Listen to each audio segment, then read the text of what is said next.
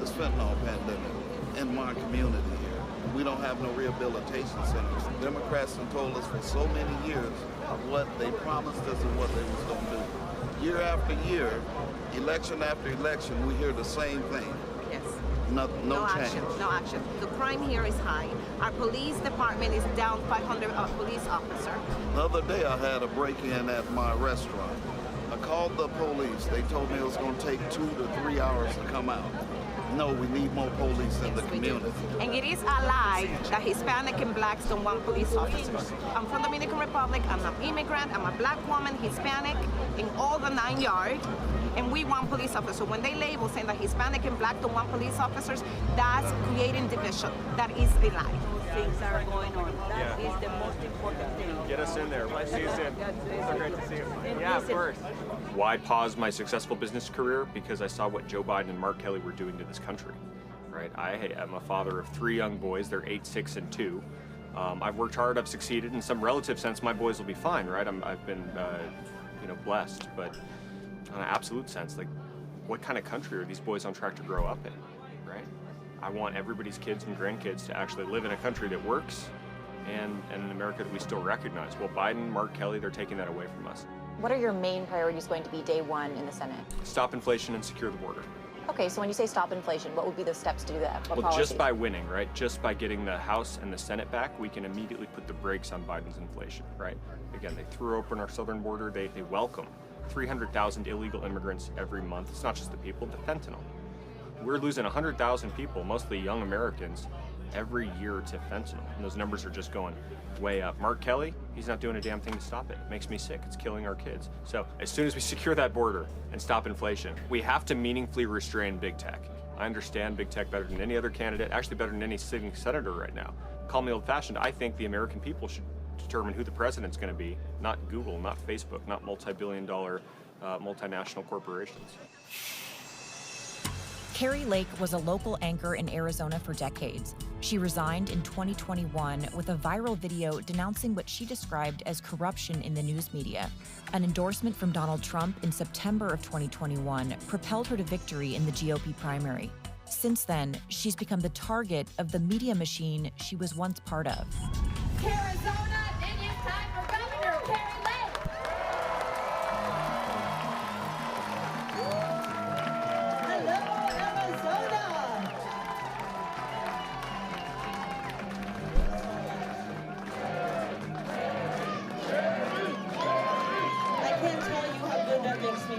I know we've all been working hard. 522 days, I swear I'm not counting on the campaign trail.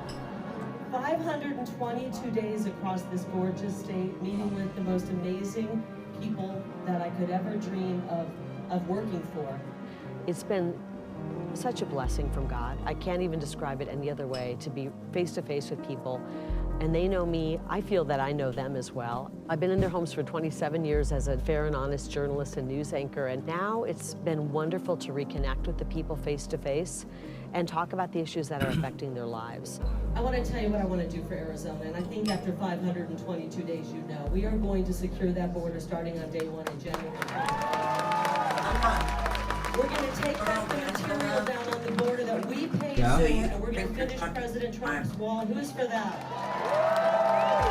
All right, when's it supposed to hit? We have a border that's wide open, fentanyl pouring in, killing 100,000 All right, I'll move it tomorrow before that. That's what I'm saying. Elections that are corrupt and have issues have serious consequences, and we can't just look the other way and act like that didn't happen.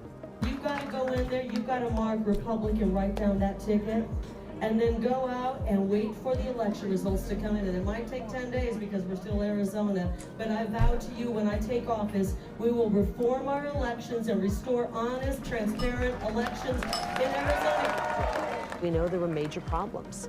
We had a forensic audit. The media doesn't want to cover that audit. But when I go out to events and I ask people, do you want reforms to your elections so that you know on election night the results, the crowd goes crazy. People want election reform that leads to transparent, fair, and honest elections. And we're going to bring that. Everything is on the line Tuesday. I cannot say that enough. What happens in Arizona is either going to save this country or we're going to go into ruins. We have to get out and vote like our lives depend on it. Get up early, bring some food, bring some water, bring a like-minded friend, and don't get out of line until you cast your vote. Who's ready to do that? As dark as it seems right now, I believe that with our policies and the people behind us, our greatest and best days are ahead. I think America's watching us because they have felt very despondent the last couple of years. They've been, every time they speak out and try to point out what's going wrong or an issue, they get canceled online. Then you have a candidate like me standing up and saying, you don't have to be quiet. Once you've walked through fear and got to the other side, you're like, I'm just not afraid of anything. There's a definite, palpable something happening in Arizona, and I think it's spreading across the country. And if I'm just a small part of it, I'm thrilled about that. All right. I've now said it 3 times, Georgia. I'm still jealous that you got to do that. Also, it's a pretty cool leather jacket. Thank you. I know there's like a big biker community out in Arizona. Were you trying to appeal to them? Is that what you were doing? You can be honest. But it did seem very interesting. One thing that we've noticed in the Arizona race, there have been kind of these ebbs and flows, but early on, Kari Lake was not the favorite for this race. What do you view as some of the early turning points in that race? So the major turning point was September of 2021 when she was endorsed by former President Trump. That definitely shot her to the top of the pack in the GOP primary. But since that time, she was so maligned by the media because she came out swinging, calling them totally corrupt. And just negative headline after negative headline really, I think, made people hesitant to support Kari Lake. But I think the turning point, maybe, getting her a little bit edging out Katie Hobbs, was this summer when she went on the offensive with those, when the media came after her. So, for example, the media went after her hard for being an election denier, and in their words, in their words, and instead of kind of waffling about maybe some statements she'd made in the past, Kari Lake came out swinging and essentially called them election deniers. She had a whole prepared list of statements. I mean, she had a printed out list prepared for that question, statements that were made by Hillary Clinton, by Stacey Abrams, and she basically went down the list of election denial, of all stripes, of all political persuasions. And she basically said, why does it only count as election denial when it's a Republican saying it? People in Arizona want free and fair elections that have integrity and that are transparent. What's so crazy about that? So she didn't shrink away from it. She went toe to toe with them. And that's a pattern that we've seen time and time again when she's been brought on to these cable news shows and she's been asked combative questions. Yeah, and what about the role of debates? Obviously, debate moments, they can shift an entire election. We saw how important it was up in Pennsylvania, the New York governor's race between Zeldin and Hochul. There was a big debate moment there. We don't have any big debate moments in Arizona because there was no debate. Because Katie Hobbs, that's Kari Lake's opponent, the state, Secretary of State, she has actually refused to debate Kari Lake. So she has come out and given every excuse under the sun. Most commonly, she says, I don't want to legitimize Kari Lake as a candidate, so that's why I refuse to debate her. But we've heard different excuses. And Kari Lake has made several statements, but one of her most powerful statements she made to the voters is she made a video directed directly at Katie Hobbs, and she said, Katie, debate me. You can pick the questions, you can pick the moderator, you can pick the date, you can pick the venue. I will take any terms, but come out and debate me. And I think after that point, it became very hard for Katie Hobbs to really seem like a formidable opponent compared to her. The confidence that Kari Lake has is so hard to compete with. Yeah, and one interesting element that came out of that was the fact that there was a local news outlet that was supposed to have a debate between the two. Katie Hobbs didn't show up, Kari Lake did. They gave Kari Lake the full hour on local public broadcasting. She spoke next to an empty podium that was supposed to be there for Hobbs. A powerful visual indeed. But we've got a new guest joining us, and Georgia, take it away. Sure. So another important race that no one thought was going to be this important is actually the New York governor's race. So joining us to discuss is New York Post columnist and I think lifelong New Yorker, David, you can correct us, David Marcus. David, welcome. Hey, thanks for having me. Not quite lifelong, last 20 years though. All right, well that counts. I think that counts. Mm-hmm. So you're in New York, which again, we mentioned surprisingly has become actually a close gubernatorial race. How did the Republican Lee Zeldin gain so much ground in the state? I've been thinking about that all day because there's not actually that much to do on election day. You kind of just have to sit around and think about what happened. And I asked myself that question, and I thought, is it crime? Yeah, it's crime. Is it that the subways don't work? Yes. Is it, that the schools seem broken? Yes. Is it? And I realized it's everything, right? I mean, New York just feels broken. It doesn't feel like it's recovered. And one issue that we haven't talked about much in the midterms at all are the COVID lockdowns. They don't show up in polls. We don't see them in numbers. But when you look at this New York race and you look at the Michigan race, where Gretchen Whitmer, who also locked down very hard, was also supposed to have a very easy victory, and that's a very close race, right? Just like we have in New York. And then you look at Florida and Georgia, where Ron DeSantis and Brian Kemp are sailing to victory, even though those were squeakers 4 years ago. I don't think it's that people are viscerally still angry about the lockdown. Some are, but the results are better. If you woke up in Florida or Georgia living there this morning, the economy's pretty good. Your kids didn't lose that much learning. People are moving there. They're not fleeing like they're following Moses. And if you woke up in New York and Michigan, the exact opposite is true. So I think the lockdowns are playing out politically right now in ways that aren't obvious, but that are right there. Now, tell us about Lee Zeldin as a candidate. So sometimes in the Northeast, you'll see moderate Republicans get traction. Is that how you would describe Lee Zeldin? Or would you say Lee Zeldin is more of like a MAGA Republican? I would say that he's moderate. I mean, I don't know exactly what MAGA Republican would mean in this context. The whole New York contingent, really, including Congresswoman Malliotakis, from the only Republican who represents New York City, who looks to be like she'll have success tonight. They have good relationships with Trump, right? They don't talk about the 2020 election. They don't talk about a lot of the sort of big MAGA stuff.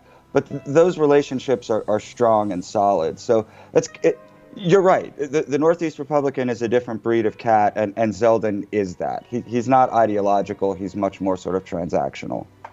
Obviously, kind of the shadow hanging over this race is former Governor Andrew Cuomo, who left, disgraced governor, I think it would be the right word to use. What kind of role has he played in the race, if any? Oh, I think he'll be thrilled if Lee Zeldin beats Kathy Hochul. I mean, he's played no role in the race. I don't think that he wants the Democrats to succeed without him in this context. And it's interesting because there has been some polling that indicates that Cuomo would be doing better than Hochul right now.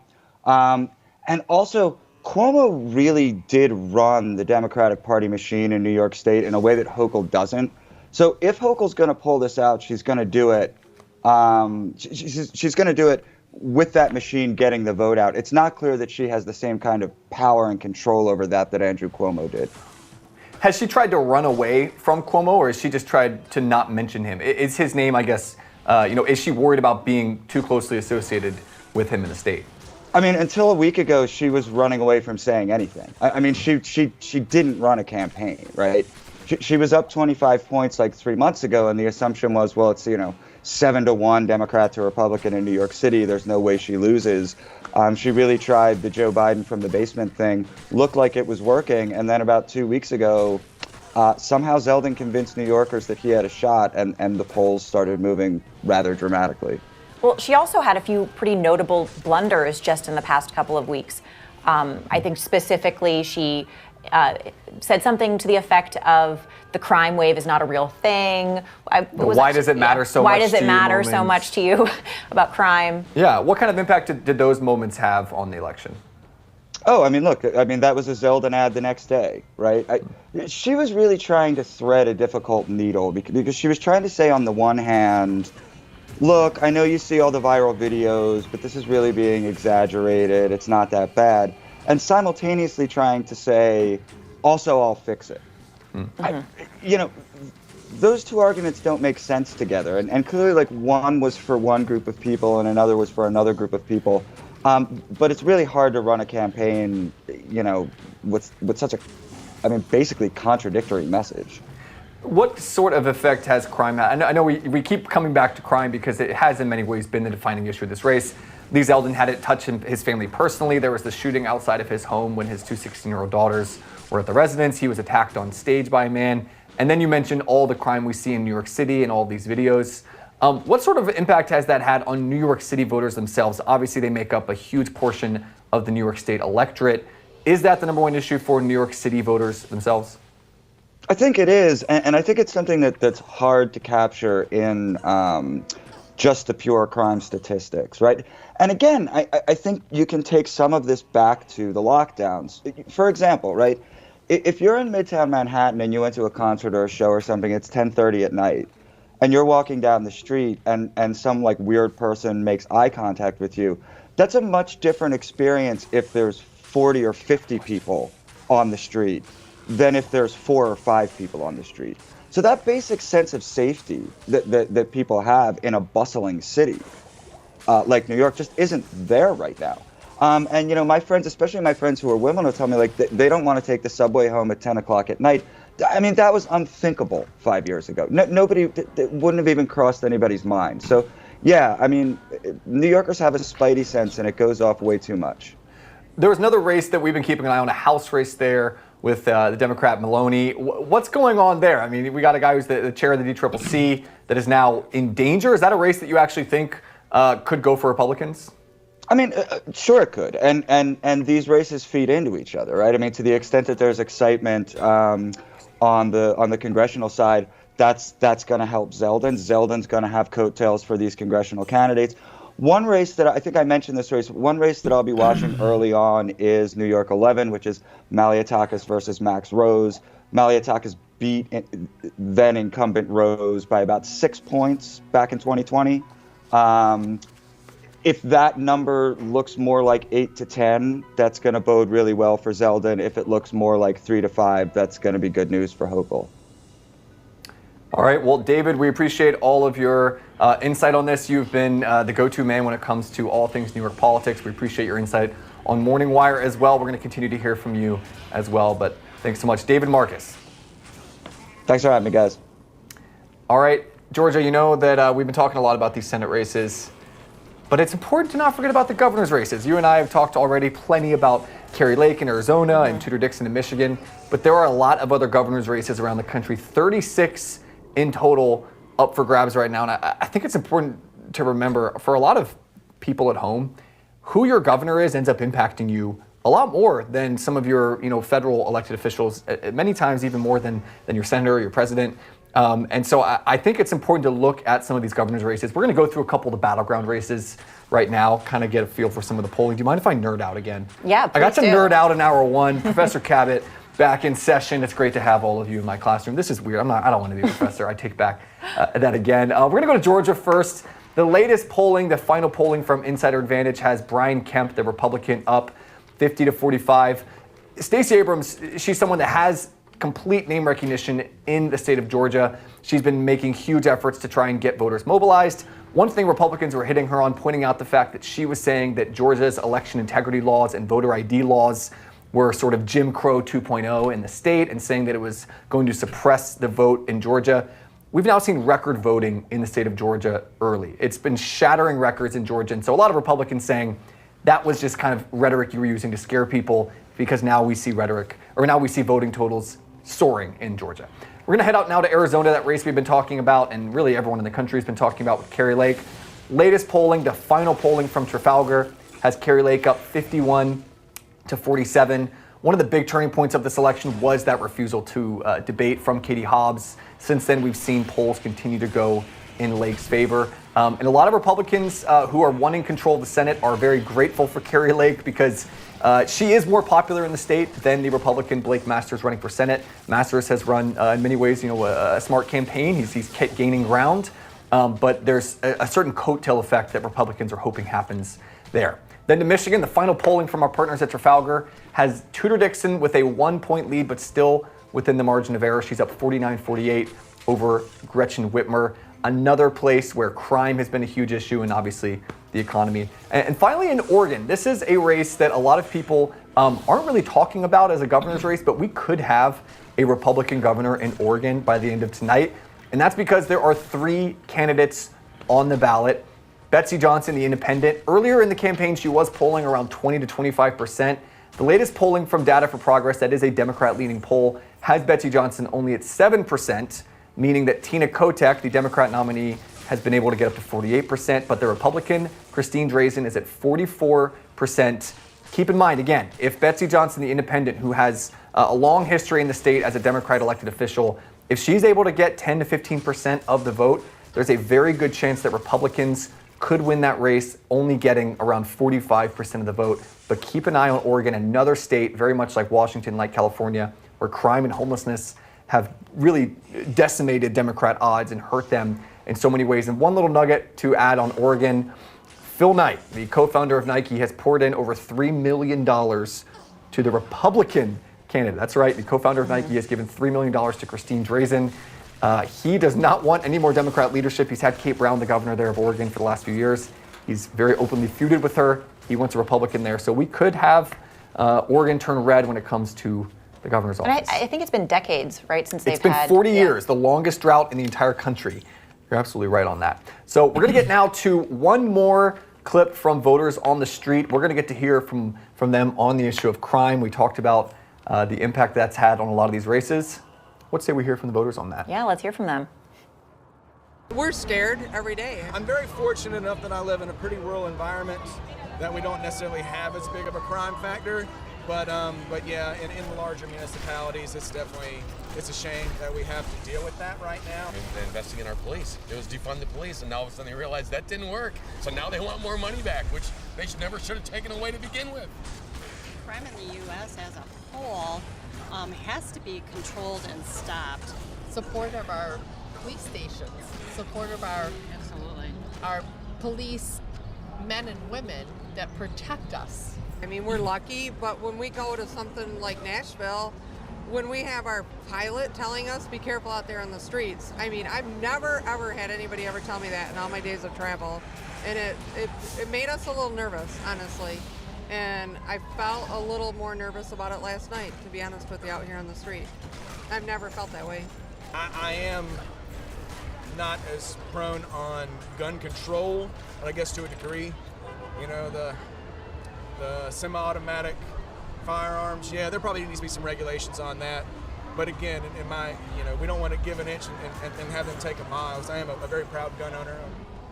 When you have people that think that they're above the police, women and men, you get chaos. People are going in, looting businesses. They're taken away from us as a whole. I'm a business owner. I can't have that kind of stuff going on. Our deputies department, they work overtime. We feel very safe there, but it just seems to be getting worse all the time. Now, while polls give us somewhat of a view into how voters may be feeling, for many, it really comes down to the issues. And we caught up with several people from all around the country to see which issues are their deciding factors.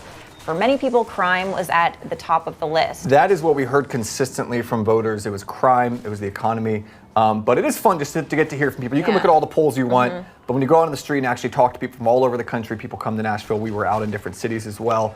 It's very interesting to get to see what's driving a lot of these races. So before we let everyone go and head to the Daily Wire Plus election show coverage for the rest of the evening, I want to give everyone one final look at the closing polls for the battleground Senate races. We're going to start in Georgia, the race everyone's been talking about between Herschel Walker and Democrat incumbent Raphael Warnock. The final polling from Insider Advantage has Walker with a 2-point lead, still within the margin of error. It's 49-47. Keep an eye on that race. The big thing to keep in mind now for Georgia, who gets to 50%? If neither candidate gets to 50%, we go to a December 6th runoff. And if the balance of the Senate, it depends on that runoff, you're going to see record spending on that runoff 4 weeks from now. So keep an eye there. Who gets to 50%? Most candidates right now in all the polling are flirting with 50, but in a lot of them, they've only been at 48, 49. We'll have to see who has a higher ceiling. Republicans are hoping that Brian Kemp's popularity starts to drive Herschel Walker at the polls. Then out to Arizona, the final polling in the Senate there has Republican Blake Masters with a 48-47 lead over Democrat incumbent Mark Kelly. That's the final poll from Trafalgar, our partners there, who really showed that this race was going to be close before anyone else. They put out a poll with Blake Masters within 3 points, I believe it was. Everyone else had it as a 6 to 8 point lead. And yes, if you're wondering, this is me just flexing on the fact that our pollsters at Trafalgar had this race close before anyone else did. and it is now a true toss-up. Keep an eye on Blake Masters there. In Nevada, a race that hasn't been getting as much attention, but Republicans view it as the best chance for a pickup. You've got Democrat incumbent Catherine Cortez Masto at 45%, Adam Laxalt, the Republican challenger, at 50%. That's in the latest Trafalgar polling. Nevada, it's an interesting race right now because this is the first race that we've had since long-term Democrat Senator Harry Reid passed away earlier last year. He had a powerful Democrat machine, and once he passed away, there was a big question over who would fill the power vacuum. There's a lot more infighting that we've seen among Democrats in the state. Nevada also was a state that was hit incredibly hard by COVID lockdowns, and people are really rebelling against Democrat leadership there, as you can see. Well, there's also the Latino vote in Nevada that's maybe a sleeper issue that we'll see how that plays out. I mean, it could be huge. Especially with their proximity to the border. We've seen the impact that has had, especially among Latino voters in the South and Southwest. And then to Pennsylvania, John Fetterman, he's down 46-48 against Republican challenger Dr. Oz in the final insider advantage polling. We've talked a lot about that. Fellows are going to be talking a lot more about that later on. And then finally to Ohio Senate, where J.D. Vance, the Republican challenger, is up 10 points, 54-44 over Democrat Tim Ryan. That's according to our sources, or to our poll at Trafalgar. And so you kind of get a feel right now for where a lot of these Senate races are. The term toss-up gets thrown around a lot, but so many of these races are a true toss-up. And just to go over the math one more time so everyone makes sure what we're looking at and what you can be watching. If you just tuned into the races, what should you be looking at? You want to keep an eye on that number 51. So if Republicans come in with 48 seats, essentially you know they're going to get 48 if you throw in Ohio, where they're really confident right now, and North Carolina, where Ted Budd has built a big lead. From 48, the way they get to 49, you got to think Wisconsin. Ron Johnson, the incumbent, has been surging in the polls against Democrat challenger Mandela Barnes. From there, they've got to win 2 of the states remaining out of Pennsylvania, Georgia, Nevada, or Arizona, or even New Hampshire, Washington. Those might be close. We're going to keep an eye on all those races. But Georgia, it was an honor to get to do this with you. We had a lot of fun tonight. Yeah, Thanks anytime. For doing this. And now we're going to go to watch the Daily Wire Plus Backstage election show. Thanks for tuning in.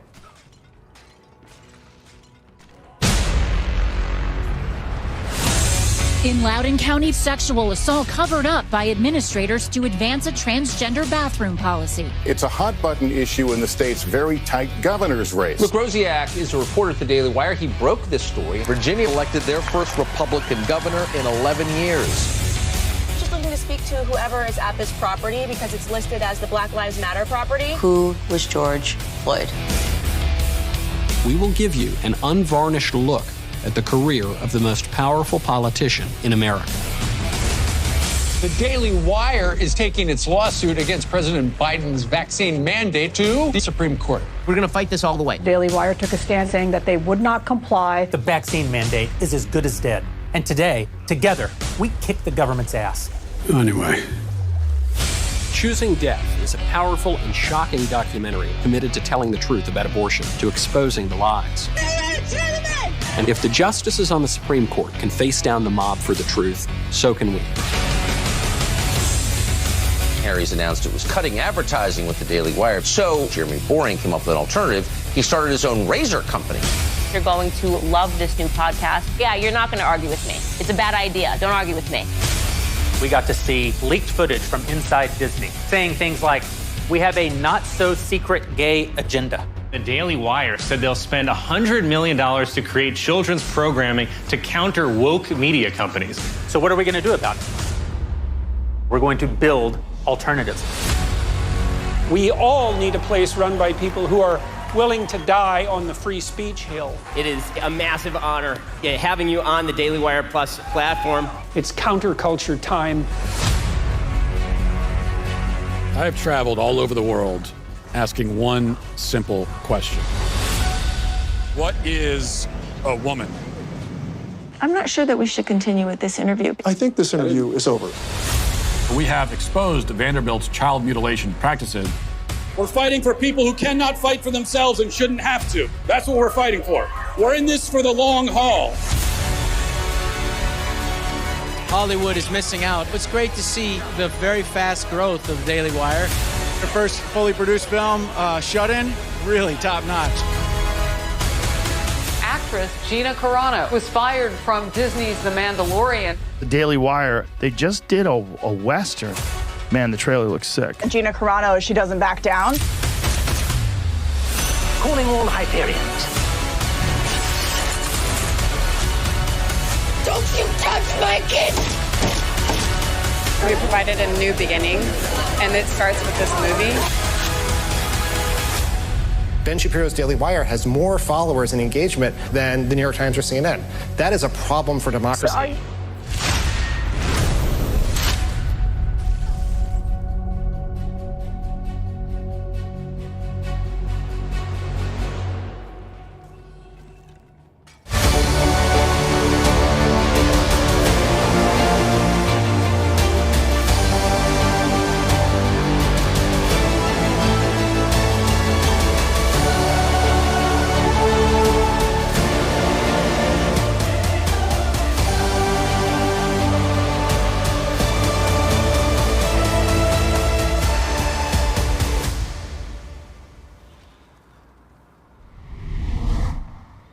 Welcome to the backstage coverage of the 2022 midterm elections. This is the Daily Wire Plus. We're really glad that you're here with us. Back in the olden times, when we first started this company, we would gather for a thing called Election Day. And in our Election Day coverage, we would just stay with you until the results were known. But that's back when this was a thriving republic. Now that we've descended into third world madness, I cannot promise that we will still be with you 72 to 120 hours from now when the final results are actually tallied before they're contested and then tallied again. But we plan to be with you for a damn long time. I'm joined tonight by my good friend, Ben Shapiro, my old friend, Andrew Klavan. I mean, we've been friends a long time, and he's very old.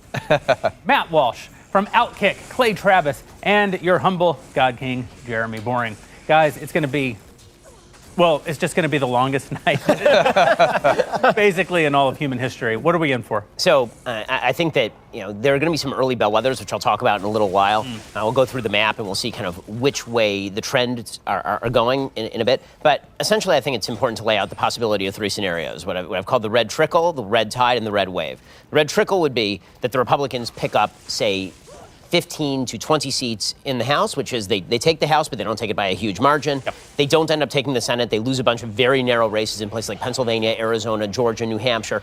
And so the Senate ends up essentially split the same way that it is right now. And that many of the governor's races end up narrowly going to the Democrats, places like Michigan. New York, Hochul holds on, even though she's a little bit more ahead. That would be more of a sleeper pick. That would be the red trickle. The red tide would be that Republicans win somewhere between 20 and 25 seats in the House, which would bring them a very solid majority. They have 212 seats right now, so that would bring them, if they won 25 seats, to 237, which is a very, very big number.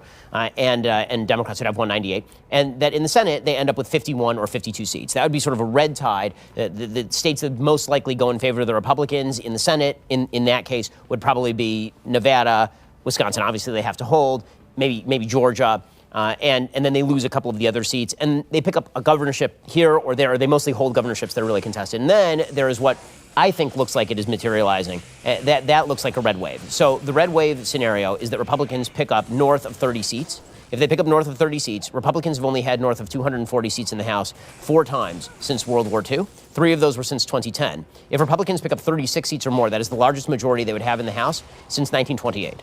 So I think the thing to understand is when people talk about red wave versus red trickle, all this, in the past, they've said big red wave, 60 seats, 50 seats, 40 seats. Only 36 seats, that's no big deal. Republicans are starting from a high baseline. It doesn't matter how many seats you win. It matters where you end up after the election is over. So if Republicans end up with 250 seats in the House, that is the biggest election victory that they will have had in any of our lifetimes by far, like by a factor of a significant factor. And that would also mean presumably they win 53 or 54 seats in the Senate. The reason that's important is not because there's a practical difference right now between 51 and 53 or 54, is because come 2024, this is a very bad year on the Republican map in the Senate. They're defending a lot of seats. In 2024, suddenly the map flips, and a lot of Democrats are defending a lot of very vulnerable seats in 2024. So if they have 54, there's the outside shot. Republicans could end up with a supermajority in 2024, so that matters an awful lot. Early exit polling, which again, take it with a grain of salt, very bad for the Democrats. Turnout numbers from places like Florida are extremely high. Dave Wasserman over at Redistrict, he's saying that Democrats are not showing up in Virginia, they're not showing up in New York. He's saying it's going to be difficult to see how they make up those numbers in serious numbers. So, but isn't it the case that they don't actually have to show up anymore? I mean, we've essentially rewritten all the laws that govern our elections at the state level over the last 2 to 4 years, and in so many places now, it's not an election day. It's like an election month or an election 2 months. I mean, by the time the first debate and only debate happened between Oz and Fetterman in Pennsylvania, 700,000 people had already cast their votes in that state.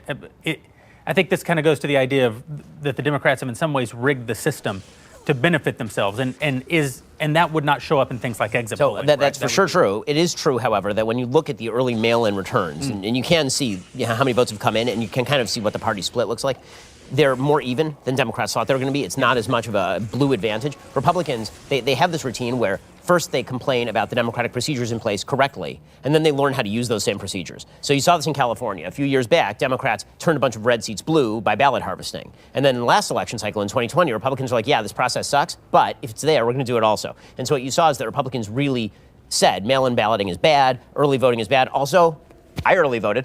Right, I did. Sure. I early voted because I was going to be here today. So the fact is that a huge number of Republicans have early voted. So when you look at Pennsylvania, the question isn't all 700,000 of those ballots are Democrats. Those ballots are probably split 360, 340, or 370, 330 in favor of the Democrats. Can Republicans make up a 40,000 vote deficit on Election Day when the total number of votes cast in Pennsylvania will likely be north of 5 million? The answer is they definitely can. Will they? Who knows? But I don't think that the pure fact of mail-in balloting, I hate it. I think it's bad. I think we should all be voting on Election Day. But I don't think that's a prohibitive advantage in favor of the Democrats the way that it was when it sort of clapped Republicans out of left field the last time around. Well, since we're the only country in the world in which the right is represented by red and the left is represented by blue. It didn't used to be that way, by the way. Yeah. No, it actually switched. Because they like the map. I'm so glad that it switched because the future governor of the great state of Tennessee, Clay Travis, is really owning us all. I will give credit to my wife who said, first of all, let me just say this. You guys are doing incredible work. Oh, thank you. And I know in the world that which we live in, where everybody's attacking everybody all the time, this guy's documentary. I told him right before this is not just blowing it up. I was planning to sit and watch the first 15 minutes because he was coming on the radio show, and I had a link on my phone, and I started watching it, and I watched the entire thing on my phone. And so anytime, everybody's busy, everybody's got a lot of different things going on.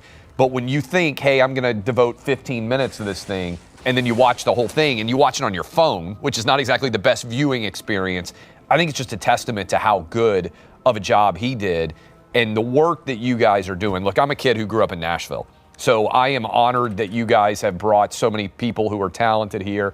I would have never believed it, as a kid growing up here, that Nashville would ever have kind of this panache that it does.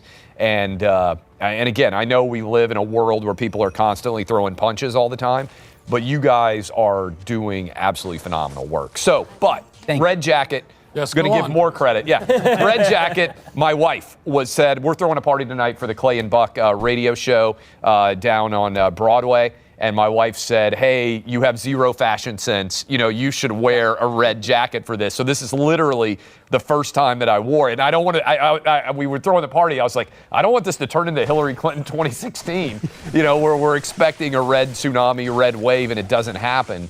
But I think, look, Republicans are going to pick up 3 Senate seats. I feel good about, I was last night with Herschel Walker. I went to his final rally in Cobb County where the Atlanta Braves play, and I'm still fired up about what Major League Baseball did there to take away the All-Star game when they were going to honor Hank Aaron.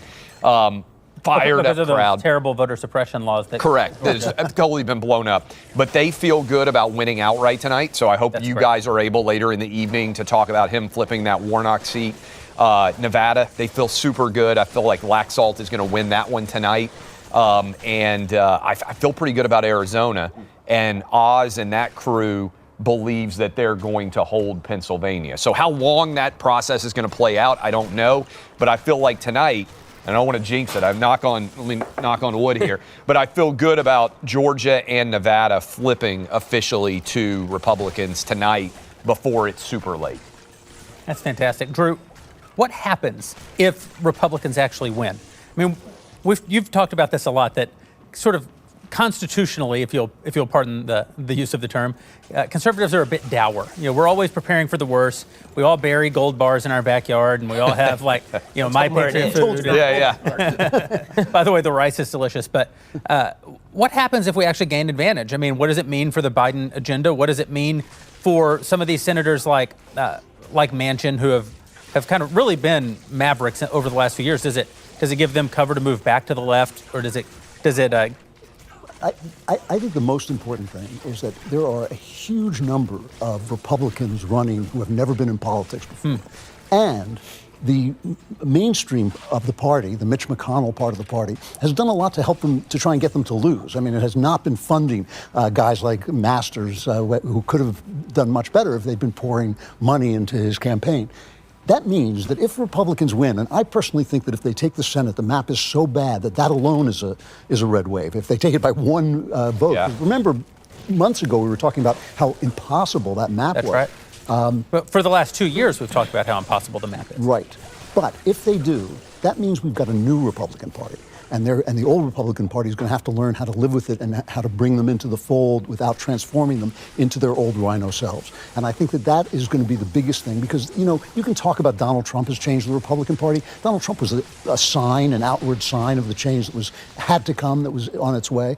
And so I think what we're watching a changing of the guard. And that's an important thing, because if the guard changes on the right, then the left is way behind, because the guard is going to change anyway. For one thing, nobody lives forever. A lot of these guys are just, I know.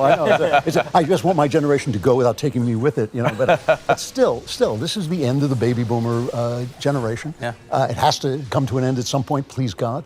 And I think that means that this would be, if it's a red wave, if it's even a red victory, I think it's a changing of the guard. And I think what that means, first of all, I think it means the Biden agenda is dead. I mean, I think it's just completely gone. And I think this whole thing about, as Ben was just saying, conservatives and Republicans do catch on to these things. The phone and the pen thing is going to come to an end. It's got to stop. It really is ridiculous.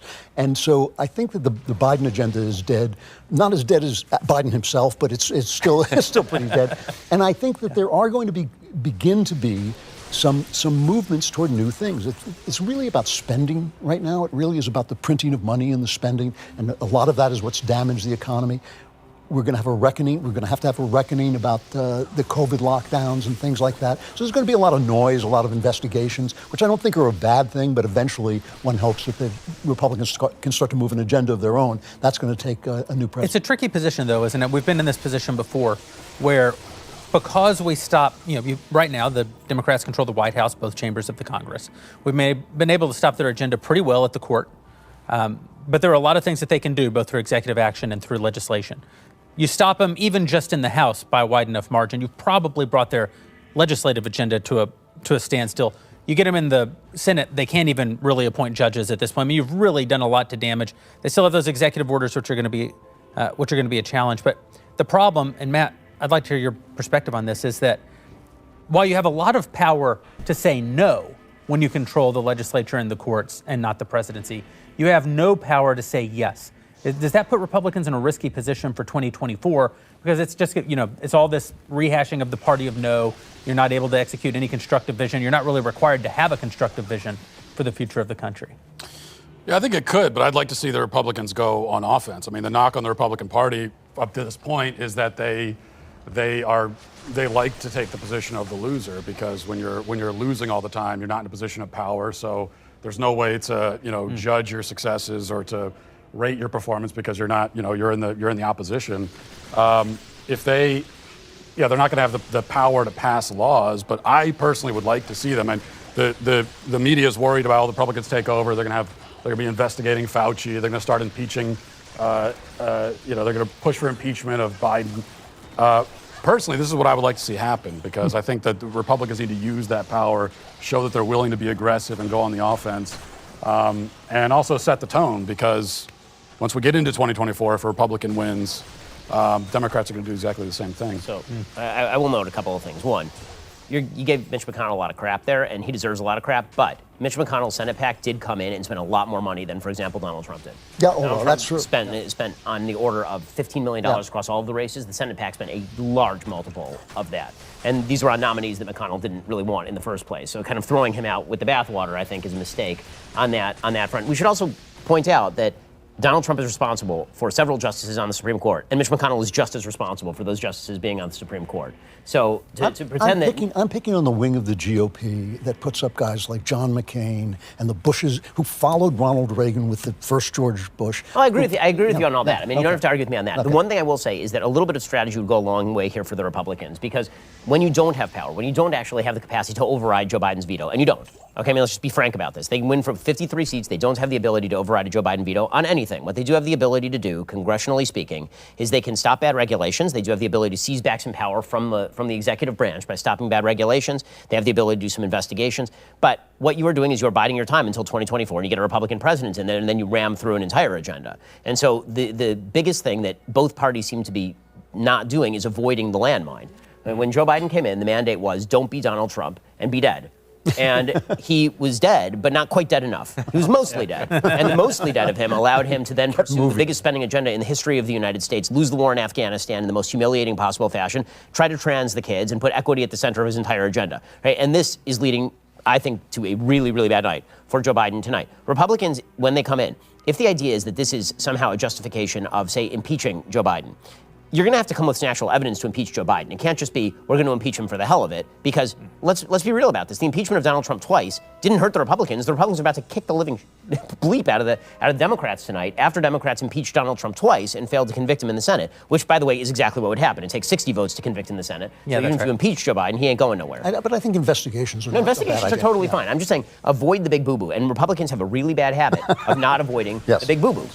I think this is an election where it's like the number one rule of being a doctor is first do no harm. Exactly. Yeah. This is a in the harm, right? And I think Republicans need to make that clear that they don't really have the power to aggressively change anything. But what Republicans can do is just keep things from getting worse. And the other thing here, and I went and voted early this morning, and I live in a Republican state, in a very Republican county inside of that state, packed. There are so many moms and dads, I think, all over this country. As much as we talk about the border and as much as we talk about inflation and the economy and crime, that are still furious over COVID. And I think that there are so many people out there when these numbers come out that may have voted Democrat before, may consider themselves to be independent, may not even consider themselves to be Republicans at all, that wanted to send a message that COVID has to end.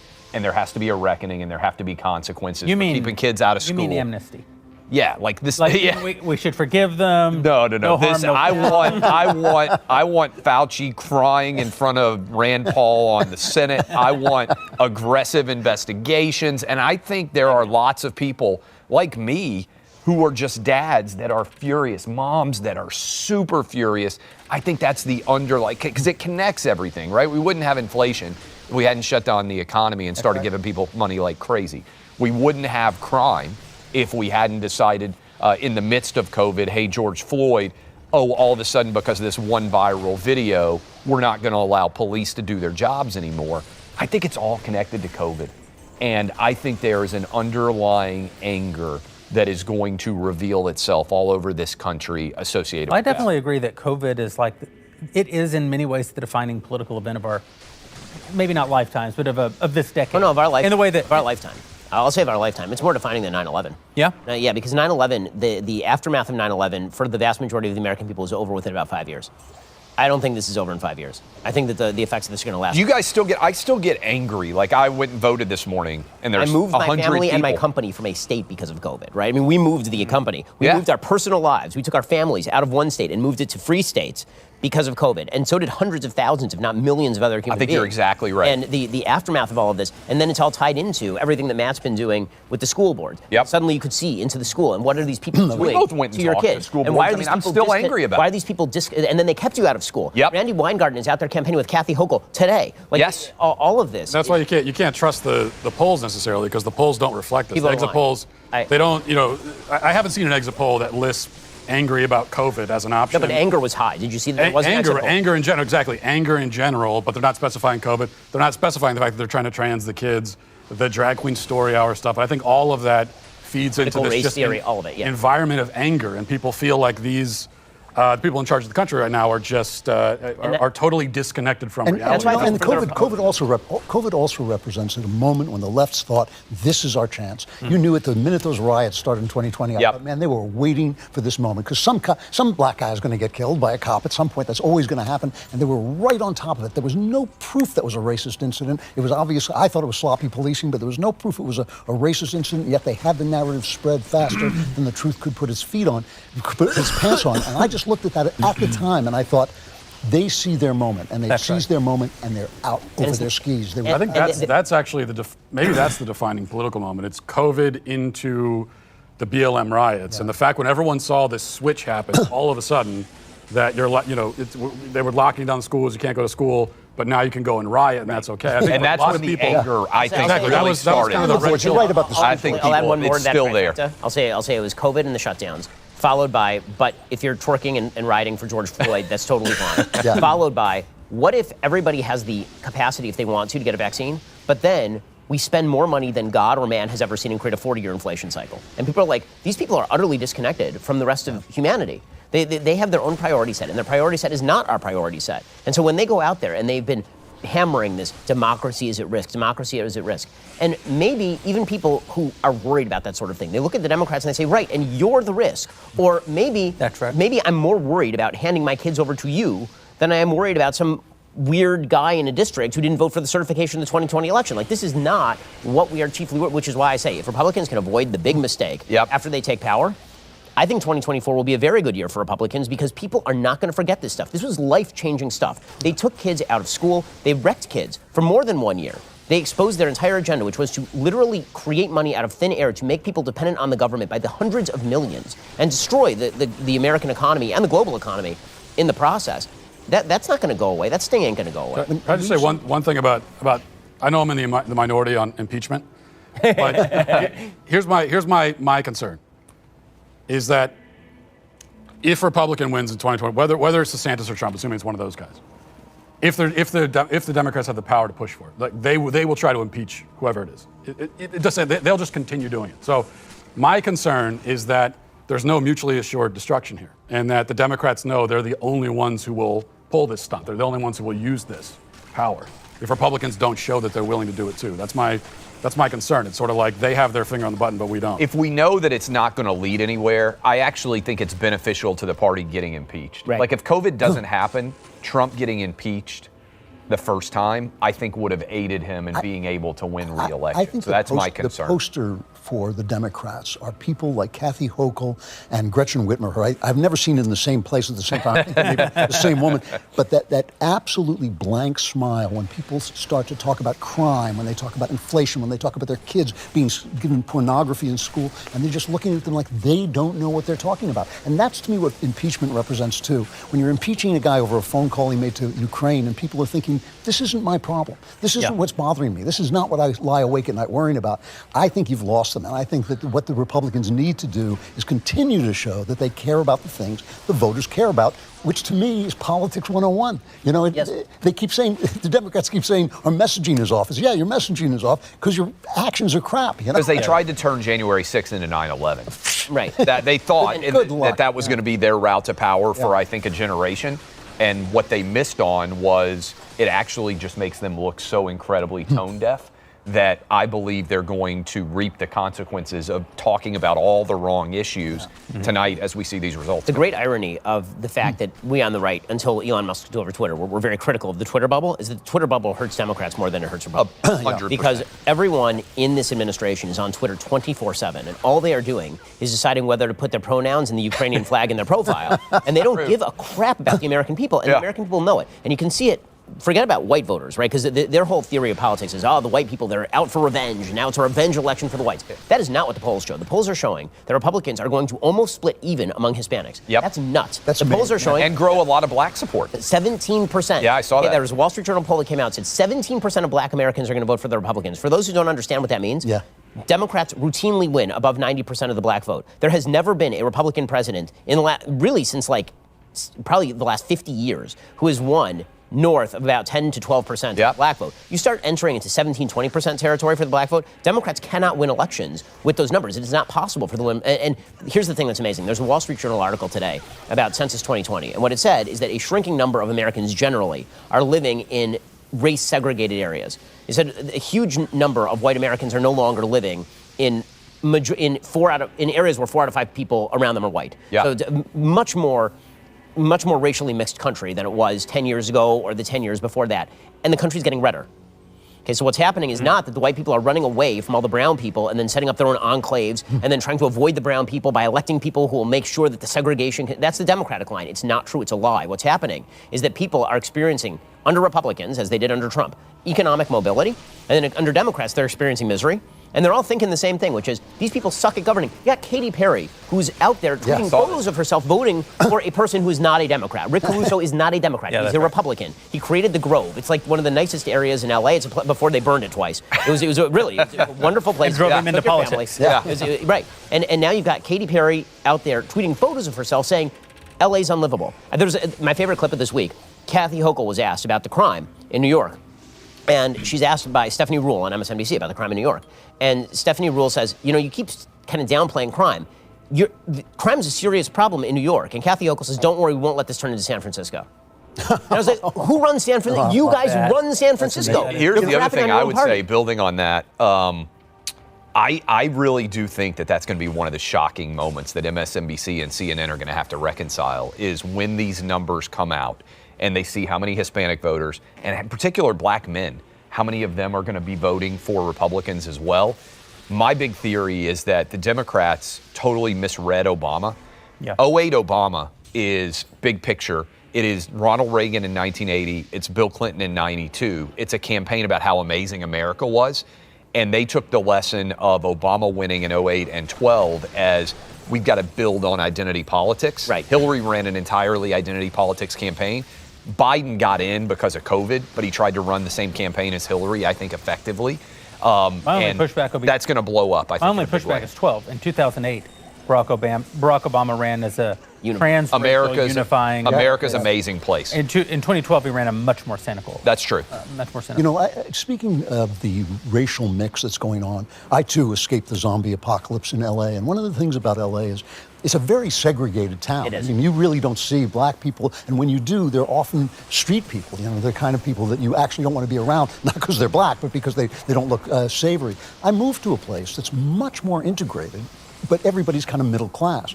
And the first thing that happened, almost instantly, my wife and I looked around and went like, oh, thank God, it's like we were beginning to be afraid that the bigots were right because we lived in L.A. But then suddenly you see, no, of course not. That's ridiculous. People have a job, they do well, and they become just like everybody else. And it was wonderful. Well, that is a dirty secret, is that one of the most segregated areas of the United States are places like Boston, Chicago, L.A., Seattle. And wheelhouses for left-wing voting. Yes, that's right. It's conducive to bigotry, when you don't see anybody. Clay, I know you've got a party. I've got a party to get to, but in all seriousness, you guys are doing killer work. Have fun tonight. I think there's going to be a lot of reason to celebrate, and look forward to hanging out with you guys many times in the future to come. That's awesome. Thanks. Thank y'all. See you. Yeah. And I'm going to kick it over to our Election Wire team. These guys have been bringing you nonstop updates about about the election, about polls, about who's running and what's going to happen all week long. And they're here to join us throughout the evening tonight to give us some perspective. Let's kick it over to Cabot Phillips. All right, it's great to be here tonight. We've got a lot to go on. It's been a tough time for us because all we've had is just pontificating to do, predicting. We're finally going to get some results. John, you're going to start us with the Senate, and then I'll get into some of the governor's races. Hey, look, and the good news is it's not just tonight, like Jeremy said. This is going to go on for weeks, guys, so we've got updates that are going to be coming in. Hopefully that's not true. So a couple of quick updates. There's already a couple of lawsuits because of voting machine failure in Arizona. And then Georgia has also had to push back a couple of districts in terms of their polls shutting down because of voting machine issues back another hour. That said, we're getting results in. You'll see them on the ticker over the course of the night. We wanted to really sort of set the scene for the night in terms of what we're trying to bring you over the course of the evening. So a couple of things.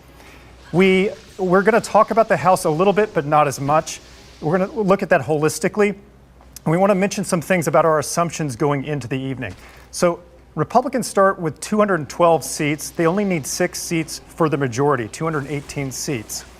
Basically, every polling analyst says this is going to automatically be a red, at least a red trickle, as Ben said. They're going to get the majority very easily. We're starting with the assumption, as you can see, that they're going to have 227 safe seats. That means they have the majority, starting assumption for the night. Now the question is, how many more seats do they get over the course of the night? And that's what's going to define whether or not this is a tsunami or just a wave. We think it's going to be, according to polling that we've looked at, pretty strong results, as you guys have mentioned. But we're going to mainly focus on the Senate races, the governor's races, and one particular mayor's race, which we've already hinted at. We'll look at that when it comes in from LA. LA's race is very, very fascinating. Okay, so a couple of races we're going to look at. So if you look at the map for the Senate, how does it shake out? In the end, Republicans will have control of the House. We're almost certain of that. It's all about the Senate. What do they need for the Senate? Our assumption is we start with 48 safe seats for the Republicans. Some of these have been mentioned, but we have Ohio, North Carolina, safely now Republican. Those were actually toss-ups for a while in the summer. That's changed now. It's really solidly red at this point. So what that means is that Republicans need 3 more seats. There are officially about 8 toss-up races. If there's a true red wave, then maybe there's actually a few more, but 8 that we think are probably in the realm of being toss-up. The last couple really reaches, okay? So this is the order in which we think these are likely for Republicans, okay? So one of the toss-up races, Wisconsin, Ron Johnson's the incumbent. He's running a very strong race. Every single poll for the last 2 months, I think that's right, check me if I'm right. Yep. Every single poll has shown Johnson ahead, and that again is a shift from the summer where it was a little bit tighter. Looks like he's pretty safe. That would give Republicans 49. Georgia, we think, is the next most likely. This is partly because Brian Kemp, the gubernatorial candidate there, is running an amazingly strong race. Or you could say Stacey Abrams is running a really weak race. He's about 10 points, 8 points ahead in the polls. A lot of times you're going to see this sort of coattails effect with governors. Kemp will probably help Herschel Walker's case. Herschel Walker is already ahead in most of the polls by about 2 points. So within the margin of error. But we think Georgia is a likely pickup for Republicans. We'll see what happens there. The next, I would say, is Nevada. Nevada is looking very strong as an entire state for Republicans. You guys talked about the COVID backlash. Nevada is the perfect example of the COVID backlash really affecting the political landscape.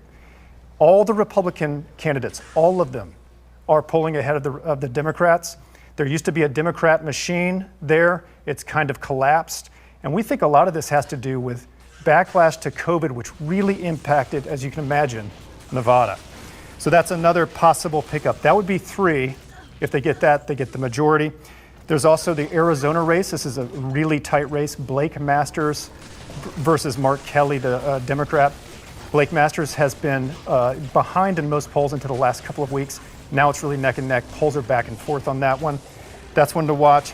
Again, we might have a coattail effect with the gubernatorial candidate there, Carrie Lake, who's running a terrific race, a really strong race, very popular. Then we have Pennsylvania, Dr. Oz versus John Fetterman.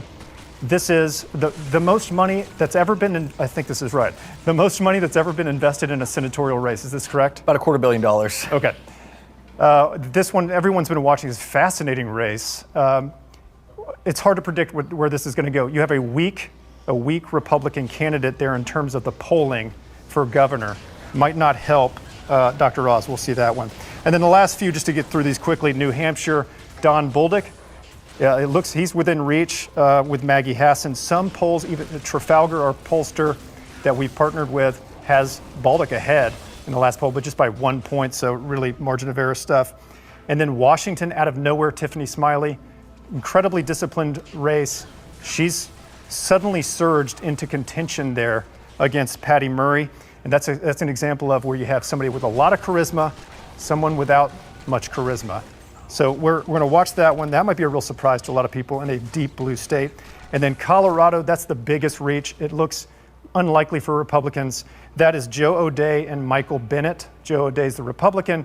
He's polling 8 to 10 points behind, so we'll see what's happening there. The other races we're going to look at are the gubernatorial races. You're going to run through a couple of those real quick. Yeah, so 36 governor's races in total happening this evening. It's interesting if you look at what those toss-up races are.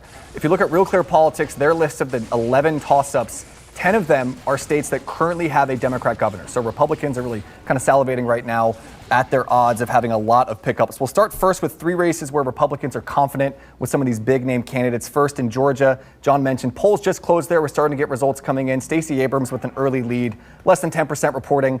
All the polling is showing that Brian Kemp should be cruising to victory. Kind of gives you a feel for how the Democrat Party feels about Stacey Abrams. In the final week before the election, the outside spending was cut in half. It seems like Democrats don't have a ton of faith in Stacey Abrams pulling through. We'll go now to Florida, where Governor Ron DeSantis is expected to cruise to victory. This was another one of those races where polls started to tighten over the summer, especially after the Dobbs ruling. Some people said that DeSantis could be at risk. We do not see that happening tonight. It does appear like he's going to have a big win, and if polling is likely, it could be up in the double digits. If the polling is accurate, we've seen him up anywhere from 10 to 12. And then finally out in Arizona, another race that where Republicans are confident, and they're hoping for kind of a coattail effect, like John mentioned, where Kari Lake's popularity around the state could help bring voters to the polls for Blake Masters. But I want to also get to some states where Republicans are surprising with how close they've gotten in these gubernatorial elections, some strongholds for Democrats traditionally. First in New York, everyone's talking about this race. We now all know it's going to be close, or at least many polls seem to indicate that it will. Republican Lee Zeldin, after being down 20 to 25 points against Kathy Hochul, has now surged. Our latest polling from Trafalgar has that race tied. A lot of legacy outlets, though, still have it with a 7 to 10 point lead for Kathy Hochul. Tonight is going to tell us a lot about the accuracy of some of those polls. Trafalgar, up until the final week, was releasing poll after poll. A lot of these legacy outlets have been hesitant to release their final horse race polls, which a lot of people are saying, hey, it could be they don't want to stand by them. It could be a good sign for Republicans that they don't want to show Republican momentum in the final polls. Another state like New York is Michigan. Republican Tudor Dixon was not supposed to be in this race. She is now up 1 point in the latest Trafalgar polling that we have. Other polls show her within the margin of error or down by 3 to 5 points. But that's going to be a race that we're tracking very closely. Incumbent Governor Gretchen Whitmer is very vulnerable, which would be a big deal. She was kind of a rising star on the national stage, had been hinted at as a potential vice presidential nominee as well. And then to Oregon. This is a race that I love talking about because many people have no clue that Republicans have a chance to pick up a seat. I like mentioning states where I get to feel smart, and this is one of those because Christine Drazan, the Republican there, has a chance to become the next governor of Oregon. It would be the first Republican governor in 40 plus years. That's the longest drought of any state. Tina Kotek, the Democrat, she's been ahead in the final polls we've seen by about 4 points, but the big outlier here is independent Betsy Johnson. Over the summer and recently into the fall, she was pulling 10 to 20 points away. She's a independent, but she's really a Democrat. She's got statewide name recognition there. So now the question becomes, how much of the vote will she pull away? And then it's not all bad news for Democrats when it comes to governors. They have reason for optimism in 2 states that went big for Trump. First, in Oklahoma. Trump won Oklahoma by 30 plus points. This is probably the reddest state in the entire country. But right now, incumbent Governor Kevin Stitt is in a toss-up race with Democrat Joy Hoffmeister.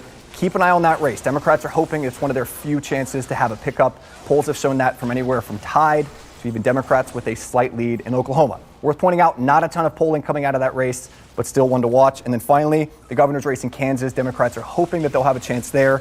Incumbent Laura Kelly, she's got a slight lead right now over the Republican Derek Schmidt. It's about a 3-point spread at the moment. But again, Kansas is a state that went for Trump by 15 plus points. So Democrats are hoping that they can have success there. But these are all the races we're tracking.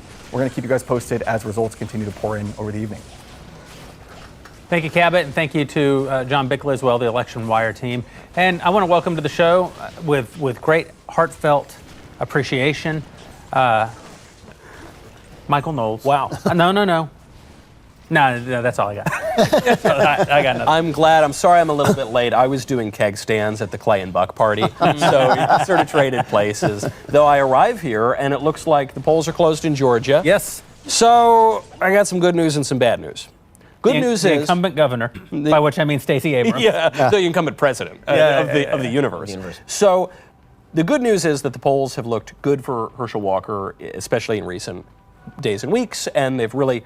I was feeling very confident about Herschel moving into this in a way that I'm not confident about Dr. Oz, and frankly, I'm not confident about Blake Masters. Bad news is we got 14% reporting now, and Warnock 58.5%, Herschel Walker 40%. Now, you might say, well, that doesn't mean anything. You only got 14% reporting. Who cares? Well, the reason it's a problem is that right now you've got Stacey Abrams at 55%, Brian Kemp at 44.4%. So that doesn't mean that Brian Kemp is going to lose. Brian Kemp is going to win. But the fact that there is a difference between the percentage of the vote that's going for Kemp that is going for Walker, that's a big problem because it means that people actually are splitting that ballot. Splitting the ballot. And so there is a shot. I mean, Kemp is so far ahead that it might not matter. I'm still bullish on Walker tonight, but that's not good news for the first numbers coming in. If you look at the exit polls in Georgia, NBC News has done some exit polls. Again, all exit polls, just stock warning for the evening, all exit polls, giant barrel of salt comes with the exit polls. On does the candidate show good judgment, the question for Walker, 33% yes, 64% no on showing good judgment. Yeah. Given, all the scandals that have broken during this campaign, that's not a particular shock. For Warnock, it's 51 yes, 46 no, which is obviously not a good result. On is the candidate too extreme? On Warnock, 44% say he's too extreme. On Walker, 39% say he's too extreme. Neither say 9%, and both say 5%. So, again, will candidate quality tell tonight?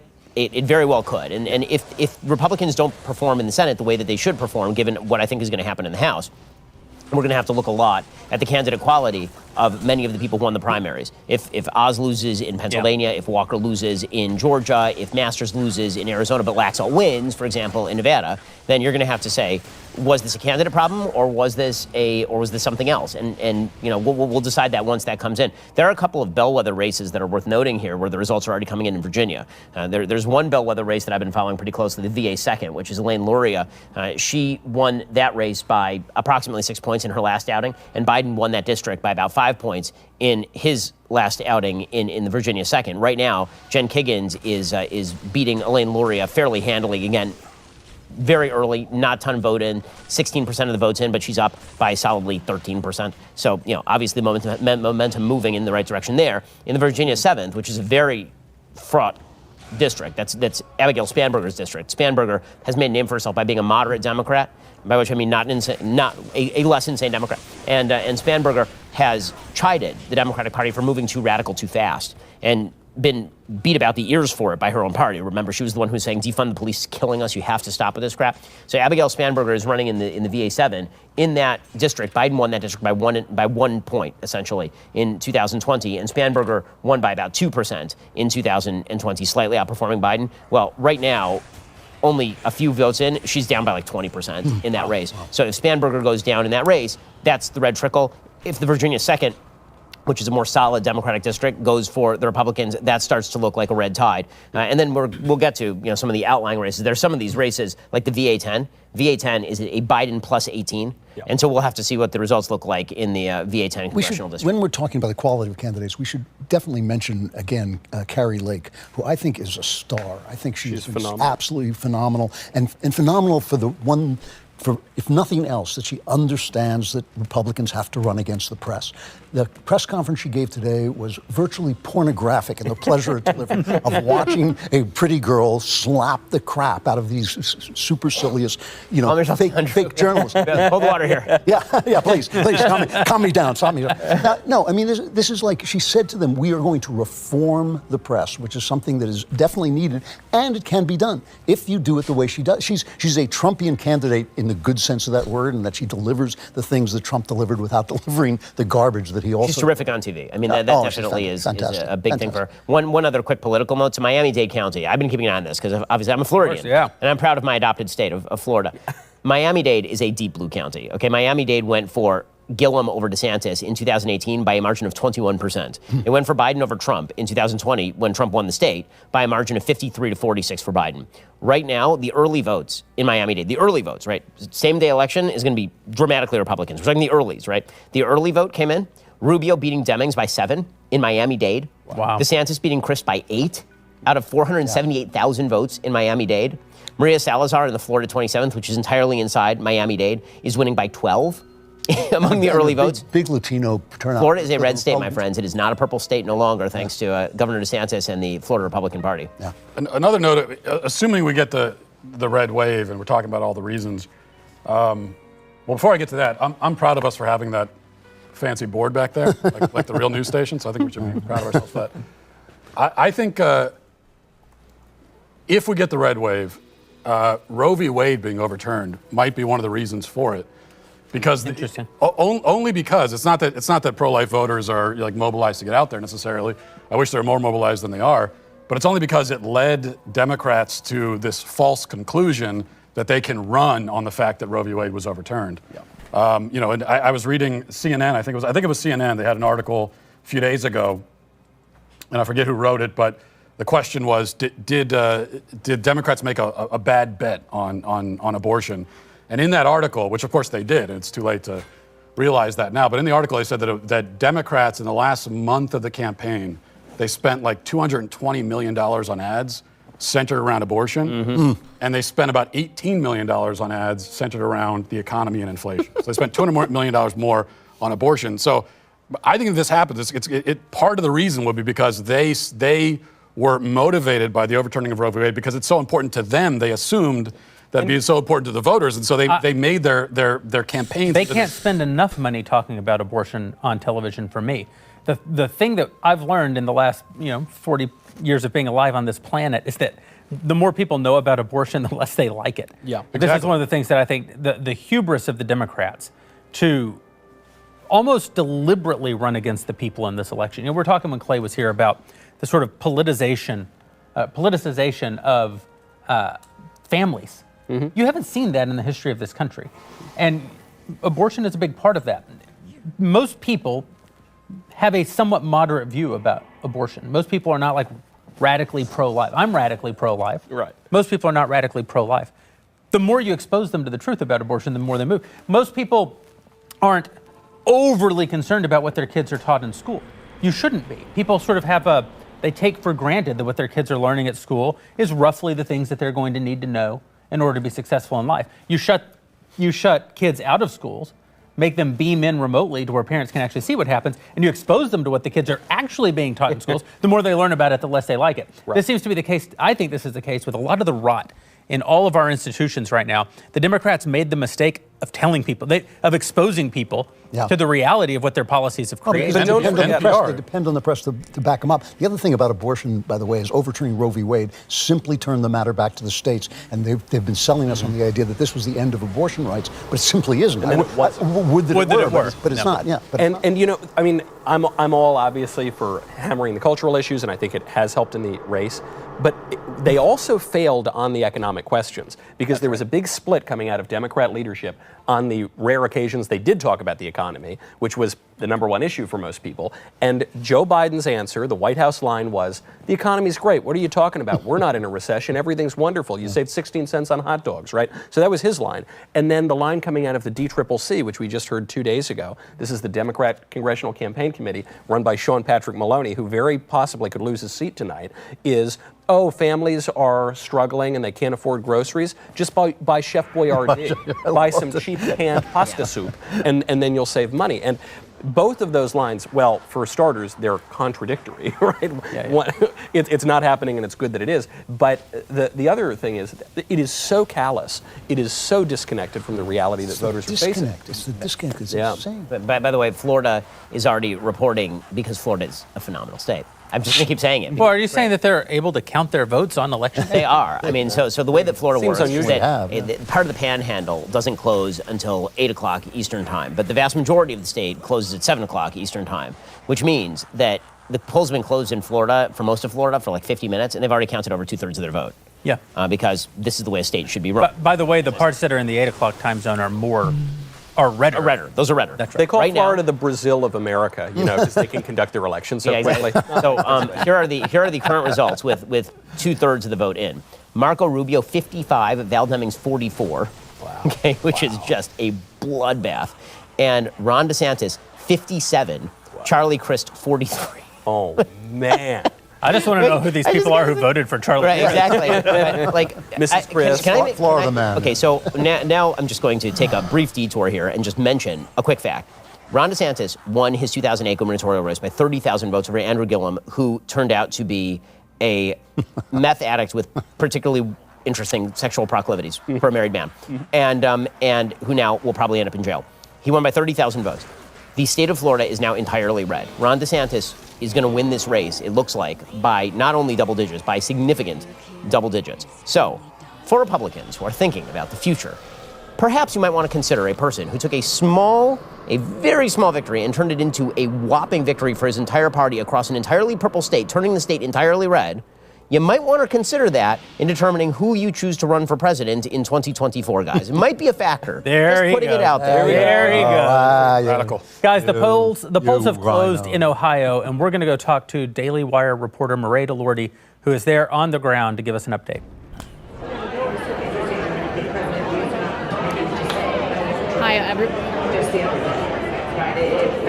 Hi, everyone. We are all right. We are here at the Ohio Republican Party's election night watch party here at the Renaissance Hotel in downtown Columbus. Polls are now closed in Ohio. They closed at 7:30, which is when this party officially started. Guests have been filtering into this room for about the last hour, and the room is starting to fill up now. It's upbeat here, but it's still pretty quiet as people wait for the results to start rolling in. We're still waiting for J.D. Vance, who is the Ohio Republican Party's Senate candidate in Ohio. He is the big ticket guest here tonight. And we did catch a glimpse of Ohio Governor Mike DeWine, so he's here as well. NBC and ABC are already projecting that DeWine has won his race, re-election as governor.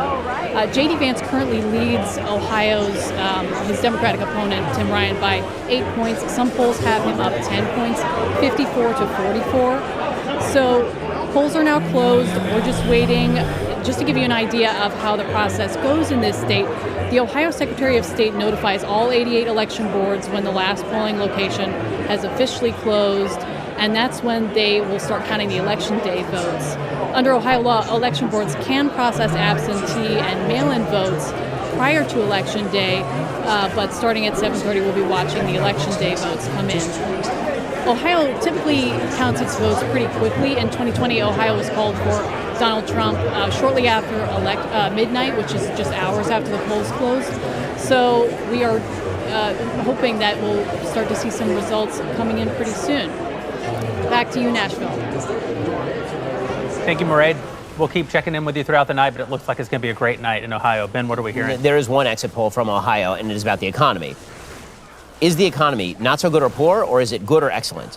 1% say excellent, 22% say good, 75% say not so good or poor. So J.D. Vance is going to win this election handily. And 23% of Ohioans are illiterate and illiterate. Yeah, is that right? Yeah. That's pretty much right. I keep citing, by the way, some of the Florida numbers again because they're the first to report. They come out really fast with this stuff. They actually run their elections the way they're supposed to be run. One of the bellwether districts that I was looking at was Florida 13. That was Charlie Crist's old district, right? He when he was running for Congress last time around, he won that district by 6. Biden won that district by 4.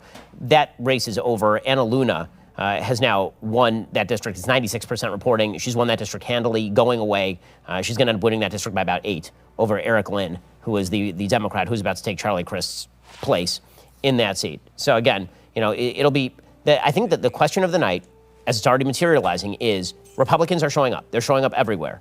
Is candidate quality going to hamper them in the Senate?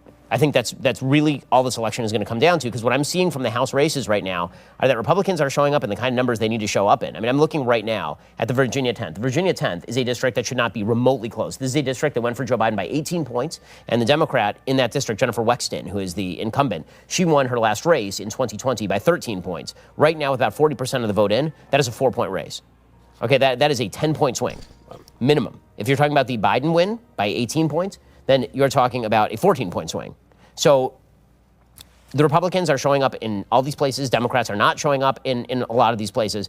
The question is going to be in the Senate races, is there a lot of ticket splitting? And so in Georgia, are a lot of the Brian Kemp voters going to look at Herschel Walker and go, And the problem in Georgia, of course, is that it's not just that Herschel Walker has to beat Raphael Warnock. Somebody has to get above 50% or we're going to be rerunning this thing in a runoff. And so it is quite plausible that you end up with a situation in the Senate if, say, Republicans underperform in, say, Pennsylvania or Arizona, where the entire Senate rests once again on a runoff in Georgia. And that's not going to be great for Republicans because, again, if it's Warnock versus Walker and Kemp is not on the ballot, and Kemp is dragging the Republican forward, that's not a great looking race for the Republicans. One thing, though, about this thing about candidate quality, too, is if these candidates do win, let's not forget that the Democrats poured some money into their campaigns. They wanted the Trumpian or what they considered extreme Republicans to win. If those Republicans then win, that's another way that the Democrats are completely out of touch with what the people are thinking. And I think I actually believe that because of the press, because of the lying of the press. I understand that Herschel Walker has been a pretty bad candidate, but some of the guys they supported, I don't know, have turned out pretty well. Well, speaking of completely out of touch, Bill Whittle's joining us. Bill Whittle. Oh, thank you. From BillWhittle.com. Jay, how are you? Bill Whittle? Mike, Matt, still Ben. What's going on, dude? Hello, Cleveland.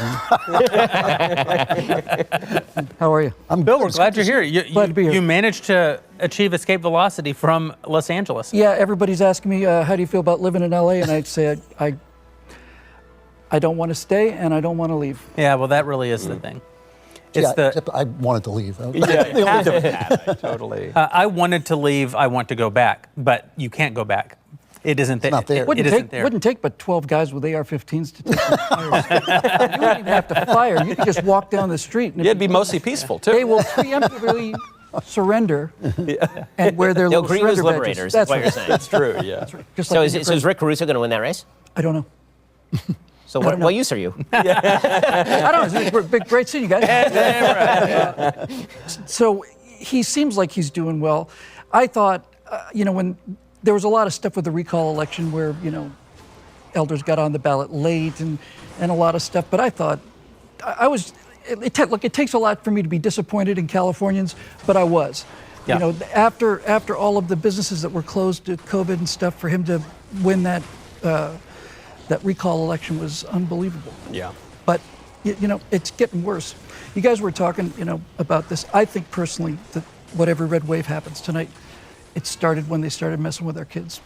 Yeah. That's, if you're really looking at the grassroots, the first sign of people who weren't political were people getting to the school board meetings and getting angry. And then the Youngkin race, which was the expression of those school board meetings coming out electing the Virginia governor. That was what Ben said at the time. He said, what a brilliant political idea to alienate parents. As a voter bloc. Nobody's ever done this before. So what Democrats have achieved is, over the past several years, they've created an entirely new voter bloc in parents as like a cohesive voter bloc that thinks of themselves as a voter bloc.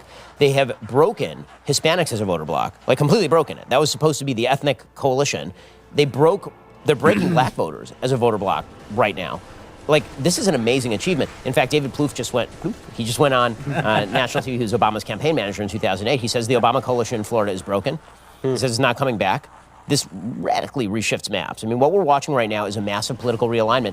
And let's not make a mistake here. It's not because the Republicans are amazing at anything. It's because the Democrats are garbage at everything. You cannot name an area in which the Democrats have not screwed things up beyond all possible recognition, from crime to the economy to foreign policy. There's literally not a thing they have touched that has gone remotely well. And Joe Biden, I can't get over this. I don't think I'll ever get over this. Joe Biden was handed the most benevolent set of circumstances I have ever seen a president handed, ever. He was handed a vaccine that was supposed to end death for the elderly, right? He was handed a pandemic that, no matter how you slice it, if you're right or left, it was coming to an end, right? If you were pro-vaccine, it was coming to an end that way. If you were anti-vaccine, it was already over because it never started, right? Whatever it is, it was coming to an end. He was an artificially induced coma in the economy, which meant it was going to come roaring back just naturally. He was handed peace in the Middle East. He was handed an Afghanistan that was at least relatively stable because Trump had stabilized it. Mm-hmm. And he proceeded to turn all of that into a bag of garbage, plus 40-year highs in inflation. And on top of that, declare that it was a moral duty to trans the children. Yeah. It's the single greatest botched political job I have ever seen. I mean, it is not close. And you can tell again in the approval ratings. Donald Trump entered office and his approval rating was about 45%. And he left office, his approval rating was about 45%. And Biden entered office, his approval rating was north of 60. Yep. And his approval rating is now in the low 40s. Right? The delta there tells the whole story. Yeah, all the Democrats had to do was not push for sex change surgeries for kids, and also simply say crime is bad and we want to keep you safe and we're going to prosecute criminals. That's all they had to say, and they couldn't do it. I mean, on crime in particular, this disconnect is the perfect encapsulation of their disconnect, because in the last week before the election, for a while they tried to say that, well, actually, crime is bad, but it's a Republican problem because it's a red state has all the crime. Yeah. But then, of course, you look at it, it's like the blue cities in red states. And then they had this ridiculous Pew survey that purported to show that the crime wave is a hoax, or the violent crime wave is a hoax.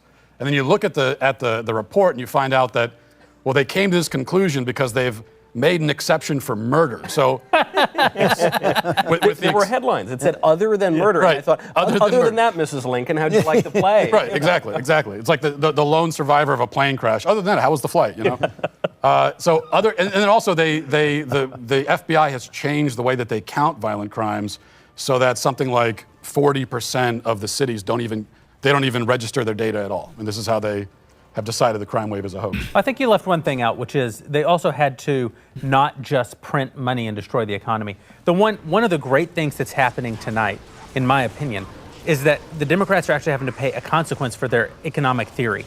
They've had this theory all throughout my lifetime that the real reason that they like to blame the rich, of course, but the real reason that everyone isn't wealthier is because we just haven't produced enough money. And that you can literally print money with impunity. There will never be a consequence. And they did. Throughout the COVID crisis, they printed more money than has ever been printed in all of human history. And they pushed it out. And it turns out that a little thing called reality exists. And that when you just print tons of money, you didn't actually add any value to the economy. And now, it's an incredibly cynical thing. And Donald Trump and the Republicans actually were in on this too, to their discredit. This idea that if we print money and give it to people, they'll vote for us.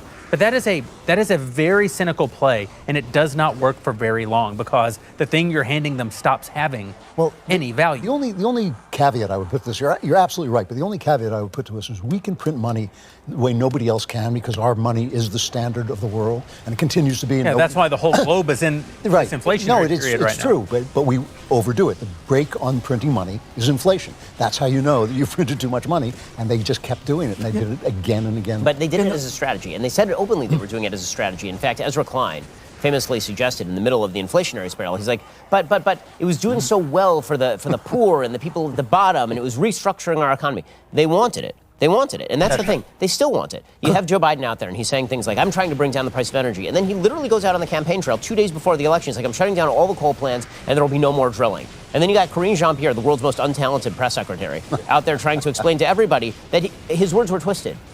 We watched them come out of his face. His face hole opened and the words came out. And shockingly, they were in the form of a coherent sentence. And that coherent sentence was very bad for him. Don't forget, by the way, too, so energy is at the root of a lot of the economic problems and a lot of the inflation.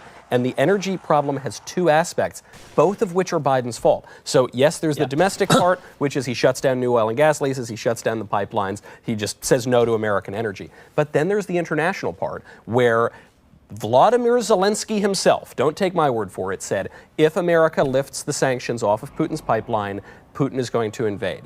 Biden lifts the sanctions. There were bipartisan sanctions on Putin, or Biden rather, lifts the sanctions, and then literally invites Putin to invade eastern Ukraine, says if it's a minor incursion, then we won't really do anything about it. And so what happens? Putin invades Ukraine, sends energy prices spiraling. Biden suggests that he's going to reignite the Iran deal. This ticks off Saudi Arabia. Saudi Arabia won't work with us on oil. And so you've got this entire international component too. And coupled with the dumb domestic policy, energy prices go through the roof. Joe Biden can't blame circumstances for that. That is his fault. No, he blames the oil companies. That's right. Well, this does raise the question of just how fast the Democrats are going to throw Joe Biden under the bus. This was always going to happen, right? So they were already, like, even before the election, you were starting to see articles in the New York Times like, well, maybe old Joe's lost his step, I mean, it comes as a shock to all of us. We didn't see it coming. No, it was a shocker of shocker. And some of the things he says aren't entirely true. So last time we were together was back in L.A. It was the 2020 election. And we're walking around afterwards just gobsmacked, just trying to figure out what's going on. And as far as like fraud goes, I feel like you get one sneak attack per war, Nobody was watching the radar screens on December 7th, but on December 8th, for the rest of time, and the same with airplanes and stuff. But when I was walking around after 2020, I was just trying to find something, to just not cry over. And I realized, the people I met, obviously, who were the most anti-socialist were the people who lived under socialism. Yes. And that's when I realized that the only way to cure people of socialism is to give it to them. That's it. That's the only way, because it will always, their policies are always predicated on being compared against the perfect ideal, right? Here's a problem with police brutality. If we get rid of the police, no police brutality. It's theoretical. When you actually bring these ideas into the world, then there's this impact.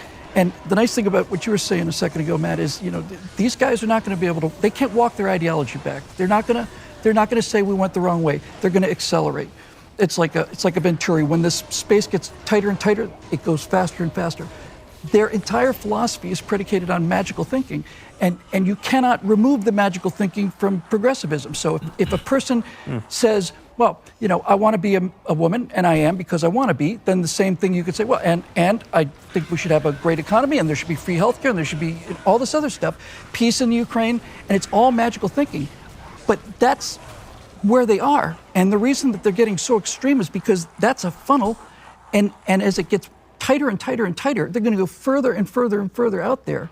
I guarantee you there are going to be people saying that if they get wiped out tonight was because they weren't progressive enough. I guarantee you. I pray. Let them, please. More. Exactly. It is what the journalist Richard Minader called the tuition that every generation has to pay to learn about socialism. That you have to basically go to college and experience socialism, because it just, when you're 17, it just sounds like a good idea. And then if you're like Bernie Sanders and you're a lot older than 17, something's gone terribly wrong with it. You know why people believe it? It's because we still haven't learned the technique of not accepting the premise. Our friend Andrew Breitbart was great at that. Yeah. I saw DeSantis do it just a couple weeks ago, about 24 hours after Ian came ashore. I think it was CNN reporter said, Governor DeSantis, I'd like to talk to you about Florida's slow response to this crisis. And he couldn't get another word out. DeSantis, whoa. See, that's why nobody trusts you. Yeah. Right? And you just don't let him get it. You just don't let him get it on the table, because so many of our positions we lose because of the language before we even start arguing.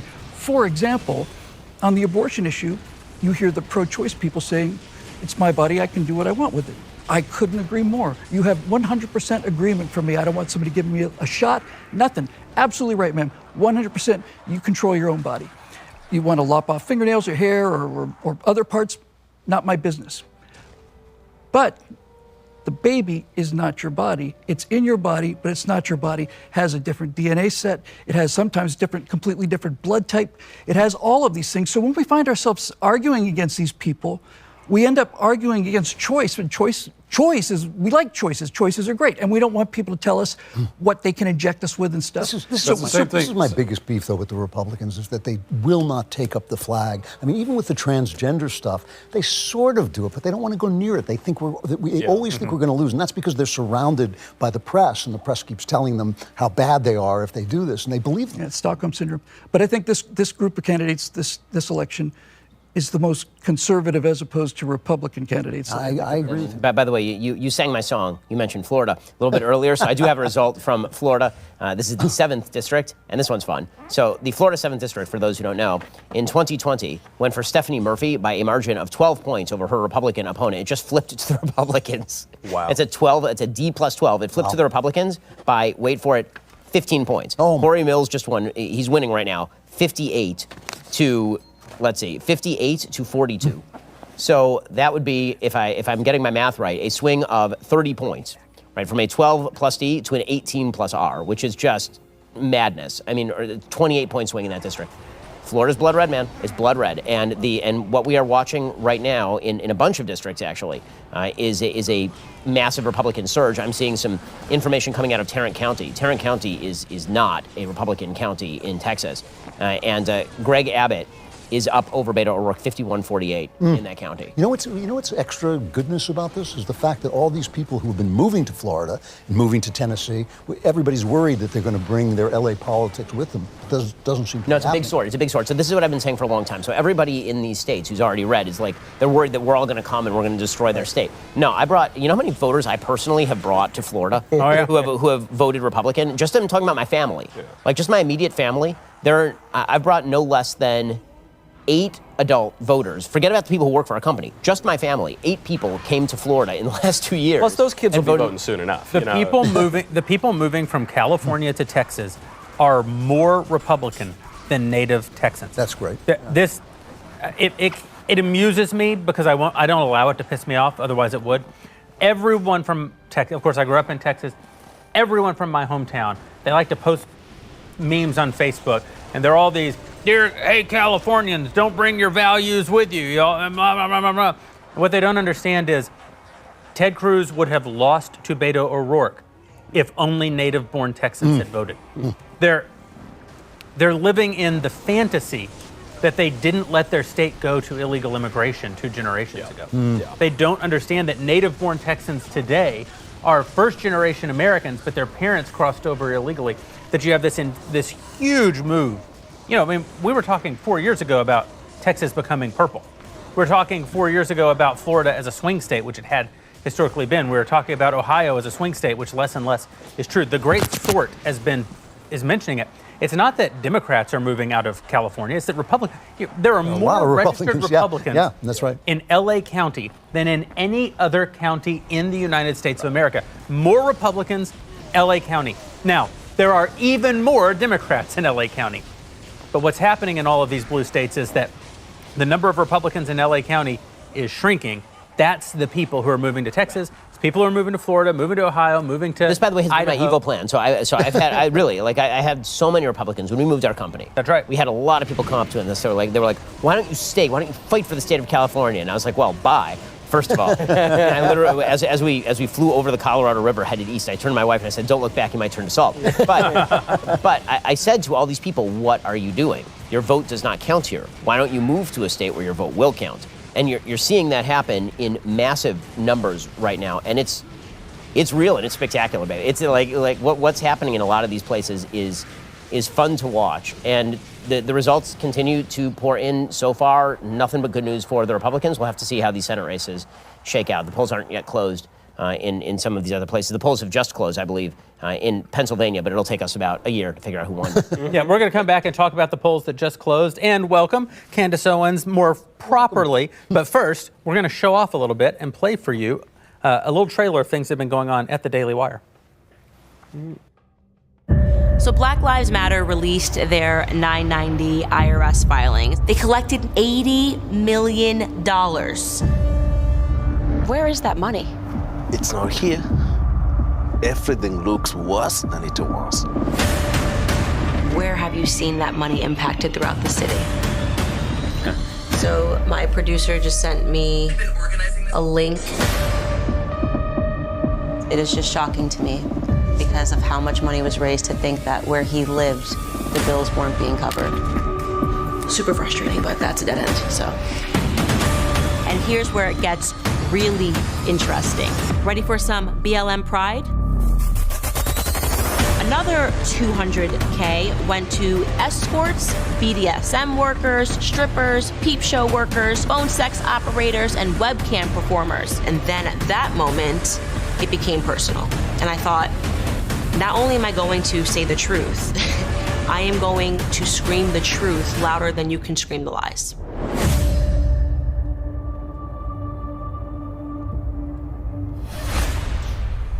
It's incredible that the majority of the world hasn't seen this.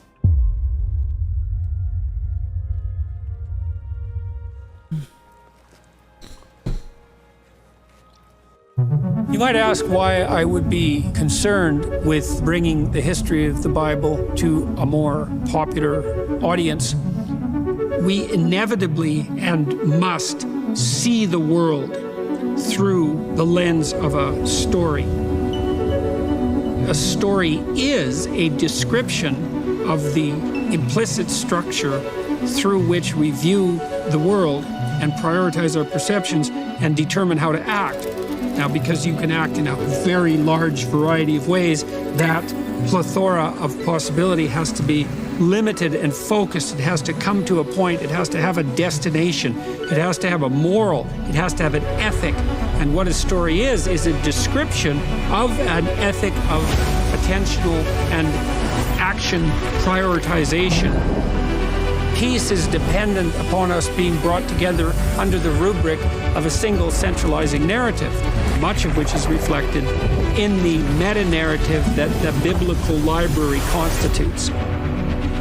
So I hope you enjoy this tour through the history of the world's most significant book.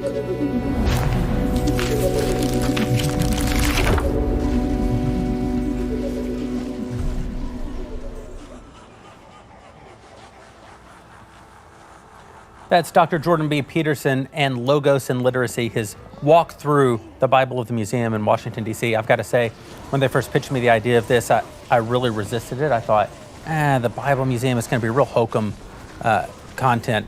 I should never have doubted Jordan. It's a phenomenal piece of content, and the museum itself is an unbelievable institute. I'm genuinely floored by the work that they're doing and the look that people are going to get to see because of this. And of course, the first trailer was for The Greatest Lie Ever Sold, the terrific documentary from our very own Candace Owens, the host of Candace Owens, and here tonight to replace Clay Travis, who was the only man on the panel brave enough to wear red, to lead with confidence.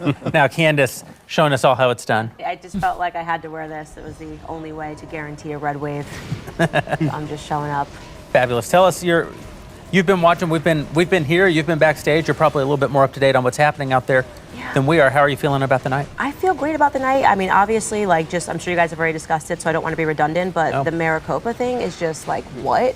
We actually have not talked about. How is it always Maricopa? Well, it's really important, Candace, to remember for all Americans, do not take your right to vote for granted, because there are people who live in places like North Korea and Afghanistan and Maricopa County who don't have that right. So That's right. Cherish it. So 20% of the voting machines are not able to tabulate the votes. 20% in the entire county. It's unbelievable. It doesn't even. It took them by surprise. The election took them by surprise. They just don't know what they're going to do about it, and they're working on the issues. And of course, people are already ahead saying this is just the Republicans trying to pretend that there's some cheating. Why don't you give us an understanding, a good explanation for why 20% of machines throughout an entire county in the free and fair elections that we have in America are not working, and they've had years to work on these issues, knowing that was the place where all of the election lawsuits took place when Trump said that there was, trouble during the 2020 election. You would think that they would resolve the issues. Why are we so invested now in these electronic voting machines in the first place? They're terrible. Britain doesn't use them, and they have a much better system. Yeah. I think you've got the answer, right? Some people keep asking. They say, well, we know that paper ballots work, and we know that there are no questions, and you get the answer on election night. So why do we keep using these voting machines where it drags out for days and weeks? And I got my answer. Okay, never mind. So forgive me because I haven't actually followed what the actual machines in Arizona are. So is it like you punch a screen, or is it like you take a ballot, you fill out the ballot, and then you feed it? You feed that in Florida too.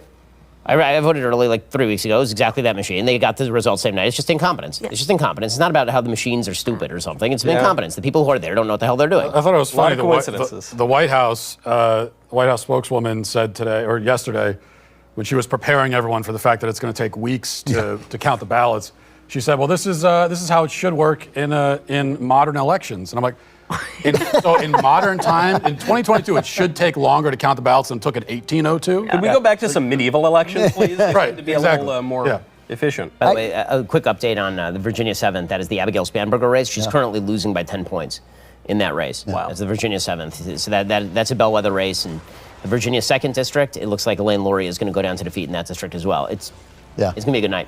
Yeah. That is. And, also, on this point, you raise it, Candace, of how everyone's talking about voter fraud, whether it's going to be, if the Republicans have a great night, then the Democrats are going to say that we rigged the election, and if the Democrats pull out some crucial races, then we're going to say that they rigged the election. And that's just a fact, that everyone is an election denier, and it's for two reasons. The Democrats say that it's illegitimate when the Republicans win because the Democrats don't consider us legitimate participants in our democracy, and Biden says that we're terrorists and fascists, and our very existence poses a threat to the country. And then we don't believe it when they win close elections because they rig the elections and brag about it. The distinction, though, is that Democrats don't talk about voter fraud. For them, it's voter suppression. They're already talking, and the thing about voter suppression, it's a much more unfalsifiable theory. Yes. Because you can always just say, well, more people would have turned out if you hadn't suppressed the vote. Even with very high voter participation. They actually said. Stacey Abrams said, that you can have a high voter participation and voter suppression at the same time. They're already letting their people are in that state. It's one of the reasons why their whole war on democracy nonsense is just not being paid attention to, because the same Democrats who are out to say, oh, you denied an election, oh, you're saying voter fraud. We all know. I mean, they already started. Jason Johnson on MSNBC was already going nuts like 3 hours ago because he knew which way this night is going to go. He was already going absolutely ape-bleep over the notion that there was voter suppression in Georgia. There's no voter suppression in Georgia. There were simultaneous articles that were coming out saying the wait time at Georgia polling places is 3 minutes. Three. Yeah. It sounds like just like Iraq 2005 with the purple fingers in the air. Well, wow. we should also underscore what they consider to be voter suppression, because it's actually humorous and it's good to laugh at. It's like Black Americans don't know how to get ID. Yep. That's the thing. And we really should talk about how difficult it is. The latest one, they say that voters are being starved and not given water because you're not, you can't get, and I kid you, I'm walking to the polls today with sweet little Elisa, and she turns to me totally deadpan. She goes, Mac, I'm just so hungry.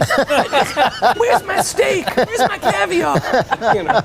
If you can't bribe them outside of the polling place, it's voter fraud. That's the actual Democrat position. If you cannot, well, how are they supposed to stand there without free cigarettes? By the way, stand in line and not get free cigarettes. As long as we're talking about the soft bigotry of low expectations, can we talk about what a racist Joe Biden is for a second? So Joe Biden was asked the other day, he's like, what did you do for black voters? He's like, well, I did get rid of marijuana convictions. Dude, like, what? Like, that's your first, and then he went to a historically black college and university, and he's like, you guys can be just as smart. He literally said this. He's like, what? Huh? You guys can be just as smart as he's like, as everybody else can be just as smart.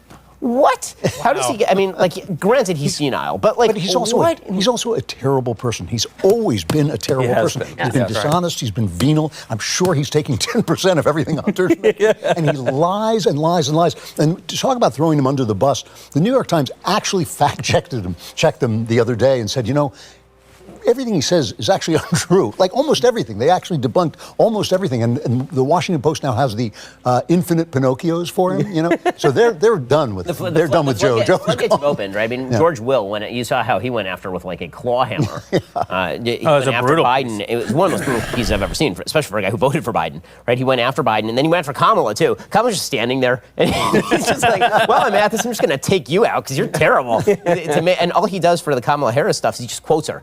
He just literally quotes her. It's amazing. The thing about Biden, it was just a couple of days ago, Biden, he lashed out at some people that were holding signs outside of his speech, called them idiots. And that's the kind of thing that Trump never did. I mean, Trump will go after the media, go after his political opponents, and he's ruthless. But he never actually attacked just normal people. Yeah. Right. And this is something that Biden does all the time. He goes after just regular people. Fat. Right. Calls them fat.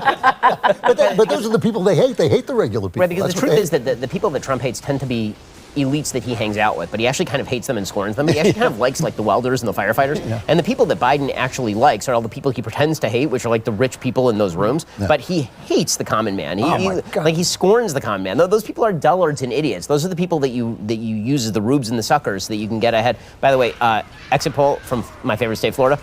Ron DeSantis won Latino voters by 13 points. Wow. By 38 Latinos.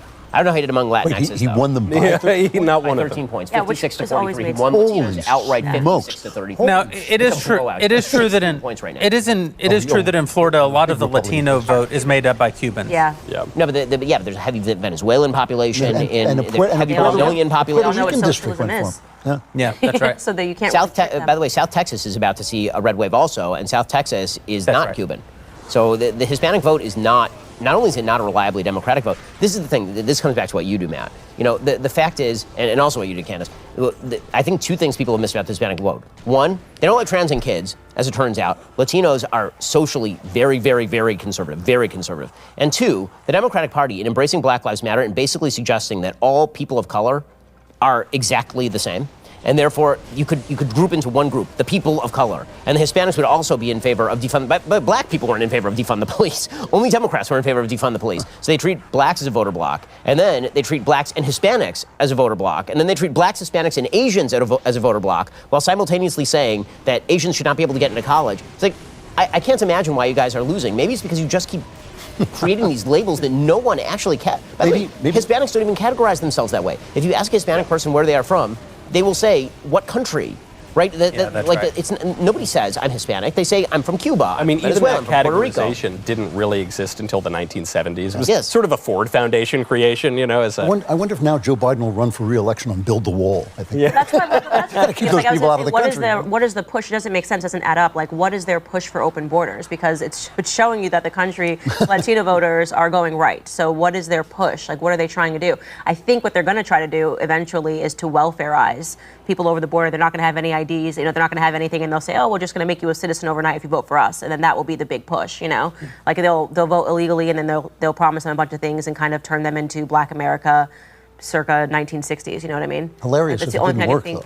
Offer them welfare handouts because they don't really have anything. By the way, remember that time that Ron DeSantis was going to lose election because he sent some Hispanic illegal immigrants up to Martha's Vineyard. Remember that time? And now he's winning by 16 points. By the way, Sean Trendy has an update on Georgia. So he says that right now Walker is running about 4 points behind Kemp. If that holds consistently, then Kemp has to get more than 54% of the raw vote in order for Walker to surpass the 50% that's necessary. That could happen. Which is possible. That's possible, but that's close. That's a close thing. And again, candidate equality matters.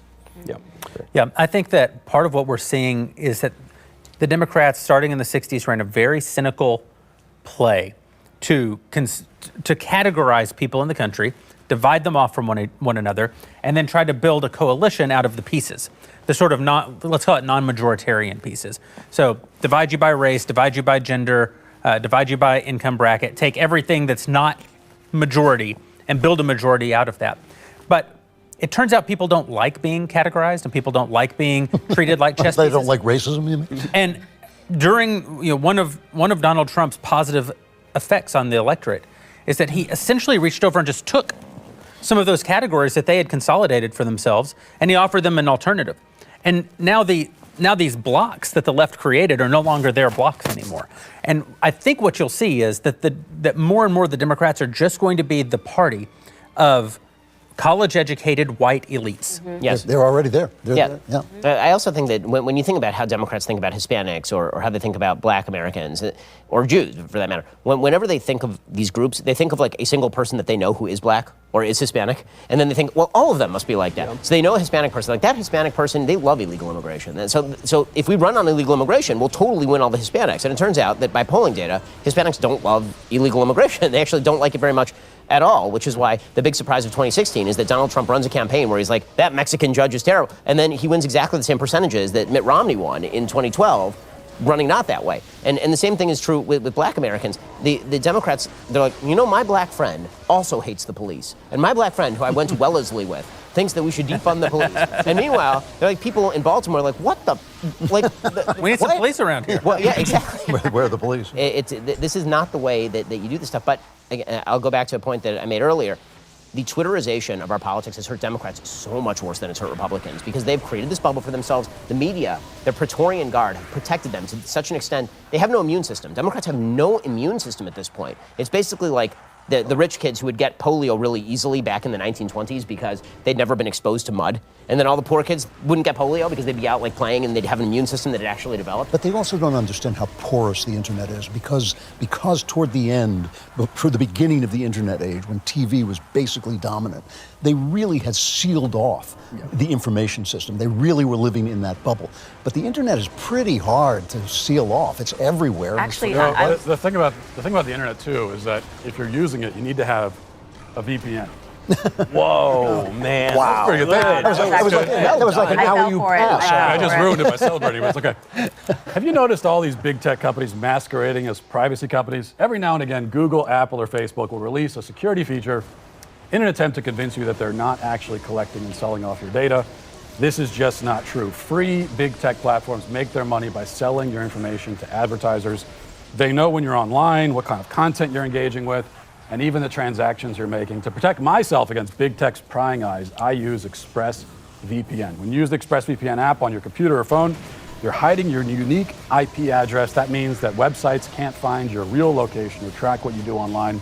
In addition, ExpressVPN encrypts and reroutes 100% of your online activity, which means hackers can't see it. What I love about ExpressVPN is how easy it is to use.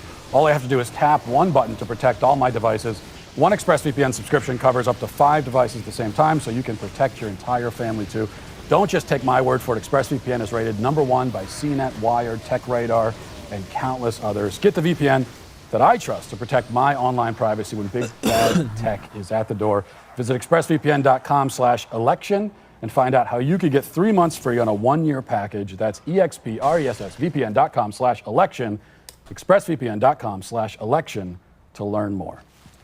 I wanted to say something about the Twitter thing, which is really interesting, and maybe, Matt, you noticed this as well, because one of the things that boggled my mind before Elon got there and kind of made everybody run and spread some light was that the trends on Twitter never made sense.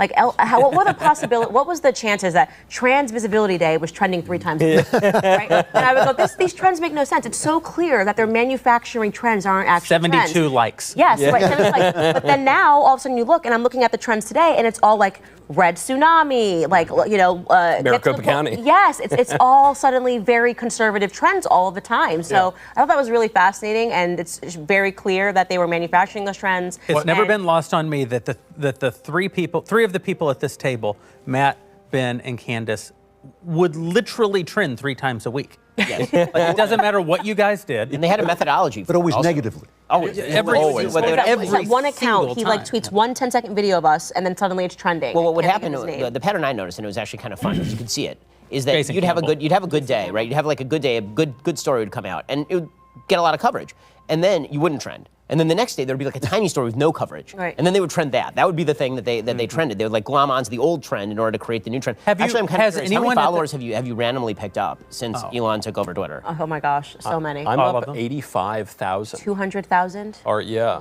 Yeah, when What Is a Woman came out, we were climbing. What Is a Woman was trending. It was climbing into the top 5, and then just magically it disappeared and never returned to the top trends ever. Well, they also killed trends. Right. Yeah, It was there, and then the next second it was gone, and no matter what happened, it never went back again. Just like your gender.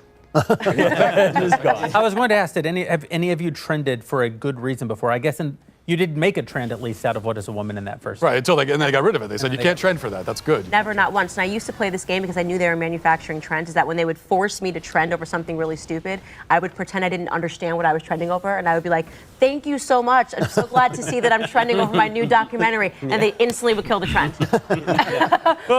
Thank you so much. My documentary is trending. Fun and quick update from VA10. So VA10 is that district I mentioned earlier that is a D+18 district.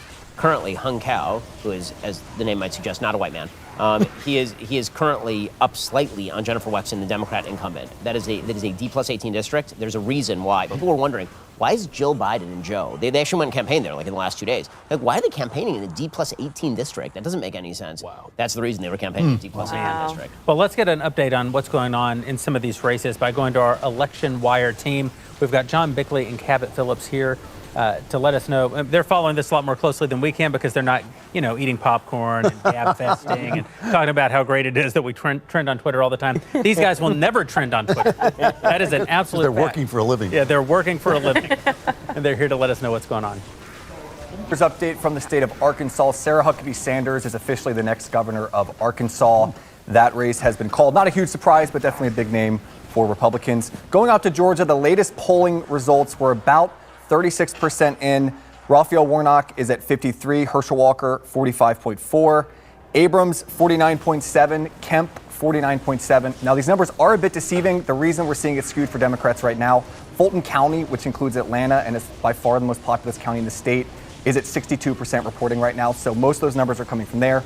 We're also seeing a good number of votes come in from Gwinnett, DeKalb, Cobb, all those counties surrounding Atlanta. So definitely expect it to get tighter in Georgia. The big number we're tracking right now is how close to Governor Kemp Herschel Walker can stay. Right now he's down by about 4.3 points. So if you expect Kemp to get around 55 points, Walker, you'd expect also to get above 50% based on the trends that we've seen so far. So keep an eye on that. As long as Walker's within 4 to 5 points, it should bode well for Republican chances there in the Senate. Just a little bit of a look back at Florida. Obviously, the race has already been called for DeSantis. He's about 57% right now. For context, in 2018, Ron DeSantis won the governor's race by 30,000 votes. He is up 1.1 million votes right now.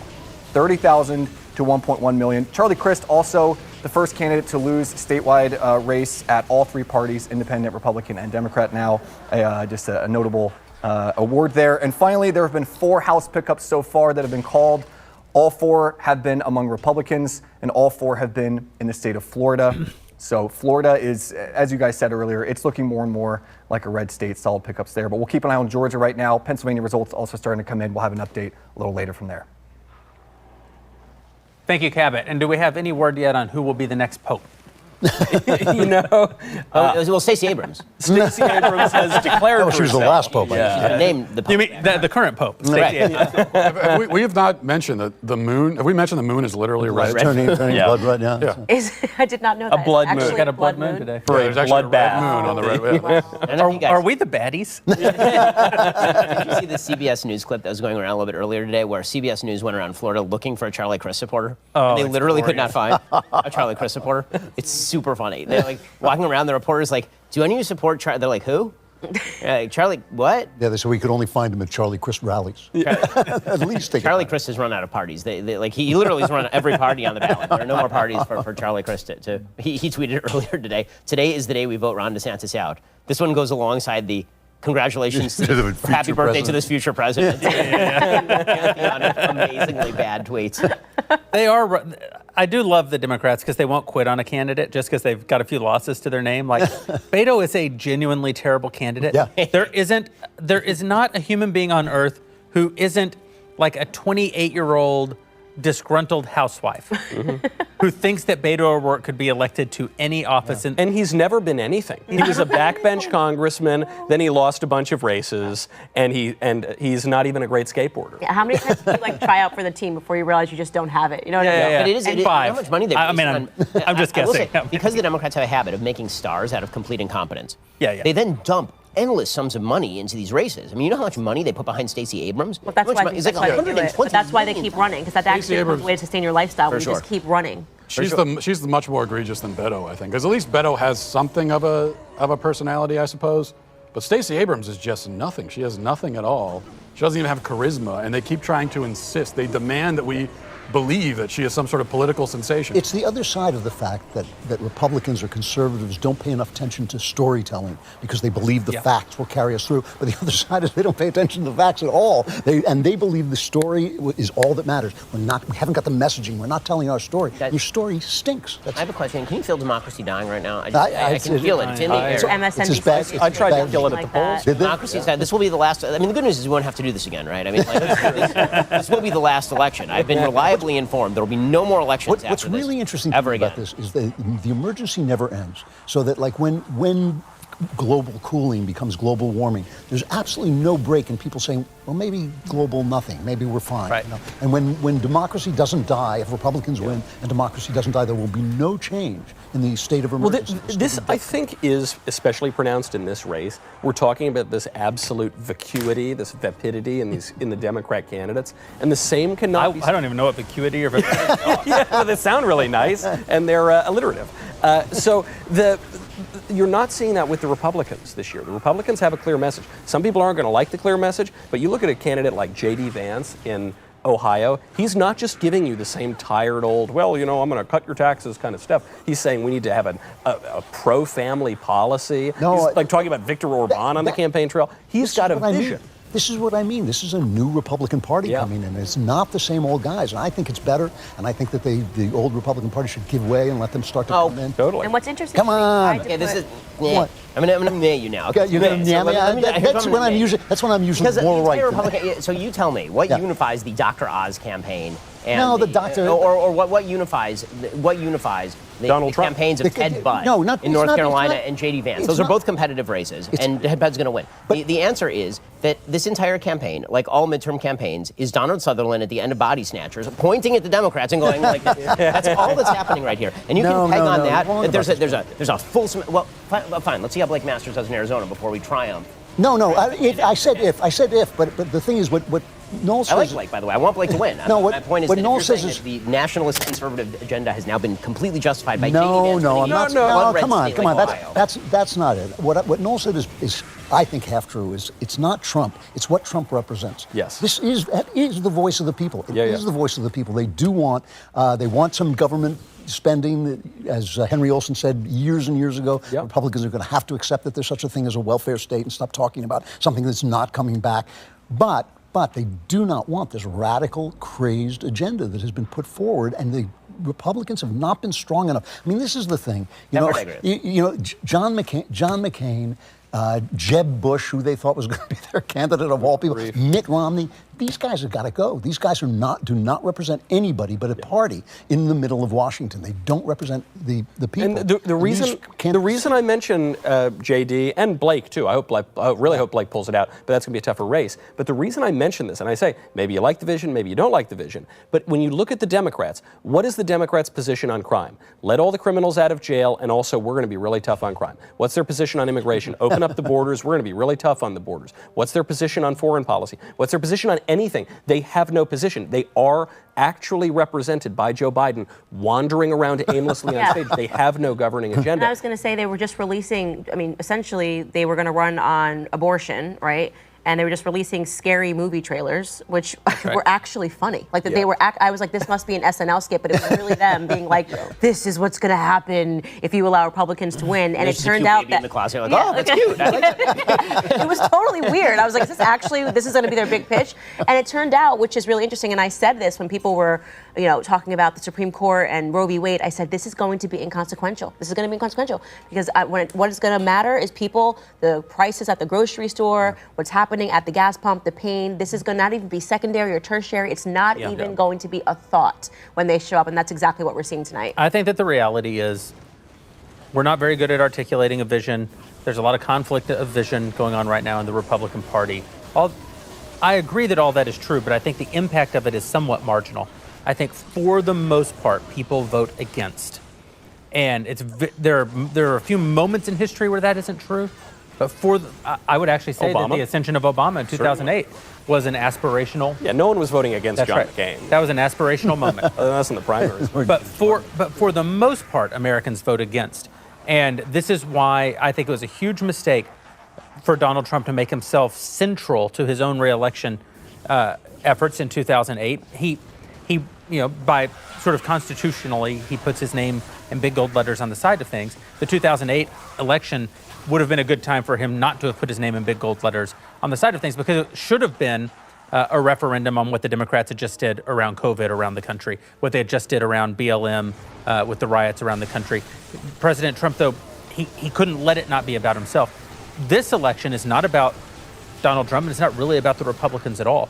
It's about the very real consequences of Democratic policies on very real human beings for the last 24 and really, we have to say 36 months. I agree with that. All I'm pointing out is that the people who are coming in are a new generation with actually new vision, and that's going to continue. That's not going to stop. I agree with that. I mean, I agree that people are voting against the Democrats. They would have to be. I mentioned earlier those exit polls. The shift in Florida 2020, 2022 in Latino exit polls, that's a 20-point shift. That is a full 20-point shift. And if the black vote shifts to 20%, the Democrats, I don't know where the Democrats... 15%. The other thing about the Hispanic vote, too, is that that in the Hispanic community, if we could even call it that, as we talked about, it's kind of a made-up label, but they also have multi-generational households. These are very family-oriented people. And so when you have the Democrats making this explicit run against the family itself, against the family unit, I mean, the Black Lives Matter for a while on their website had the destruction of the, whatever the phrasing was. The nuclear family. Right, they want to take down the nuclear family. They're explicitly saying that.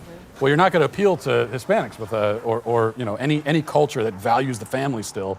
You're not going to appeal to them with a message like that. Which, by the way, just shout out to Anna Paulina in Florida, a friend of ours. She won, which is super exciting. She worked really hard for years, lost in the past, and now she's won. And just congrats to Anna Paulina. She's a wonderful person. Republicans picked up 3 seats in Florida so far. That's amazing. Wow, that's great. I want to get a little reaction from social media because, well, we make a lot of our living on social media, and it's a very, very silly place. And so we have Daily Wire's crack social media team monitoring the situation, and they're going to come to us now and give us a little insight. Hey guys, this is your social media team here. I'm Gracie. And I'm Reagan. And we have been monitoring Twitter literally since the sun came up. The entire day. It's been what was expected, a dumpster fire. Of course, as per usual. It's almost like to the level of when Elon took over Twitter and the liberals were losing it, saying like, yes. What's happening to Twitter? They keep freaking out. And we expected that online, obviously, which is kind of why we're here, to kind of give you guys a little bit of insight. And we think it's kind of ironic that they're hating on democracy, right? That's the biggest thing. There's a threat to democracy. So dramatic. Yes, so dramatic. That is to be expected. One of the things they said is this. People of America, if there was ever a time to vote blue, now is it. Dramatic. Prove the polls wrong. Yes. Prove the media wrong. Yeah. Prove Putin wrong. What's Putin? I love how they call us the extremists, but the language that they use is like so extreme. Yes, it's wild. And they just keep pulling things out of thin air. Prove Elon Musk wrong. Reject fascism. Reject greed. Extremism. Extremism, yes, to the degree. And vote blue to save America. So we just keep seeing that trend. Vote blue to save America, vote blue to save democracy. And it's kind of getting old, right? It's kind of getting old, and it's literally everyone. But something I love about Twitter, there are some positives, some silver linings. Of course. Is that there have been some good tweets, some good memes that have come out of yes, this. people being funny, of course, as per usual. And so one of the things that we like is to try to find some based takes, right? Because a lot of times there's not a lot of logic that's happening on Twitter. And so when we can find a little glimpse of logic, we love it, right? Hopefully we'll see more of that coming up. In theory. Yeah. So here's someone that this actually makes sense. The same ones threatening you about the death of democracy are the same people who had no problem with the NSA mass surveillance, accurate, engaged in mass censorship, locked people down. Seems extreme. Yes, exactly. Fired people for not getting the vax, and kept kids out of school for nearly 2 years. 2 years. So this guy is spot on, right? We're finally seeing a little bit of base takes, but again, it's hard to find here on Twitter, as most of y'all know watching this. Also, we wanted to give a little bit of, one other kind of leftist that I thought was funny. All right, can I share him? Okay. He said, it's election day, y'all. Who's ready to save democracy by voting blue down the ballot? And what I think about funny is with him is his bio has, the American flag, which I was kind of impressed. Surprised. Okay, good start. Good start. But then, of course, it says supports Ukraine because all of these leftists seem to have the Ukrainian flag in their bio. Kind of reminds me of Jen Rubin, who her username for a while was like Jennifer Pro Democracy Rubin or something. Exactly. It's got to be in your bio. And something that's also just interesting with woke entertainment. Rob Reiner said, "Don't let democracy die. Vote blue." Yes, exactly. It's a lot of vote blue, vote blue. It's everywhere. The irony, though, is they keep talking about democracy, but the weird thing is they're all out voting, so they are participating safely, effectively. So it's very ironic. Again, that's the theme we keep seeing with what they're saying versus what's actually happening out there in the world right now. Kind of reminds me of last week when all the leftists were absolutely freaking out about Twitter being like, the worst thing ever, but they're complaining about free speech on Twitter. Yes, the irony is not lost on us. I assume you guys as well. Now, obviously, we wanted to share a few other ones that we just thought was funny. Ben, of course, because Ben is obviously having the most based takes on Twitter. Keep it up. We're expecting a lot. We keep reading your tweets. And we will admit that this is a homer take. Yes, we're cheating a little bit, but we just wanted to read Ben's. He said, "Just remember, if you don't vote today, the clown from It will haunt your dreams." So he's keeping the drama alive because if the left's going to be this dramatic, the right better pull out some drama as well. Seriously. Keep it up, Ben. All right, guys, back to you. I'll be completely honest and say if Ben had tweeted that exact same tweet last election, it would have gotten labeled with a warning. I don't think 100%. I don't think I'm. No, that's exactly right. 100%. Yes, you are right. Sadly, couldn't agree more. Thank you to Gracie and Reagan. You guys keep us posted on what goes on throughout the rest of the night. We'll be checking back in. We're about to win a seat in Rhode Island. Come on, Rhode Island, which hasn't happened since I believe the Earth began turning. The Rhode Island 2nd Congressional District. Alan Fung, who is a Republican mayor over there, is about to defeat, it looks like, an incoming state general treasurer, the Democrat nominee. A Democrat retired in this seat. Republican is leading in that seat, which is not a sane result. That is a crazy result. Meanwhile, the New York Times is now tweeting out, I kid you not, 5 ways to soothe election stress. What? Yeah. Election deniers? There's so much election stress. So here are the 5 ways they recommend to soothe election stress. We should all try these. Try 5-finger breathing. Trace the outside of your hand with your pointer finger. Wait, slow down. When you trace up, breathe in. When you trace down, breathe out, guys. That feels great. Keep going. I feel so much better. Cool down. I don't think we can do this one. We have plunge your face into a bowl with ice water for 15 to 30 seconds. Give me a minute. Yeah. Move, even walk around the block and offer some relief for an uneasy mind. This one, breathe like a baby. I'm not kidding. That's what it says. It says breathe like a baby. Focus on expanding your belly as you breathe, which can send more oxygen to your brain. I thought it was like have a doctor swat you on the ass. How does whiskey not Did make they publish the list? this right now, or did this this can't be recently published? This is within the last hour and a half. I can't believe But that. you know what you do if, I just if you're cannot winning the believe election, that. and the way to Like a baby. soothe yourself is to do stogie breathing and plunge your face into a glass. that works for me, Even better. no matter what's Last happening. hour, that is so, I don't know what to say about the state of journalism. By the way, you know what goes really great with stogies and whiskey, in my experience? Some delicious red meat from Good Ranchers, baby. The stakes are high tonight. We don't know for sure. Hold on. Are you gonna make a steak pun? What? Do it. Go. The stakes are high. A delicious medium rare. Do you get it, guys? The stakes. Do you get it? They're very high. We don't know for sure that there's going to be a red political wave, but we do know that the red meat wave. That's right, baby. Good Ranchers. This is the best commercial ever. Good Ranchers is kicking foreign meat out of American homes and replacing it with America's best meat and seafood. If you have not already, now is the time to join the red meat wave, because Good Ranchers' early Black Friday special is going on now. Right now, you can get 2 Black Angus New York strip steaks free with your order at goodranchers.com/election. These are 2 12-ounce steakhouse quality cuts, a $70 value for free. Good Ranchers just has the best stuff. I absolutely love it. You don't want to miss this offer. Let me tell you why Black Angus tastes better and is more tender than any other beef. Black Angus meat is marbled in such a way that the fat is distributed thinly and evenly. This marbling gives it a consistent flavor that you don't get with other meats. Plus, the Black Angus from Good Ranchers is hand cut and trimmed by expert butchers. I'm salivating just reading this. So you know that every piece is going to be exquisite. Join the red meat wave and treat yourself. You know, these guys did a thing when we did a promo one time, and it was called a meet and greet. Good Ranchers has the very best puns and the very best meat. So head on over right now, this holiday season. Go to goodranchers.com/election. Use code election at checkout for this special early Black Friday offer. Goodranchers.com/election for 2 Black Angus New York strip steaks free with your order. Good Ranchers, American meat delivered. So our friend Jordan Peterson only eats steak. Yes. So it's not a joke. For breakfast, he will eat 30 ounces of ribeye. Holy Moses. If you go to Amarillo, Texas and eat the famous steak where they'll give it to you for free if you can finish, it's 72 ounces. That's a average Tuesday. That's just a Tuesday for Dr. Jordan Peterson. He eats so much steak. I want to get through the holidays before I try it, but I'm really tempted. You know, once you get past all the delicious treats that come around Christmas. And I think Good Ranchers needs to sponsor the Jeremy Goes on the Carnivore Diet. Oh, yeah. They make great steaks. I have, well, no online following, but you know, I sit near people with a huge online following. Yeah. I feel like it should just be Good Ranchers nonstop. They'll lose about $1 million in meat, but we'll have a good time.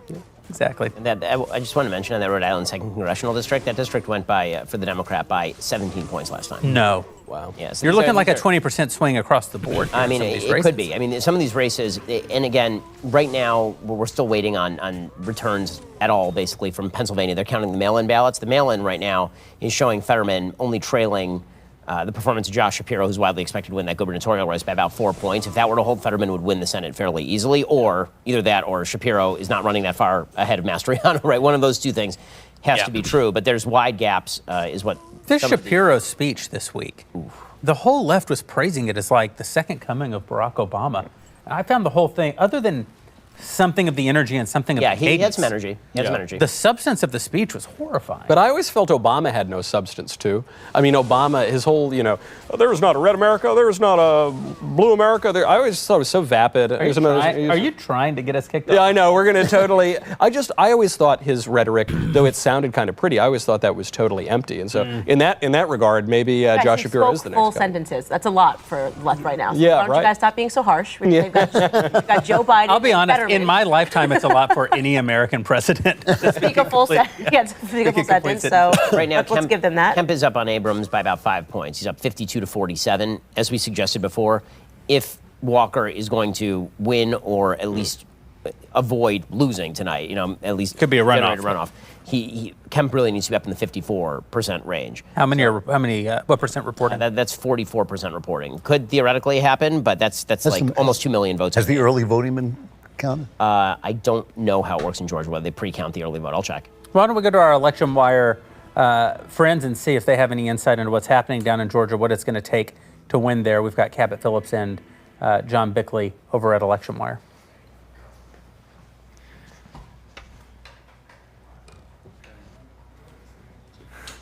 guys.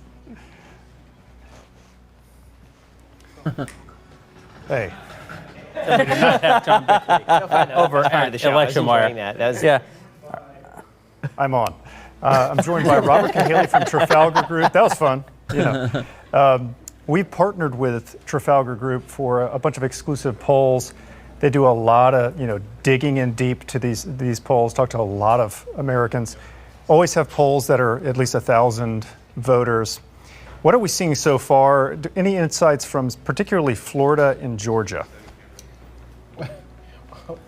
Florida is very different than the rest of the country, and then I've been categorizing Florida for most of this entire campaign is not really a swing state anymore. So what we are seeing in Georgia is Walker is behind Kemp, but he isn't behind far enough that if Kemp gets the numbers we're expecting, which is an 8 to 9 point victory, and if Walker stays within 5 or 6, then that's a victory without a runoff for Walker. So if Walker can maintain that small distance behind Kemp, that's pretty good. It puts him in a pretty good position to have a good night. Yeah, some of the gaps we're looking at now are just about 2% maybe behind Kemp, which is really good for Walker. That's tremendous if he stays. If that can hold up, that'd be impressive. And as Cabot noted, we've seen a lot of the pretty heavily blue counties coming in. Another good sign for Republicans there. Well, and also a lot of the early vote. And the early vote this year in Georgia is not quite as lopsided as it has been in the past. But I mean, when you're half of the vote in and the Republicans aren't getting destroyed, that points to a very big night. One more question. With the early vote, the states look different in terms of how they're going to count them. Pennsylvania, we've been warned by all the Democrats, it's going to take a long time to count those. It's different, though, obviously in Florida, where we have, 80% of the vote in already. What about Georgia? Well, Georgia, the new election law is certainly making it easier with the way that there's demanded a little more accountability. And frankly, there's a lot of people watching now. And the requirement for the signatures and the ID verification is going to mean a little bit less of what was in the past. But also because it's in-person early vote, it's much easier to count than absentee ballots. Now, we have had, as usual, problems. I think Cobb County had 1,100 absentee ballots that were mailed the day before the election. Yeah. And there's already a lawsuit on that. Surprise, surprise, a lawsuit in Georgia. Maybe people aren't happy with the way it might turn out. So lawsuit in Georgia, 2 or so lawsuits in Arizona. It's already getting, controversial. But thanks a lot. We'll be back with Robert in the future.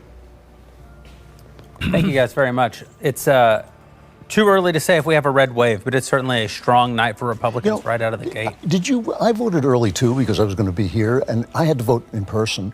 I walked in, they checked my ID, they asked me my middle name, which isn't on my driver's license, because they had it in there, and then they showed me on the computer, they said, we are now saying that you have voted on the computer. It was actually, I felt pretty secure. I mean, it was well done. Same in Tennessee. I did not vote early because I'm an American, but I went to the local Presbyterian church this morning, and I walked in. Because I've been in California for over 20 years, I walked up and said, Jeremy Boring, I'm here to vote. And she said, oh, sweetie, I just need your ID.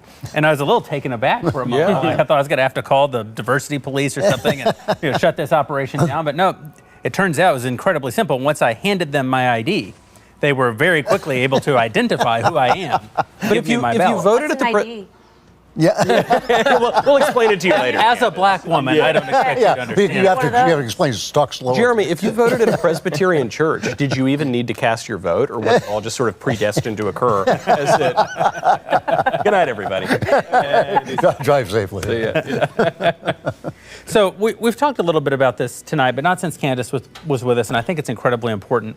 A lot of people, they're watching right now, they're optimistic, they're hopeful that we're going to win, but they're wondering, what does it mean if we win? Republicans, okay, we pick up seats in the House, okay, we get a majority in the Senate. What are in my actual life that I'm actually living, where gasoline is too expensive, the dollar is not worth what it's supposed to be, food prices are going up, I don't want to just eat Chef Boyardee, as Michael said, and as Democrat politicians have actually suggested. What is the practical effect of a win tonight? Well, I don't think that we're going to see much change at the pump, but that's one thing. There's nothing that is going to move these guys off the dime of climate emergency. It is they have are all in on this idea, which even the New York Times, actually, if you're reading the small print in the New York Times, even they are admitting that this existential climate emergency doesn't exist. It hasn't, it never has, and it's all an illusion. So I don't think it's going to have the kinds of effects on the things that matter, the crime wave. The reason it's not is because ever since Obama, the Democrats have taken the position that if the voters get it wrong, they are going to continue on their path. It used to be, take Bill Clinton, we got, shellacked, whatever the word he used was, I think that was Obama's, but he got, also shellacked. And he said, we're going to change. And they moved to the center. That no longer happens in the Democrat Party. They are so dominated by their base. So I don't think we're going to see the kind of change we want to see. But if the Democrats continue doing what they're doing, we're going to see a lot of change come 2 years from now. There is also a story that people are not talking about, but it was a news alert that popped up today, which is that Ukraine President Vladimir Zelensky said he'd be willing to negotiate a peace with Russia if certain criteria are met. And the fact that this came on the American election day, I think, is no coincidence. Yeah. Everyone around the world watches the American polls because we are the global hegemon, we are the empire. They are all vassal states in some way or other. And that actually politely put, Knowles. Well, yes, to be really subtle about it. And it matters because the Republicans are coming in as much more skeptical of an open check on Ukraine. And so we'll see how the Republicans play it. I don't think they're going to come out as anti-Ukraine, but I think you're going to see a lot more scrutiny into how that money is being spent. And so that could add a lot of pressure for a resolution in that war. And that actually could affect energy prices, and it certainly would probably make it. And also, while Candace is here, I feel like I can count on you to be with me about impeaching Biden immediately. I am 100% on board to Biden immediately. Candace already impeached him. I just have one. I don't want to get too caught up on technicalities. For what? Don't be ridiculous. It's a ridiculous question. Doesn't matter. Just impeach him. Impeach him and we'll figure it out afterwards. You got to impeach him to find out what you impeach. That's exactly how it works. Why do you guys want Kamala Harris so bad? Honestly, I do. I think I do. Like I said before, I didn't realize how stupid she was. Like I honestly, I was so focused on like the Trump versus Biden You're allowed thing to say that she flew under the radar for me. And I am so impressed with her stupidity that I do want her to have a bigger platform. I do. Also, Kamala Harris has this thing about Venn diagrams. I love nuclear footballs. My favorite being president, you just get nuclear footballs, and I love footballs, and I love nuclear. Who doesn't love football? Also, what's so bizarre Both is the two circles and the three. Yeah, it's not bizarre. Yeah, in the middle What's circle fascinating is is what matters. how much Black America hates Kamala Harris. It's incredible. Like I mean, they just have to. I would think anyone at any risk of being lumped in or labeled on the basis of a Kamala Harris is going to hate her. And so that's going to be all women. That's going to be Black America. And if you guys have your way and win with impeaching Joe Biden, it will be all Americans who are suddenly being lumped in together with this. She's just so unlikable. And every time she opens her mouth, I'm like, that was really dumb. Well, my favorite thing, I do love the My Favorite Things tour. It's like Julie Andrews' My Favorite Things tour. Mm-hmm. Yep. It's like, dewdrops and raindrops on roses. Right, Venn diagrams. Yeah. School buses. Electric school buses. When the dog bites. Outer space. When Joe Biden sniffs. Sorry, I had to. It was Actually, that was related when she was at the DMV talking to like some random officers about outer space, like looking at North Korea. That was my favorite. I found that very relatable, actually. Like this is my. I do like her. I don't know. It's my consolation tonight on Pennsylvania because if things don't go well for Dr. Oz, if we have the majority in the Senate and Dr. Oz loses, and John Fetterman wins, I know Republicans are going to be pulling their hair out. I do think it will be kind of funny. I will get a kick out of it because we'll get control of the Senate and I'll get pretty good content for like 6 years. So I'm not terribly upset about it. Also, Dr. Oz is not a good candidate, but I know we have to be unified tonight. Go out and vote for Dr. Oz, but he just is not a good candidate. And so if we can keep control of the Senate and still get, Kamala as president, John Fetterman as senator, that's kind of And that's my pitch because it's good for our shows to have content. Yes. And we need Kamala Harris. They got rid of Tiffany Cross, and we do have to fill. Right? I mean, without Tiffany Cross, that's like at least 5 to 7% of my content. Right, that's on a what regular I'm saying. basis. So just a supply-demand problem. I hear you. Rex Chapman has a very important response to what's happening tonight. It involves some cursing. Effing. No bleeps. Yeah. Just do it. Really? No. No. Bleep is your brand. With the impulse. Bleep is, in fact, my brand. You have a point. The funny thing about bleep being my brand is that my producers know Basically, at the studio, it's Ben after dark pretty much all the time. Like, everybody who knows me off the air knows that, like, yeah. It can be very blurry. Anyway, Rex Chapman, effing Rand Paul, effing Ron DeSantis, effing Marco Rubio. Our democracy is absolutely, positively effed. That's Rex Chapman. But he'll always have his bizarre love for Nancy Pelosi's big brain. So that's the important thing. Sexy personification. So much. What a sexy brain. Well, as he points out, though, nothing says democracy is effed quite like the majority of people making their opinion known at the polls and then getting what they want. By voting. Yeah, it's totally sold down. You know, one thing that I really do want to see, on a more serious note, though, like, and I know that a lot of parents feel me on this, like some accountability regarding COVID, some shrinking of the bureaucrats, like the idea that they just took 2 years of everybody's lives and tortured children. And I go back to Stacey Abrams, where, I mean, for me, etched into my mind is that photo of her sitting in front of kindergartners. She's the only one not wearing a mask. I cannot wait to forgive them. I cannot wait to forget. I cannot wait to move forward in a country with amnesty for all COVID. It's like I just don't think you can't hold people accountable for the things they do to others for their own benefit. By the way, Jeremy, these articles now. It's not Christian. We all did stuff like they tormented us, sure, but it's like we were tormented. It's like we all did stuff, you know. And we got crazy and whatever. We yelled at our grandmas and told them that they should all die alone. But we just need a COVID we're always amnesty. whining about, you're letting my grandmother die alone. All that whining, you know. It is genuinely un-Christian to forgive and give this blanket amnesty for COVID policy, because it was to say that we have some sort of moral obligation to treat people who have power over us with the grace that Christ shows to those whom he has power over is a complete inversion of Christian doctrine. And also justice is a part of Christian thought also. I mean, the forgiveness has to follow upon an apology and a recognition. Repentance. You did a Like wrong repentance? thing. Like you have to repent your sin, and then maybe it is amazing to watch as all these people who wish to do the same thing over again. Of course they do. They do it tomorrow. Like in the same article where Emily Oster was saying we should all have repentance and all of this, she was saying, well, maybe we should still vax the kids. And it's like, what the? I don't understand. Maybe the newborn infants need a vax or two, but you know, a little COVID vax. It's totally safe and effective for now. Totally safe and effective, as long as. And also the things they're claiming they did in that article. She also says that, well, you know, in April of that year, I was hiking with masks on with my family in the woods, and we didn't know. We didn't know. It's like, no, well, everyone here knew. So like, why didn't you know? We're protected against bears. That's why you hike with the face mask in the woods. Well, but only than in 90. The bear can't recognize you. So we have a guest who's ready to join us now. I'm very excited, not only because she's a friend, but she's also an absolute champion. And they're telling me in my ear, not quite yet. So this is just like, what a teaser. This is the night. Yeah. This is absolutely the night in which all things that can go wrong will, and the person who's humiliated will always be me. No, it's fine. You guys have big following. No one will ever blame you. Oh, Ben's so great. Oh, we love Candace. Oh, Matt's documentary this. Oh, every time Jeremy talks, he says something's going to happen, and it doesn't. I don't even know why they have him here. So what a bummer. Just terrible. Can you tell me who she is? Yeah, I'm going to go ahead and talk about her for a minute. Yeah, all right. It's our friend Harmeet Dillon, who, in addition to being just a champion for justice, who helped represent us at the Supreme Court, not at the Supreme Court, but in our battle in the courts against Biden's unconstitutional vaccine mandates, which is something that we don't brag on ourselves about often enough. The first company in the nation to sue Joe Biden to stop the mandates. I've seen Harmeet in all of these situations just be an absolute stone cold killer. She's 100% not ready to join us yet. Yeah. But I just wanted to say nice. I do want to say that she was on also in the BLM documentary that we did. She is just an incredible human being. I didn't know she was joining, and I'm very excited that she's joining. Oh, she's not joining.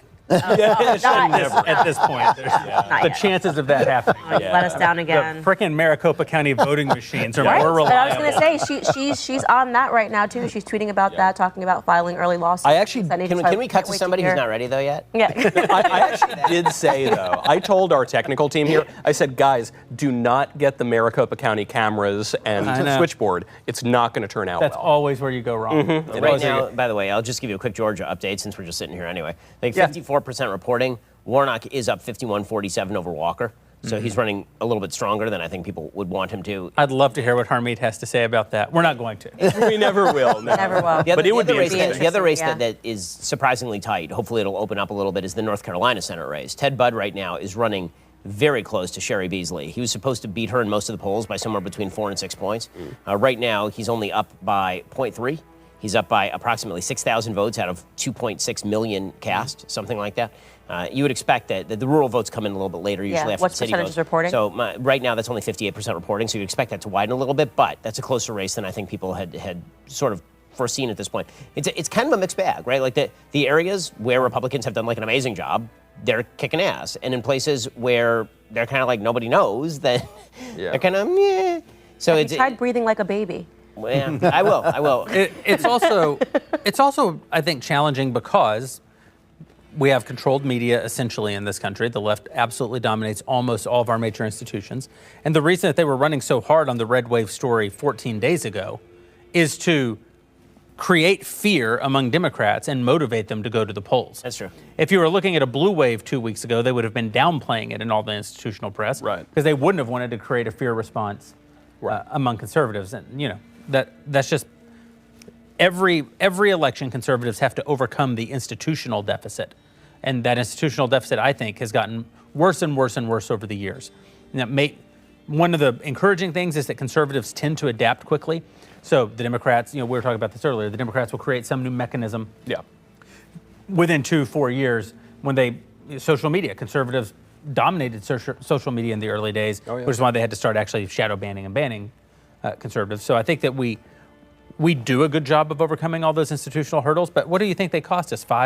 Is it 5 points? Is it 10 points in every single election? Well, just by banning the New York Post story, it cost Trump 12 the presidency. Points. Yeah, the presidency. The presidency. By a lot, actually.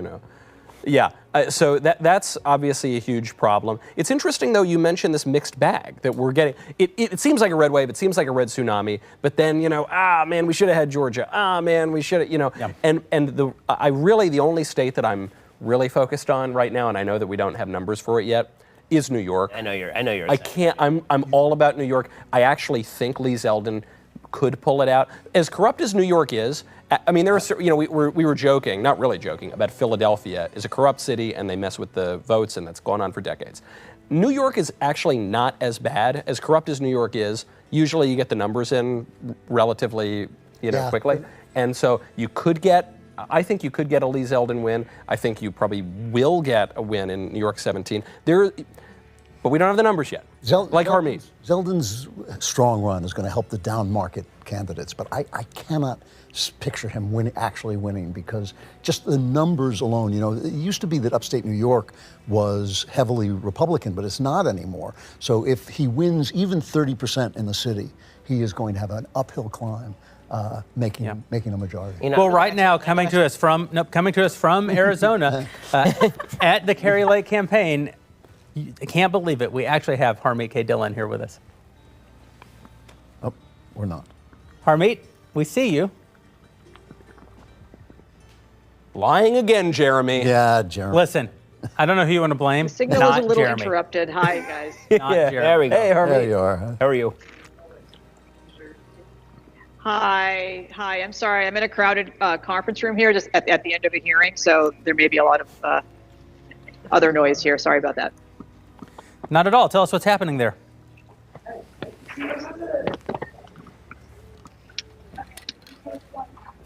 All right, we're going to try to get Harmeet back here in a little bit, but we're going to move on right now because we have a bad... Harmeet is at a hearing in Iraq right now, so... Yeah. So if you're going to captain this ship, man. Listen, it is not Harmeet's fault. She's in a third world country. She's trying to, she's in Maricopa County here. You can't expect anything to work there. I want to go back to my happy place, Florida. Ron DeSantis is currently up by 20 points. Right. This is not getting embarrassing. He's up 59-40 over Charlie Crist. 4.3 million votes to 2.9 million votes. He's up 1.4 million votes. And at his victory party, people are chanting 2 more years, which is... I mean, what is It's the actually argument? hysterically funny. That's really funny. What is the argument against him in 2024? I don't see it. What's the argument? It's not Donald Trump. That's the Donald Trump is the argument. Will Trump's voters follow him if he wins the primary? And does Ron DeSantis play retail nationally? I'm not saying he doesn't. He's done an incredible job in Florida. He's like the greatest governor of my lifetime. But Donald Trump is a singular individual. He is the biggest rock star in the last 40 years. He's got a magnetic quality to him. I know he's got lots of negatives that everyone hates, but the guy is just a unique case. But like all rock I'm not stars, worried about DeSantis on the Right. Yeah, right. I will say that there's a thing that he's done over the past 4 days. He's been attacking DeSantis, and it's not playing. Not effective. It is not playing the way that his attacks played in 2016. Maybe it's because it's early. Maybe it's because we're in the middle of a midterm. The pun wasn't that The timing good. is terrible. Ron DeSanctimonious is a terrible nickname. I'm just going to put it out there. Yeah. Trump is really good at branding, and that's a bad. That one is never going to see the light of day again. He's never going back to Ron DeSanctimonious. It stinks. It's a terrible brand. But It doesn't even apply. You don't think of sanctimonious. As a, Think of right, Ron exactly. DeSantis. The thing you miss, though, many of Trump's nicknames don't work. But what he's always had is the feedback loop of Twitter. And so he rolls them out. He had one for Hillary, No Stamina Hillary. No Stamina Hillary. That didn't go anywhere. He throws them out like improv, and he measures the reaction. But they've cut him off from his feedback mechanism. He still has the live audiences when he does his rallies, and that's important. But his real feedback mechanism was Twitter. I think that, it's not for nothing that they banned him. I also think one of the things that's been happening here, and today, he attacked DeSantis by saying, if he runs in 2024, then I know more about him than anybody except his wife, which is a real. No, he said except perhaps his wife. Which, so we see what he's weird if true. Yeah. Weird if true that Donald Trump knows Ron DeSantis better than anyone except his wife. Like a weird. I wouldn't have predicted it. I didn't have that on my bingo card. I'm curious. Strangely curious. Yeah. But the reason that's not playing is because, again, Ron DeSantis, unlike everybody else who ran against Trump in 2016, except for, was Perry running in 2016? Was that 2012? I think it was 2012. Perry was 2012. So everyone else who was running against Trump was a senator. Yeah. The fact Jeb had been a governor 1,000 years ago. Right. So what that means is that he wasn't running from anyone who had a national brand in terms of being very, very good at governing things. Yeah.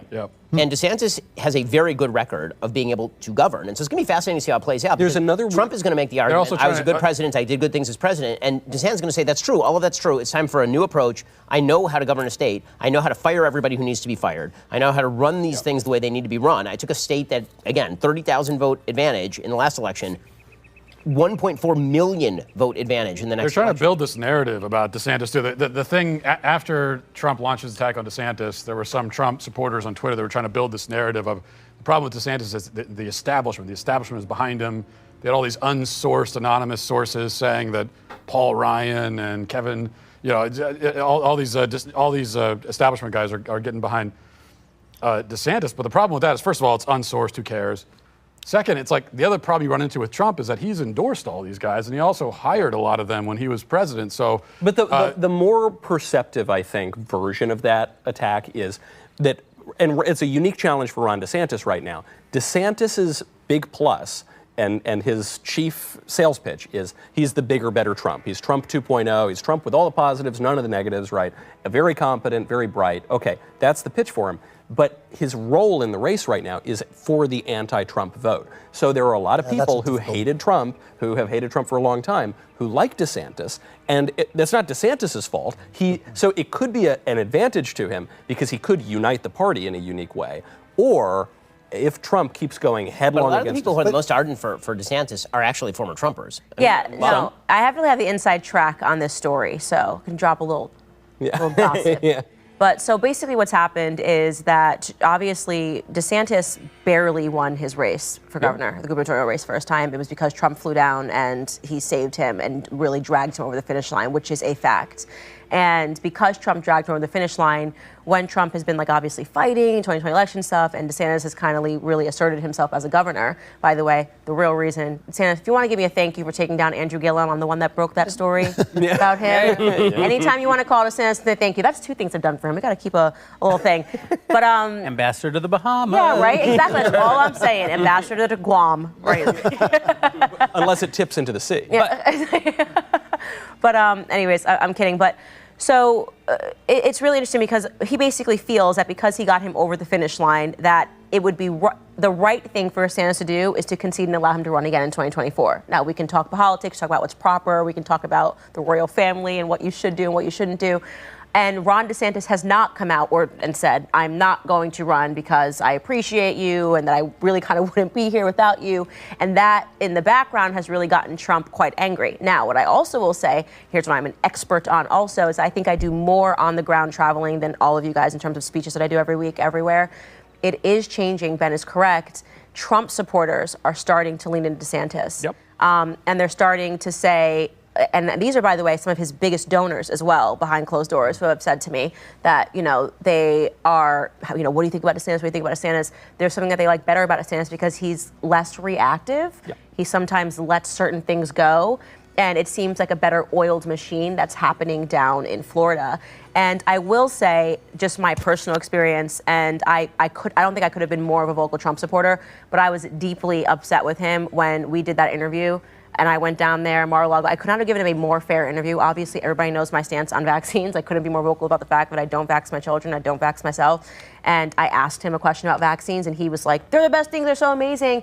And then his own base got upset with that. He said it. And then he was mad at me because his base got mad at what he said. And I thought to myself, that's a bit arrogant, okay? I literally gave you the nicest interview ever. You're mad at what you said, because this is when he kind of wasn't understanding that his base was not pro-vaccine. Like there was this random period where he wasn't quite understanding that, getting on stage and saying, and we're going to give more vaccines, and I'm the one, because he was so proud that he rushed the vaccines. But there was a disconnect between we're not happy about that. We don't, and then he sort of blamed it on me. He got very upset with me for I don't know what, not censoring what he said on my show. I just say that the I thought it was a bit arrogant. Yeah, the problem with this idea that DeSantis can run in 2028 and Trump will be the guy in 2024. Well, the assumption is that a Republican will be able to win after another Trump term, which is that's a pretty big assumption that will necessarily or another be the case. Trump loss. I mean, there are a few. We talked about on the upsides of DeSantis. One of the downsides of Trump that nobody's mentioning is it doesn't have to him as a person at all. He's only eligible for one more term, and he's going to be 82 in 2028. Okay, which means that he is very old. And again, even if he ran and he won, you are foregoing the possibility of an 8-year span for a popular president.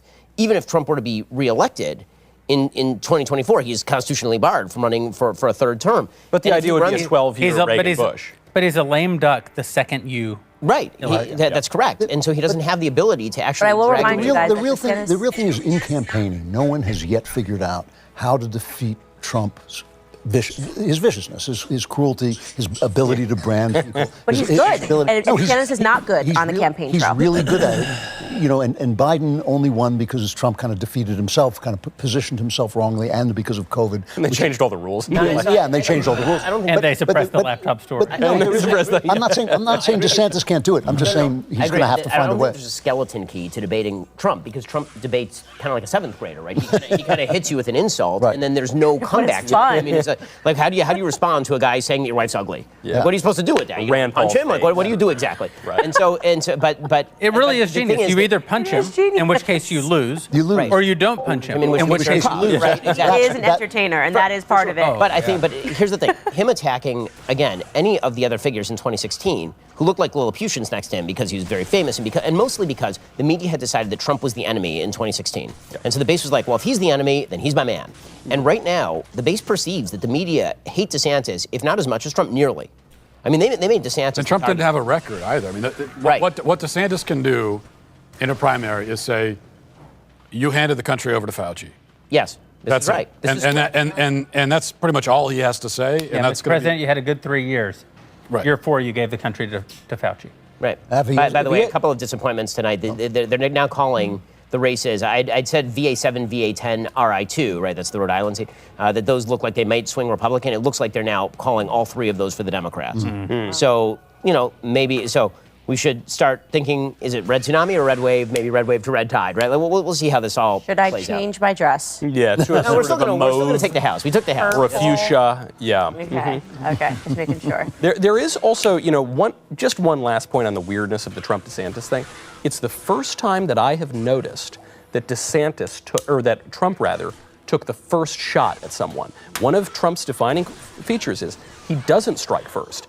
He gets even a minor insult and then just clobbers the person on the head. But Rosie O'Donnell hit him first. All little Marco and low energy Jeb and all the rest hit him first, and then he hits him back. DeSantis has not hit Trump. By the way, that is, I think, it feels like campaigning out of fear from Trump. It does. It does. It feels like what he's trying to do. Because if you're thinking about it strategically, what you figure is, it's still 2020. Like, I may not be an expert on a lot of things, but I know what a calendar is. And it's currently November of 2022, and the election is not until November of 2024.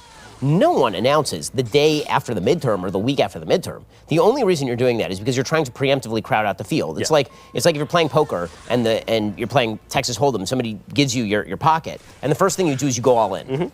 Right? The only reason you're doing that is because you're trying to buy everybody out of the pot, right? You're just trying to make sure that everybody dumps out because they don't want to take the risk. That's why he's doing that. If he really felt like he was in solid position, what he would do is he'd wait for everybody else to jump in, and then he'd just clean them. And he'd just wait for 6 months, wait for other people to jump in, and then just move them out. All right, so let's make it fun. Election is today. DeSantis and Trump are on the ballot.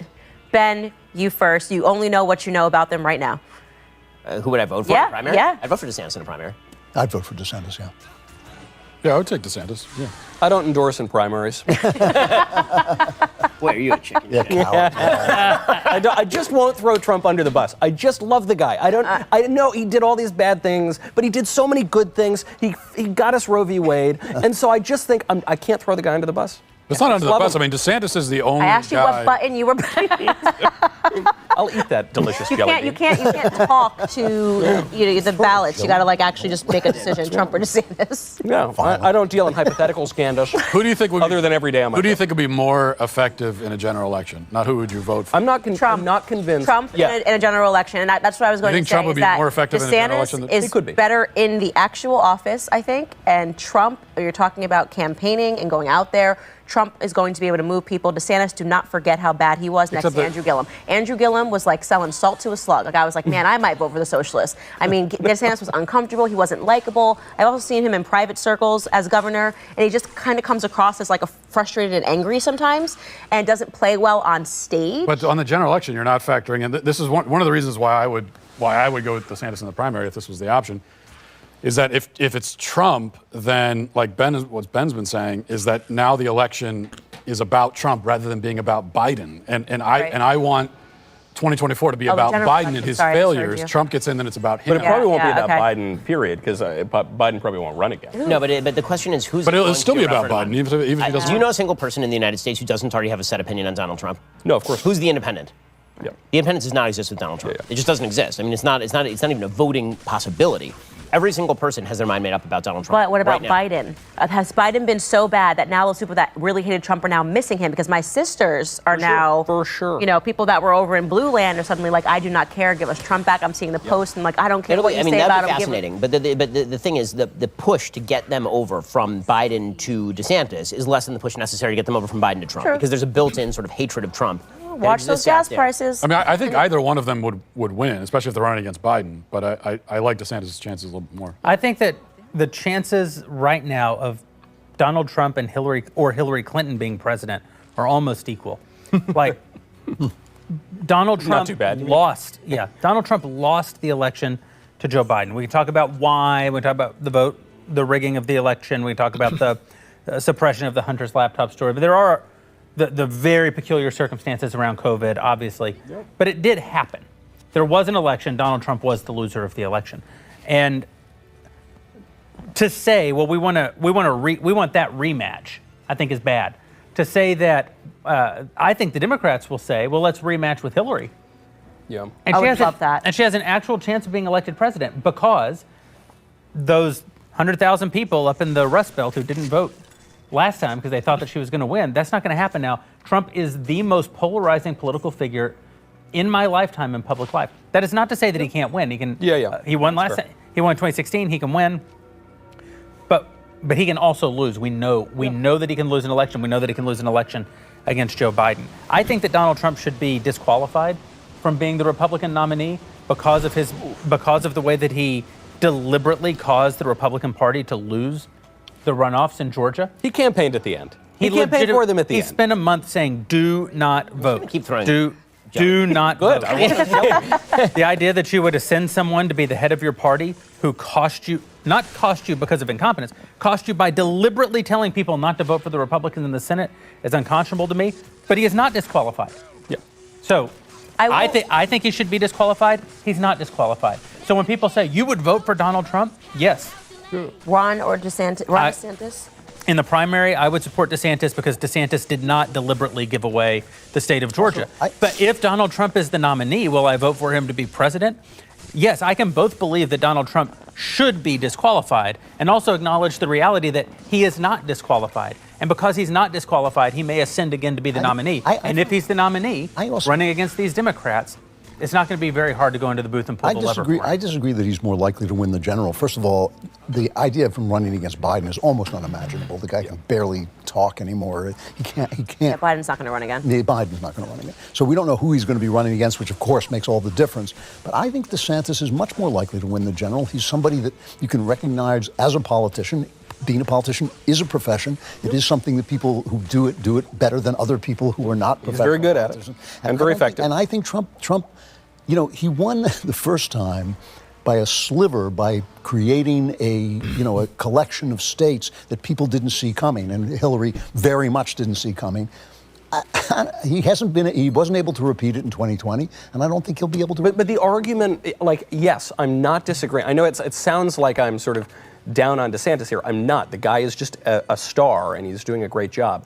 But so much of DeSantis comes out of Trump, not just the election victory, some of the mannerisms and some of the vision. Yeah. And so when people say, well, DeSantis is just a sort of new and improved version, sure, that might be the case in a normal year, but in a normal year, you don't have a one-term president who's running again. And so there is this question of, one, he's way up in the polls for now, though that obviously could change.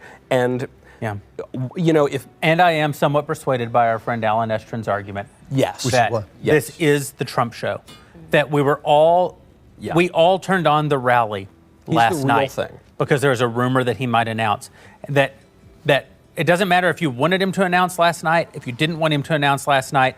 I think Alan's exact words in a text thread with Michael and I were something along the lines of, "It doesn't matter.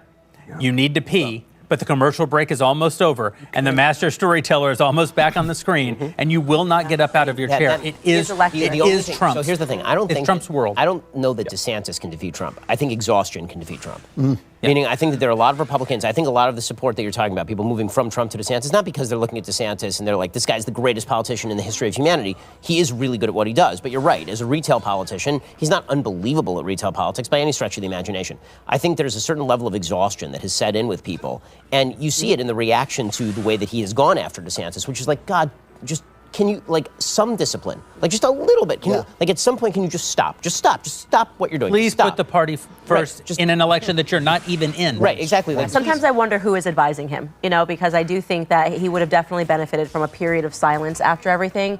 And then I started seeing traces, because when I sat down with him and I was trying to get something out of him of what is your vision? COVID's happened. He was just so obsessed with the election in the same way that Hillary was obsessed with the election. And I thought, okay, I understand this happened. I'm on your side. I'm furious about the election. We're all furious about the election. But people's children are being masked in schools, and I now need you to be here in this year. That's the thing. Right, that's the big one. And I didn't know what his vision was for the future. I knew what his vision was for in 2020 and why he's angry about 2020. And he's going to have to be able to pivot and maneuver that. And this comes from someone who, I could not have been a bigger Trump fan. Of course, yeah. I still love Trump. I think he's amazing. I agree with you that he's electric. DeSantis is just not going to be able to create that electricity. Virtually no one can come back from losing a general election in this country. It does psychic damage to you. It is different than losing in a primary, right? When you're in the actual show and you lose, you become man, pig, bear, or whatever. Mitt Romney is half of the man that he was before 2012. Hillary. But Grover Cleveland, baby. Something else that's happened with Trump. She still talks about it. The appeal of Trump in 2016 was he's taking the bullet so that you don't have to. Yeah. Right? That they loved him until 5 seconds ago, and now he's running and they hate his guts. And the reason they hate his guts is not really because they hate his guts, it's because they hate you. Yep. They despise you, and he's standing out front, and he's taking the arrow for you. And in his presidency, that was the impression that you got. It's like they keep aiming at you, but they keep hitting him. He's taking the bullet for you. And then after 2020, and his obsession with the election, it became, now I need all of you guys to take the bullet for me. You guys, I want you to talk nonstop, not about Joe Biden, not about inflation, not about Afghanistan, not about transing the kids. I want you to talk about the election. Like he's calling up Blake Masters in the middle of an election cycle and being like, but Blake, you're not doing enough to talk about the election of 2020. And it's like, well, but that's not Blake Masters' job right now. His job is to win a Senate seat, and it's your job to help him win this election. That is a really great insight, Ben, that he was taking the bullet for us, and then he asked us to take the bullet for him. But we're being joined right now by Rich Barrett, the People's Pundit. We're really glad to have him here, and he's tracking some of these elections down at the precinct level in a way that we haven't been tonight, and I think people are probably very interested. Rich, thanks for joining us. Yeah, thanks for having me. It's good to be here. Tell us what's happening on the ground.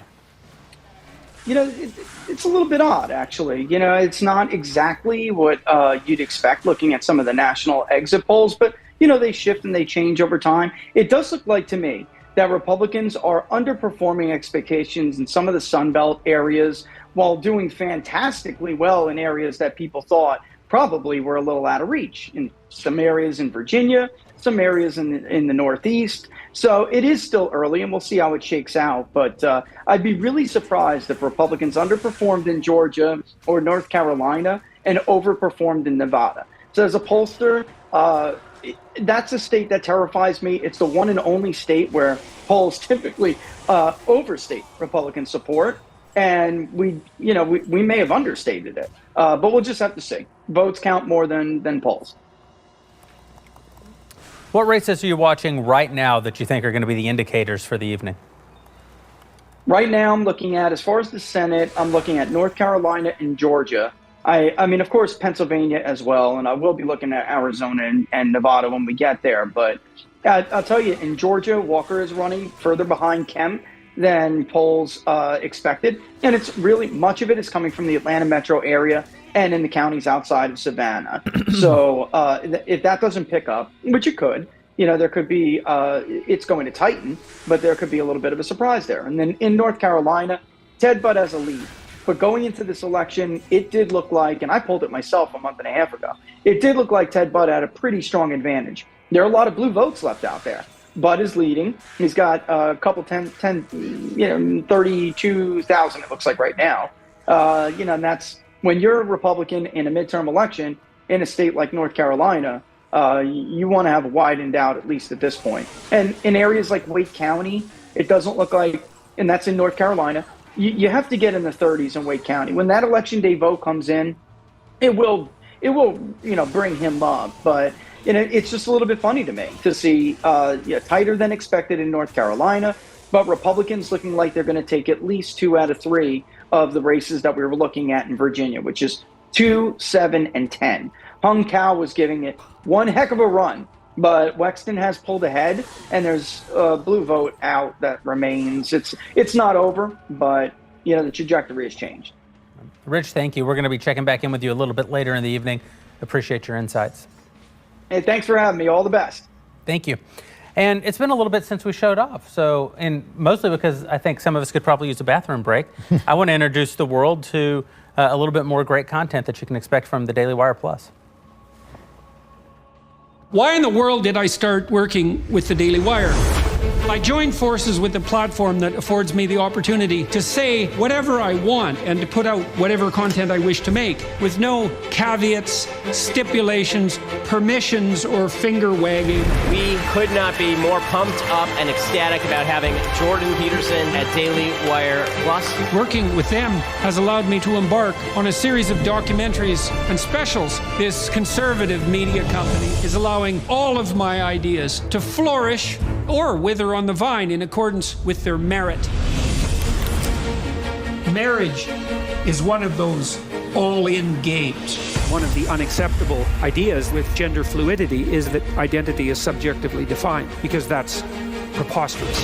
I thought of the Museum of the Bible as kind of a backwoods fundamentalist enterprise, and that turned out to be unbelievably wrong.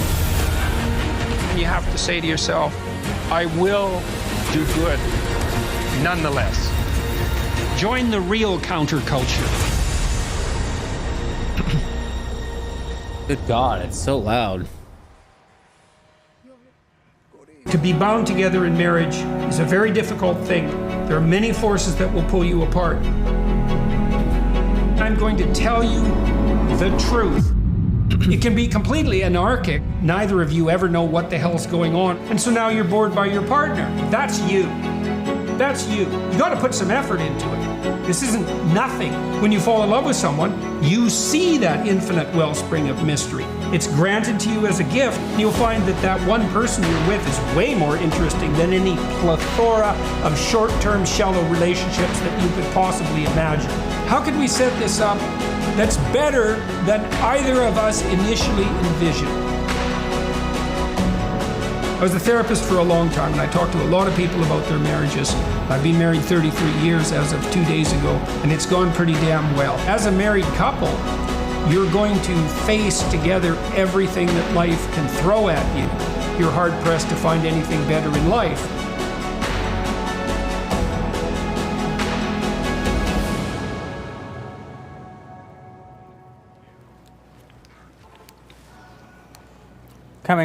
Coming out of our Backstage Live this June, when we first announced that Dr. Peterson was going to be joining Daily Wire Plus, one of the big questions that everyone had is how much content will there be?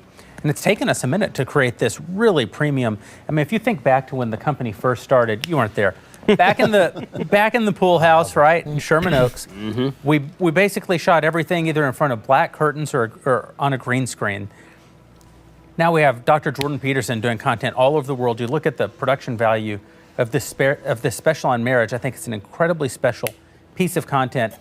By the end of this year, we will have created more premium Daily Wire Plus original content that you can't find anywhere else with Dr. Peterson than we actually have with all of our talent combined in the history of the company.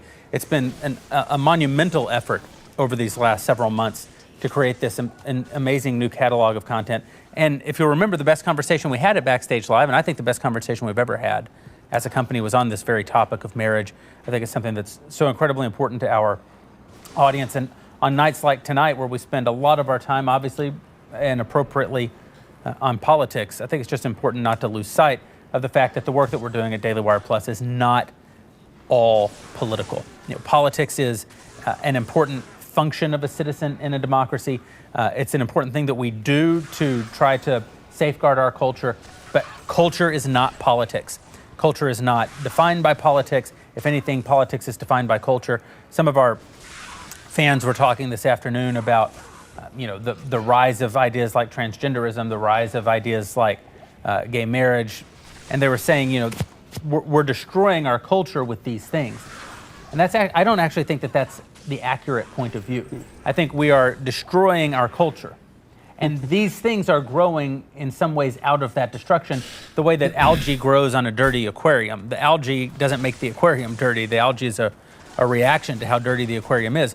There have been, for example, people with gender dysphoria engaging in cross-dressing or trying to what's the term they used to use, pass or trying to pass as women. Yeah, for hundreds of years. I mean, that's always forever. We, as a culture, we generally were very tolerant of it. We generally didn't take. Though it was against the law in a lot of places, including San Francisco. It was against the law, but it was one of those things that, for the most part, people ignored. Yeah. And if anything, people had pity for. They sort of understood that there are going to be certain people who are broken in a fallen world. There are going to be a certain number of broken people, and a healthy society should be able to absorb those broken people for the most part. What we're seeing now is all of those things that a healthy society can absorb cannot be absorbed by an unhealthy society. And those things start to grow sort of on the carcass of what your culture used to be. You don't fix your culture through politics, and you don't fix your culture even through fighting the symptoms within the culture. You have to fight you have to save your culture at the level of culture. And that's right. I think changing the law, though, is not a terrible thing. I mean, the law is also a teacher, So I agree with you. Of course, there are these cultural things that bubble up, and that affects our law. But the law also affects the way that people behave, and it creates different. We always talk about government incentives. Well, people react to incentives, and so obviously that's true. But if the government comes in and says, parents, you need to trans your kids, or else we're going to take them away from you, that is going to create more transgender people. For sure, but I don't think it's an accurate look at what's happened here.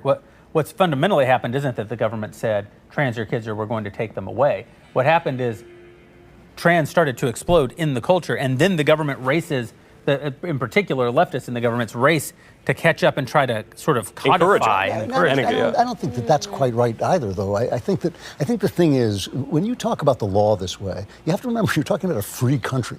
If the law becomes oppressive, then the law is not doing its job in a free country. We want to remain free. The first thing we want to do. Am I talking about a free country? But the first thing we want is to remain a free country. So you do have to change cultural matters by cultural means in order to remain free. You cannot say to people suddenly, we're going to take your children away if you don't trans them, which is what the woman. But when I raised the point of laws against transvestitism, we had laws against that forever. And I mean, in San Francisco and in lots of places. But Jeremy's point is right.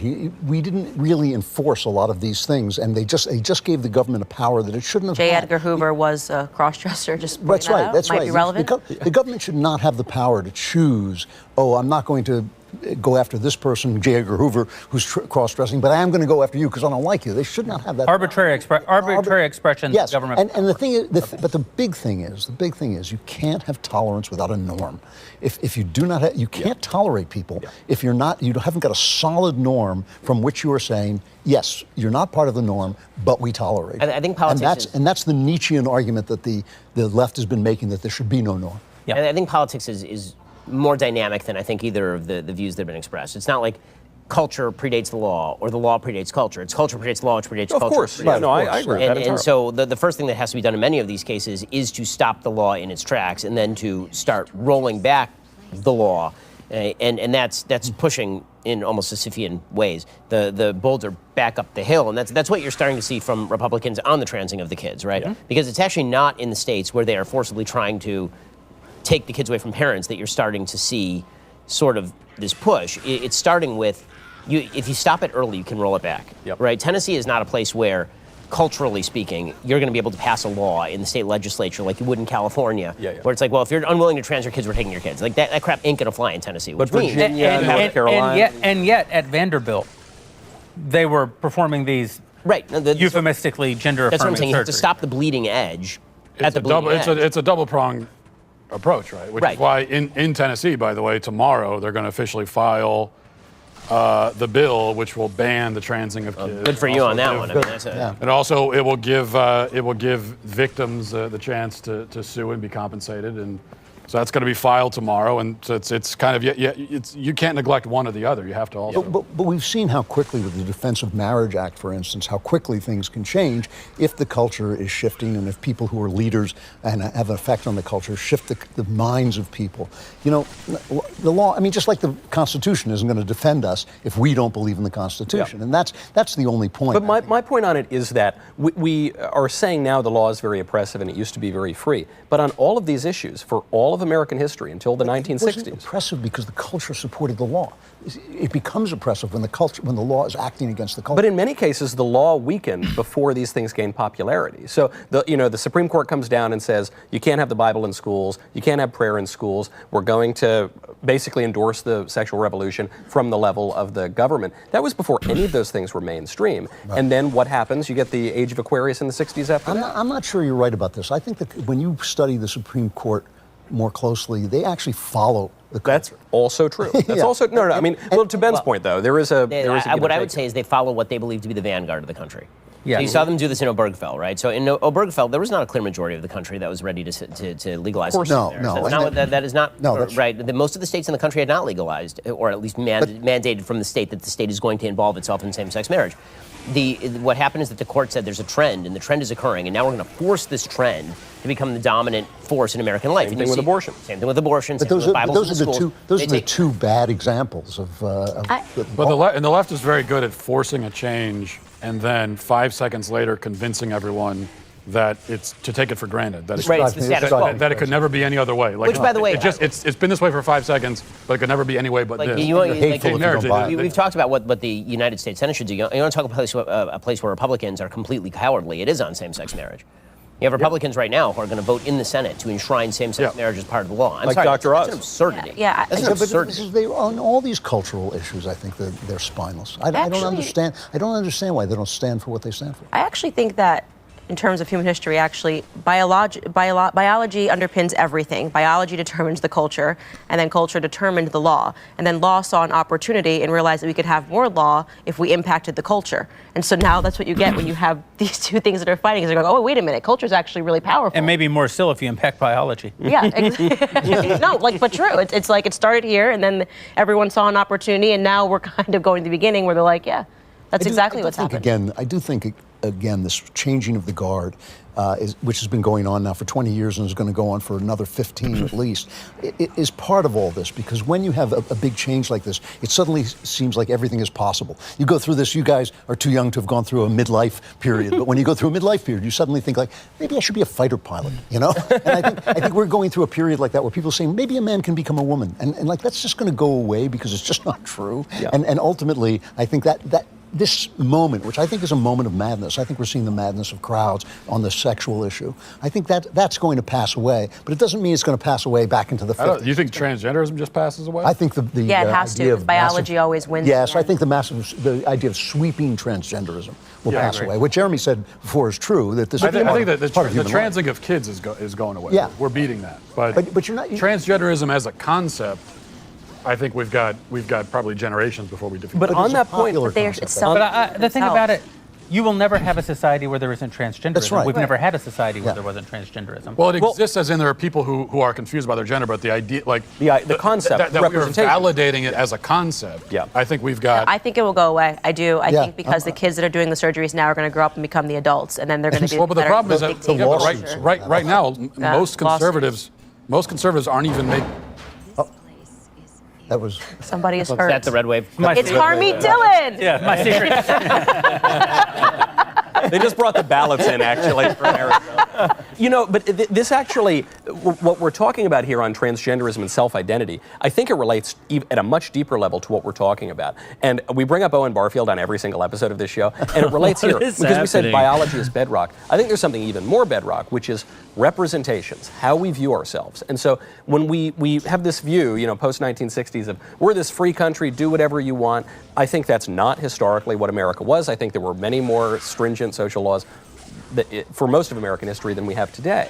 And we can call them oppressive, but the people didn't really view them as oppressive. And so you think of something like now we call ourselves a liberal democracy, where it's our sacred democracy. You always hear about it all the time. That phrase barely appeared in English literature until the 1940s or 50s. That's not how America conceived of itself. It's mostly Lionel Trilling kind of stuff. It's Lionel Trilling stuff. And so when you say there is a changing of the guard here and the party is changing, the vision of the country is changing, that is the most perceptive comment of the whole midterm, as far as I'm concerned, which is, I go back to Cardinal Manning a lot. He says, there is a day that will come that will change the confident judgment, that will reverse the confident judgments of men. And that's what's happening now. Not just self-identity on gender, self-identity as a nation.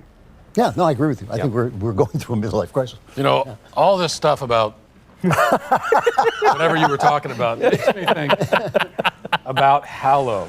That's fun. It does. Yeah, it does. Wow. Yeah, we need faith. Yeah. Oh, yeah.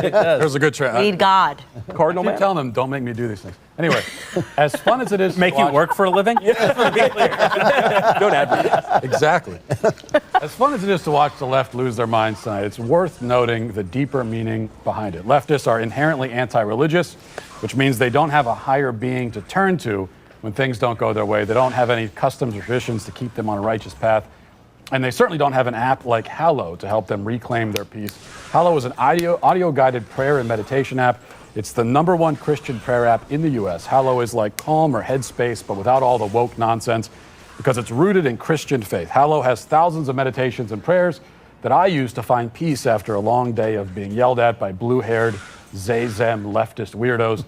With Hallow, you can pray alongside Jim Caviezel, Bishop Barron, Father Mike Schmitz, and Mark Wahlberg.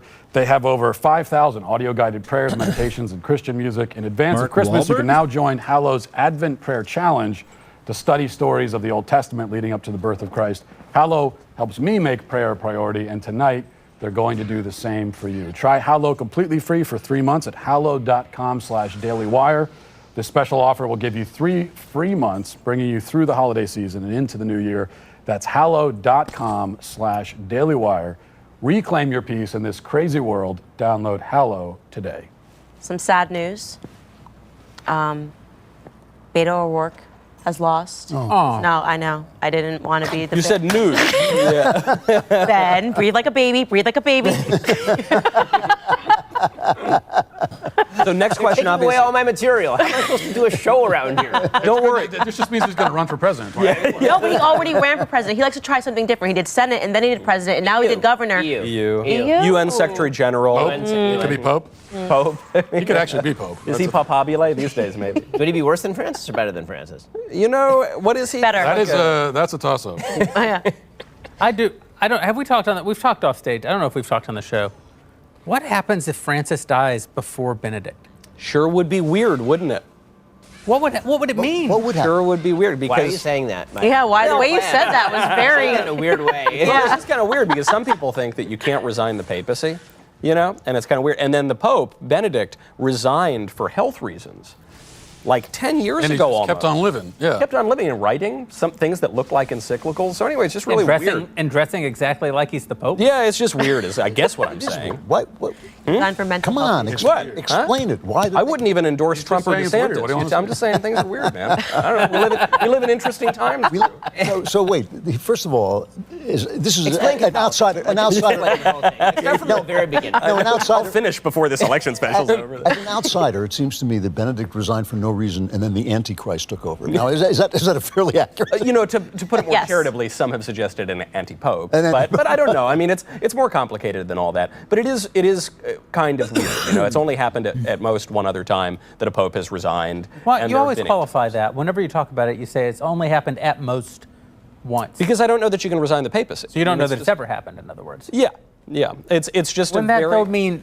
Wouldn't that sort of be like, if the divine line of kings is broken, that every pope since then has been not the pope? No, not necessarily. I mean, there are long-standing questions of this, and you know, when the papacy moved to Avignon, there were anti-popes in Rome and all sorts. You know, the thing is messy. Anti-pope? There was, I mean, when you become an anti-pope, are you just like the pope? anti-Trump, right? That's right. Anti-Trump. Like, is that how that works? So you know, it is an open question, and I'm actually not being all that coy in that.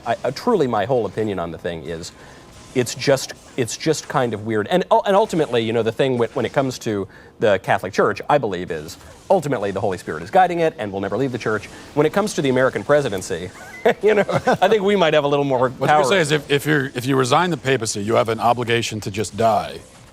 Soon. Like you can't hang around. I don't know that one can resign, really. You know, I mean, it's kind of odd. The person I would most like to see elected pope is our good friend Stephen Crowder. He's joining us right now.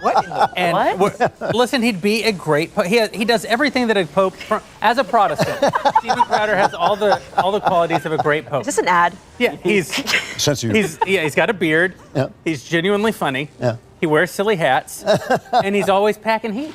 I should be pope, right? What am I missing? Any of that had to do with being a pope, though? Is my question. Well, I said I'm a Protestant. I don't really peddle in like all these like virtue and chastity. Not for me. Stephen Crowder from Louder with Crowder here with us, and I think we're also here with him. I think it's kind of a cross stream thing. I don't fully understand it. I also don't know how long I can keep talking before they just put him on the freaking screen. Hey, Stephen Crowder. No, not mine. And this is also important because Kemp, right when we're talking about Kemp and Abrams, they tried to accuse. Remember, this is if you go watch that film on HBO, we can say this. Maybe we could even show some of it on Rumble. Kill Chain on HBO. This is a whole documentary about vote fraud with Stacey Abrams and with Kemp. And guess what? They showed how you could hack Dominion voting machines live in that film. And they tried to suggest that Kemp did it, and then said, by the way, no, we were totally wrong about that. It could never happen. Yeah. Daily Wire. We're watching. Are they ready to go? Ready to go. Are they ready to go? Let's ding her in. And I don't want to get pissed off. An amazing job right now. Stephen Crowder, I just said that you should be the next pope. Tell me why I'm wrong. Daily Wire, the whole troop. Are you there? We are. We are. We were just talking about how you should be the next pope. Why should I? What? Well, I couldn't pull off the red shoes. The Prada is not flattering on everybody. That's true.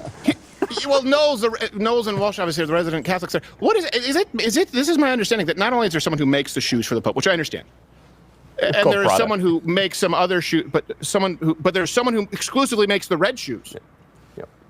Yeah, I mean, I don't have a pair, unfortunately. I'm not sufficiently high up in the hierarchy. But I don't know. Someday, if you are in power, Stephen, I hope that I get a pair.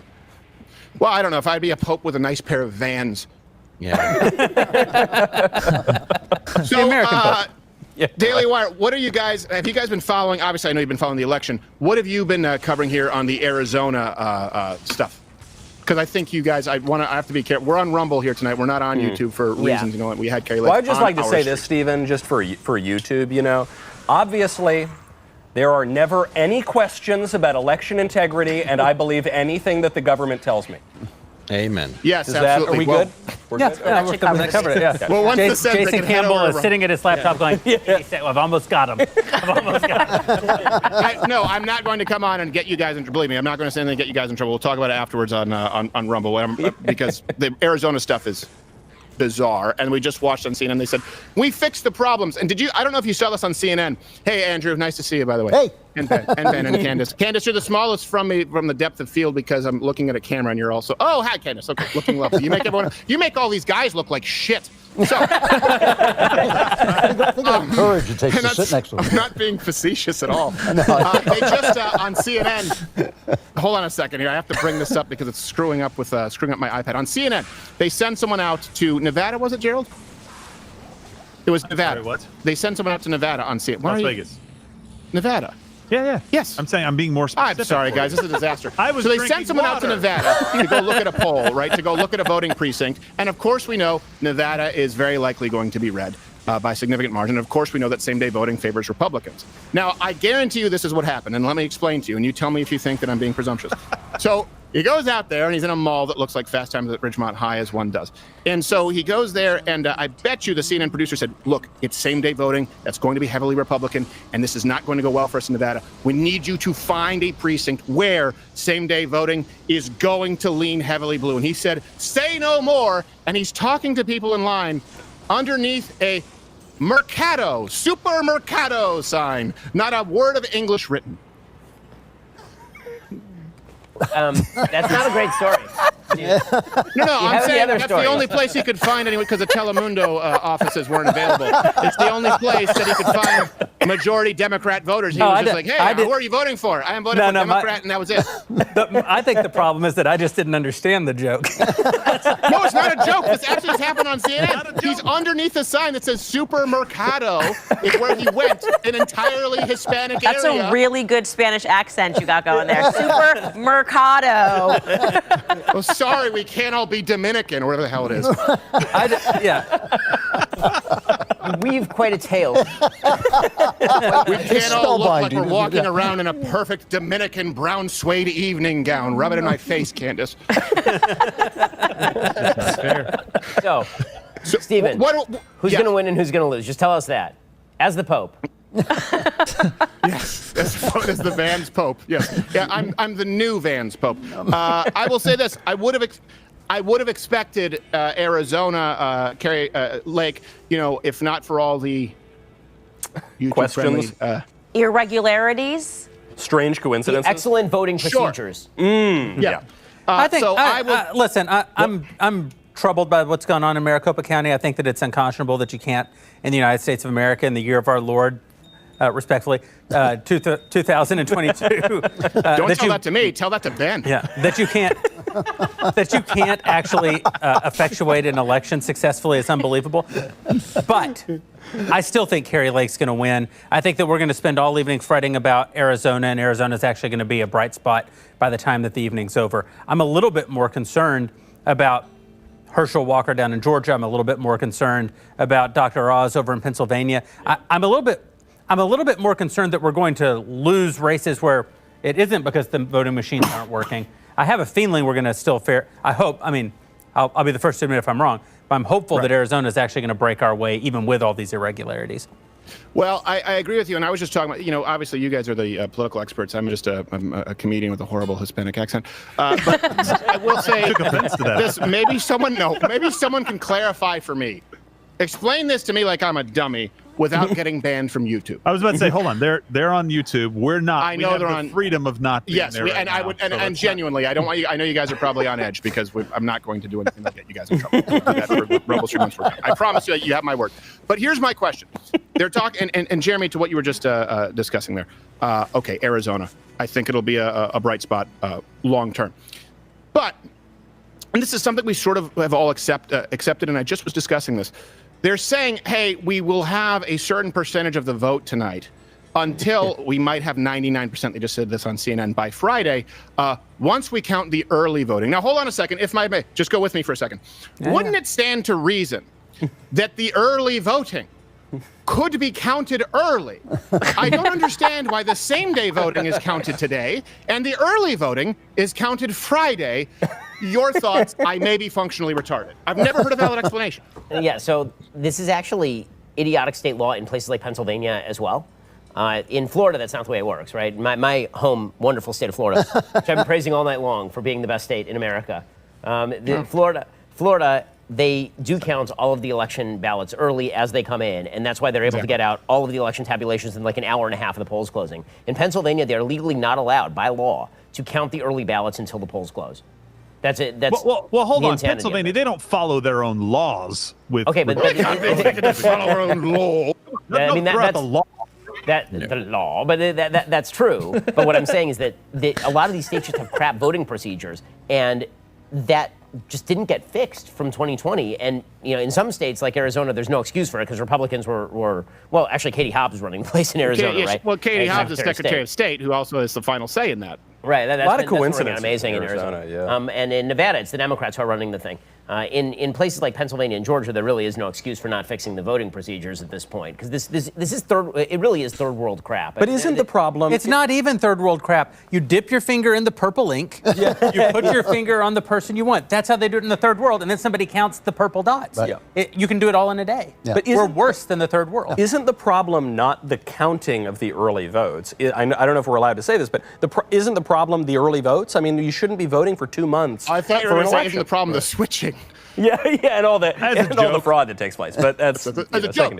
Of course, we're joking. We're joking. But isn't, we shouldn't have 2 months of voting, right? I mean, that's a big problem. And Republicans need to come out against it and stop saying, well, we're just going to fix it around the margins. Don't fix it around the margins. The only reason they have early voting is because they exploited COVID to pretend that this cough was the reason why we had to destroy all our election laws. And then they kept it in place implausibly in this election, and they're going to keep it until we stop it. You have 2 years to plan your day, to carve out some time to go vote. 2 years to figure that out. There's no reason why you can't do it. Okay, I have another question also, actually. And this one is about the state Republican parties. This is a real question. Why is it that the best state in the country, Florida, they could rack up voter registrations for the Republican Party to the point where they were actually out-registering the Democrats by this election cycle? And in Arizona and in Georgia and in Pennsylvania, apparently everybody just went to sleep for 2 years instead of actually registering voters. What the hell are you doing? What do you do for This is why Zeldin can't win in New York, because they have no organization. Every single Republican who wins builds his own kind of world for himself, where every Democrat who wins builds a coalition.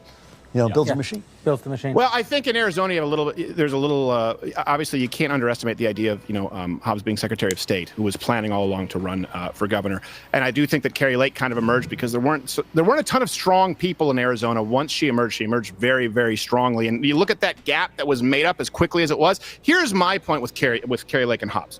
All right, you're Hobbs. Okay, you're ahead. Now the gap has tightened. Now you're losing. You're not showing up for media. You're not hitting the ground. So we can talk about Republicans not being very active, but think about this for a second. You're not really hitting the ground running, not a super effective grassroots campaign. And then you don't even show up for a debate when, at that point, at best, it was a statistical heat. At worst, she was already, it's like she didn't want to win, but, hey, why does that matter when the voting machines go down? Maybe she knew she might get lucky and have 20% of the machines just magically go. Maybe, I'm just saying, maybe she had a dream and then suddenly she got lucky, 20% of the machines go out, this is YouTube, I want to keep this user-friendly. No, you guys see, Candace Owens doesn't give a shit about YouTube. That's what I think about you. Candace can tell jokes just as funny as Steven. Yeah, there we go. Yes. I'll have Candace go up with Dave at the Ryman. We'll do it. Yes. Except we should warn you, Dave's crowd is a little bit white supremacy. Yeah. It's fine. It's Candace. We're from Southern California. It's white supremacist adjacent. Right. Yeah. Well, Ben Shapiro really brings them in. Talk about canvassing. Oh my gosh. He looks like if Ed Furlong didn't get shot at the end of American History X. He would be Ben today.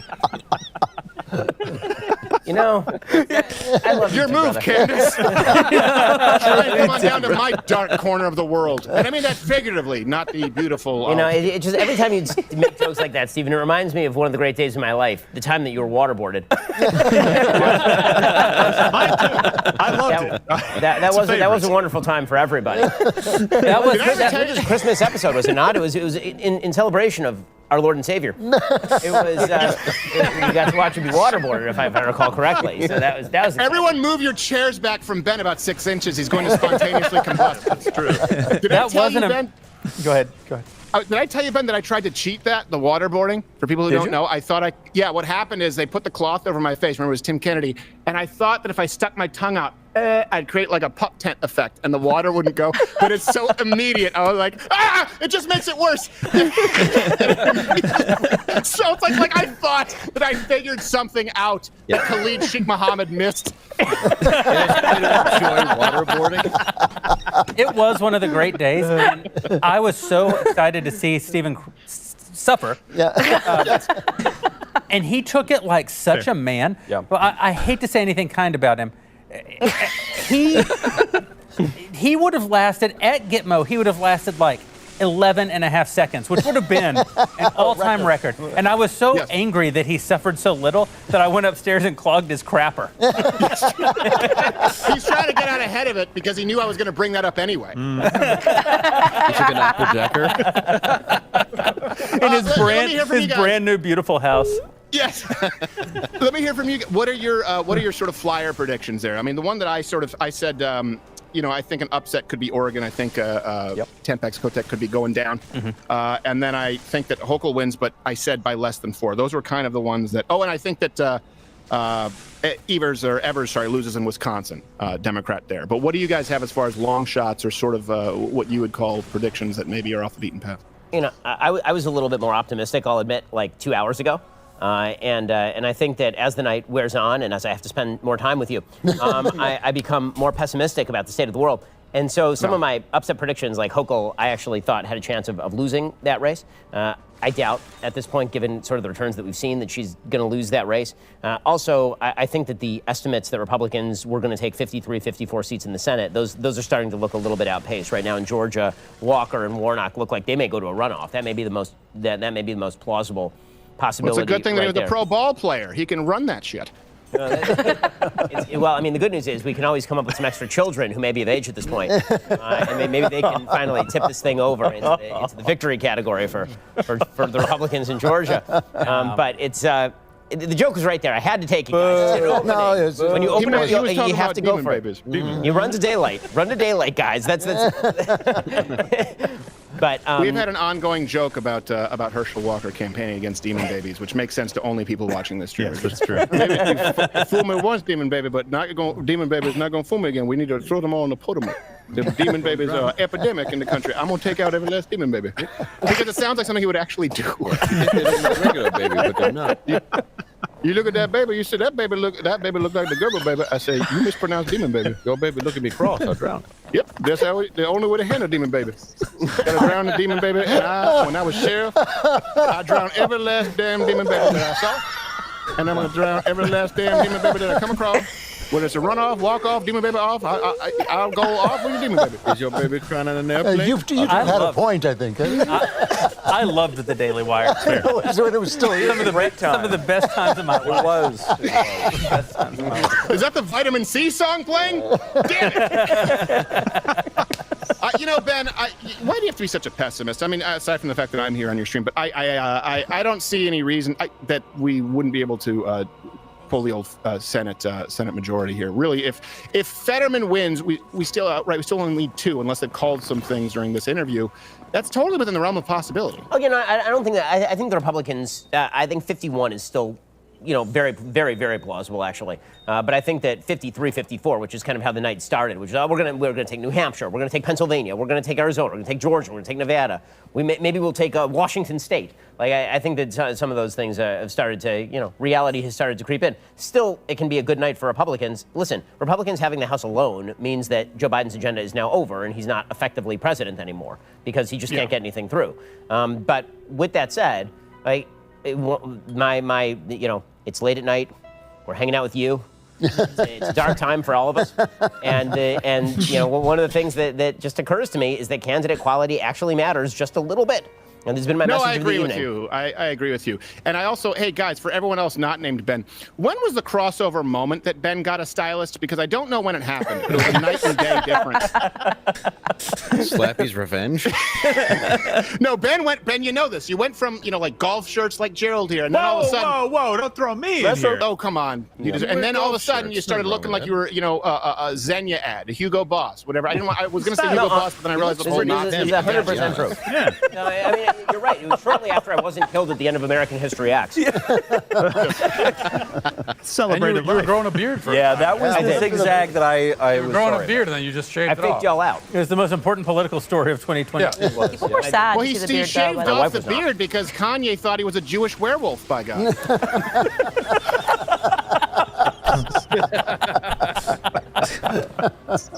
Howling at the moon, try and play me for a fool, Dan. Ha!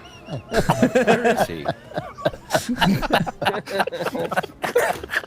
Oh, man. This is why we can't have nice things like friendships or a company. Well, look, guys. I think, hey, Andrew, Andrew, you never call me anymore. Andrew, you never call me anymore, You bro. never talk This to one's me. for Candace. You used to call me all the time and say, please get me a job, and now I never hear from you anymore. Well, yeah. Once I realized you had no power. I kept telling you, no one could place you, Stephen. I'm sorry. And all those long nights for nothing. All right. Well, look, guys, I think there's a lot. Do you think we'll have any final question? Do you think we'll have any concrete results here tonight? Do you think we'll actually be able to make some calls? I know the media doesn't want us to be able Karine to. Jean-Pierre was very clear. It could take months That's to how count it's supposed to work. the election, and that means the election is working. So let's all calm down. there's only one race I care about, Stephen. You asked for long shots. My The old white district, race. Well, that goes without saying. Continue. That's the New York 7 For real, right? So yeah, I'm sort of. Okay, he can make that joke. He's Italian, right? He's part Sicilian, Southern The Italian. Sicilians have always occupied an ambiguous racial territory, which is very helpful. The race that I'm looking at is New York 17. Sean Patrick Maloney is the head of the DCCC campaign committee. And, he could lose. I don't know that he will. If he loses, though, that is a message to not just some random Democrat in New York. It's a message to the whole campaign. It's a message actually to the entire party in the House. And so there's a very, very good shot we will get those results tonight. That would be extraordinarily satisfying. And then on those crucial races, we're probably going to have to wait until 2027 to figure out what happened. Yeah. Well, I think you're right, and I will say this too. I think this is what obviously I don't think this is the most important election of our lifetime. I think it's the precursor to the most important election of our lifetime in 2024. That's how I see it, and that's why I see the gubernatorial races.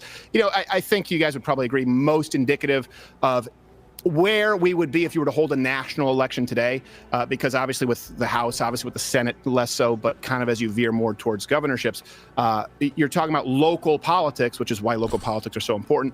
How effective you are, what kind of a campaign, right? You can have red states that have entirely blue races or entirely blue victories.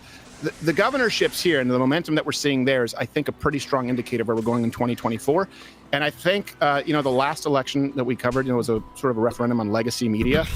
And last we checked, here we're not on YouTube, we're not on Facebook tonight, but right. 350, 400,000 people, something like that on Rumble. This is a sort of a referendum right now on YouTube, and I think it's a good thing. You guys are building your own platform, obviously with Daily Wire, but this is, I think, a tectonic shift to people realizing we all want to be off of these platforms, but there isn't a viable alternative. Tonight, enough people are migrating away that I do think that's a really big win, just beyond the politics. But I will leave you guys with this. Candace was actually, she brought up a very good point about Jean-Pierre.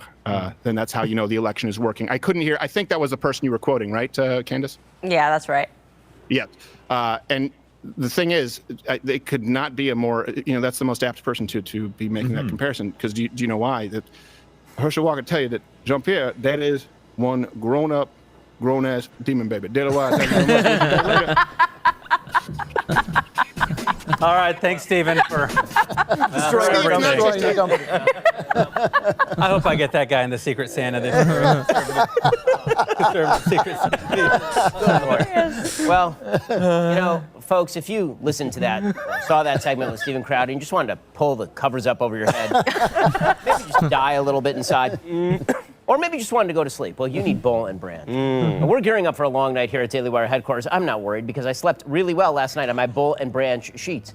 I love my Boll and Branch sheets. They are made from the finest 100% organic cotton threads on planet Earth. In fact, their signature hem sheets were made with threads so luxurious 3 U.S. presidents have slept in them. Boll and Branch sheets are made free from toxins, pesticides, and other harsh chemicals. They actually soften with every single wash cycle. They come in 9 neutral colors, all mattress sizes. Their signature sheets come wrapped in a beautiful holiday gift box. Who would not love the gift of a good night's sleep after tonight? Best of all, Boll and Branch gives you a 30-night risk-free trial with free shipping and returns on all orders, but you're not going to want to return them. They're amazing. Try the sheets I trust myself to lull me to sleep at night. For a limited time, get 25% off your first set of sheets plus free shipping when you use promo code ELECTION at bollandbranch.com. That's Boll and Branch, BOLLAND. BRANCH.com, bollandbranch.com, promo code ELECTION. Offer ends November 27th for a pair of covers you want to sleep in, and also will shield your eyes from the horrors of a Stephen Crowder segment. Wow, that's a dude who says stuff. We've been here long enough now to have stale popcorn. It's just like they have to actually refresh our plastic food. Yep. It's unbelievable. And yet we are no closer to the answers closer to the answers that we desire. Georgia is looks like it's going to head for runoff. If I have to predict things right now, Georgia looks like it's headed that way. How far up? Herschel Walker's in a very, very narrow lead over Raphael Warnock. He's at 49.4, and Raphael Warnock's at 48.7. But again, that Libertarian Party candidate, those Libertarians, man, you can't trust them. Yeah. 1.9% from the Libertarian Party, drawing away from Herschel Walker. That would have put him over the top. So instead, we'll get yet another runoff, which is just riveting, exciting stuff. There's nothing I love better than a good Georgia runoff. They work out amazingly well for all of us. Meanwhile, the results have started to come in from Arizona, where all the voting machines are beautifully run. And Mark Kelly is right now up against Blake Masters, 56-41, but that's with 38% reporting, so those numbers mean nothing. Obviously, the urban areas tend to bring in the numbers first. Meanwhile, over in Pennsylvania, we're starting to see some numbers with 49% reporting. John Fetterman is up 51-47 over Mehmet Oz. Again, the mail-in ballots have not been counted, so you'd imagine the numbers are a little bit better for Fetterman than that at this early stage. Again, there's a bit of a blue mirage that happens at the beginning of the night when all of the early towns get counted, Philadelphia, Pittsburgh, Allentown, and then it's a little bit later in the evening when some of the rural areas come in. So, right now, if you're ballparking this thing, it's not looking like amazing for Republicans in the Senate. In the House, it's looking a little bit better. They already called Colorado for the Democrat, so that race, which at one point was considered maybe a plausible win for the Republicans, with Michael Bennet running against his name O'Brien, that race has been called like right off the bat. So that is where things stand. There's also news out of Arizona. Rachel Maddow, my doppelganger, is reporting, and just to let you know that it's not only Republicans who are claiming voter fraud and shenanigans. Rachel Maddow is reporting that Arizona Republicans are intimidating Democrat voters with guns. I assume this is, these are white supremacist Nigerians in MAGA hats, taking Subway sandwiches from every Democrat voter in Arizona. But she is on air reporting that right now. It does look like there has been one reversal. I suggested earlier that the networks were calling Virginia second for the Democrat. Yeah. They've now reversed that. That's right. The Republican State Senator Jen Kiggins will defeat Elaine Luria in Virginia's second congressional district. That's what I thought was. Yeah. That's good news. That is good news. Yeah. That's a race that I thought was gone. I was looking at here's my sheet of paper with all the margins on it right now. That district, the Luria district, was a Biden +5. Wow. It was a D +6. So again, looks like a red tide, not a red wave, is kind of how I would describe it. I'll take it. If Oz, would you call it a crimson tide? if Oz actually loses, if he loses to a guy with brain damage, and we talk about accountability, there has to be accountability for the Republicans that got behind Oz in the primary. Like, you're going to actually lose to a guy that can't even speak. But unfortunately, the Republican, most notably, who got behind Oz in the primary is Donald Trump. Well, yeah. And as far as I can tell, he did it exclusively on the basis that Dr. Oz was also on TV. Yeah. Listen, I think Oz is. I'm going to keep my mouth open for the Daily Bean. Listen, I think Oz is a terrible candidate. I am infuriated by him. He's just awful. But David McCormick, who I think was probably better, but he was fairly squishy on a lot of issues. Kathy Barnett was the conservative in that primary. There was a broad consensus. Again, I thought she was great, but there was a broad consensus she wouldn't be strong in a general. So a lot of people in the party came out against her. But you had like Sean Hannity telling people that they essentially didn't have a place in the party if they didn't support. Yes, no, look, I thought the Oz shilling was disgusting, and I don't like Oz really at all. But the point that you make, Matt, which is that can you believe this guy with brain damage is going to beat Oz? I think if the situation were reversed and I'm up against, let's say, the Democrat where had this fully functioning brain, such as Democrats have, but, was advocating for, abortion on demand and transing the kids and destroy the economy and open borders and all the rest of it, and then you had a Republican who had suffered a stroke, I would gleefully vote for the Republican, knowing that his wife would actually take the seat or they just appoint some new guy to take it, or just knowing that his staff would run it. So I get why Democrats would do it, because the power of a senator is not what it was 100 years ago. 100 years ago, senators had many more responsibilities. A lot of that has been outsourced to the bureaucracy. Fetterman was always running to be just a rubber stamp for Chuck Schumer and Joe Biden anyway. So I'm not terribly surprised. I mean, I think yellow dog Democrats are the people who would vote for a yellow dog over any Republican. Same way I feel about Herschel Walker. I feel like, do you want to vote for the guy whose girlfriends have had an abortion, or for the guy who will actually make abortion legal until the kid is 2 years old? I agree with you, but just you're a doctor running against a guy with brain damage. How do you not leverage that in an effective way? Well, he tried. His campaign went after Fetterman on the brain damage issue, and it read kind of ugly. I think. Well, no, that's what I'm saying, but I think they went after it in the wrong way. Oz, especially in the debate, I thought that was a missed opportunity for him. He should have been showing concern, pity for him. Yeah. I really feel sorry for this guy, and as a doctor, I feel sorry. I think that would have been a better approach, and it would have made him look. Again, and the health issue was always going to be secondary. And in fact, I think there's a world, if it turns out that the Pennsylvania Senate seat goes to Fetterman, there's a world where the health issue actually took away from the main line of the campaign. Meaning that what really should have happened in this campaign is that Fetterman's policy should have been an issue, because he is a terrible candidate. I mean, if you look at his policy positions, this is a guy who has talked openly about cutting fracking in Pennsylvania. This is a guy who is abortion on demand until point of birth. He said his number one priority was freeing murderers from prison. Right, he was going to free 1/3 of all criminals in the state of Pennsylvania. I mean, these are radical policies, but because, almost in the same way the Democrats got distracted by the shiny abortion object, and they're like, let's throw $1 bajillion at abortion while everybody's worried about inflation.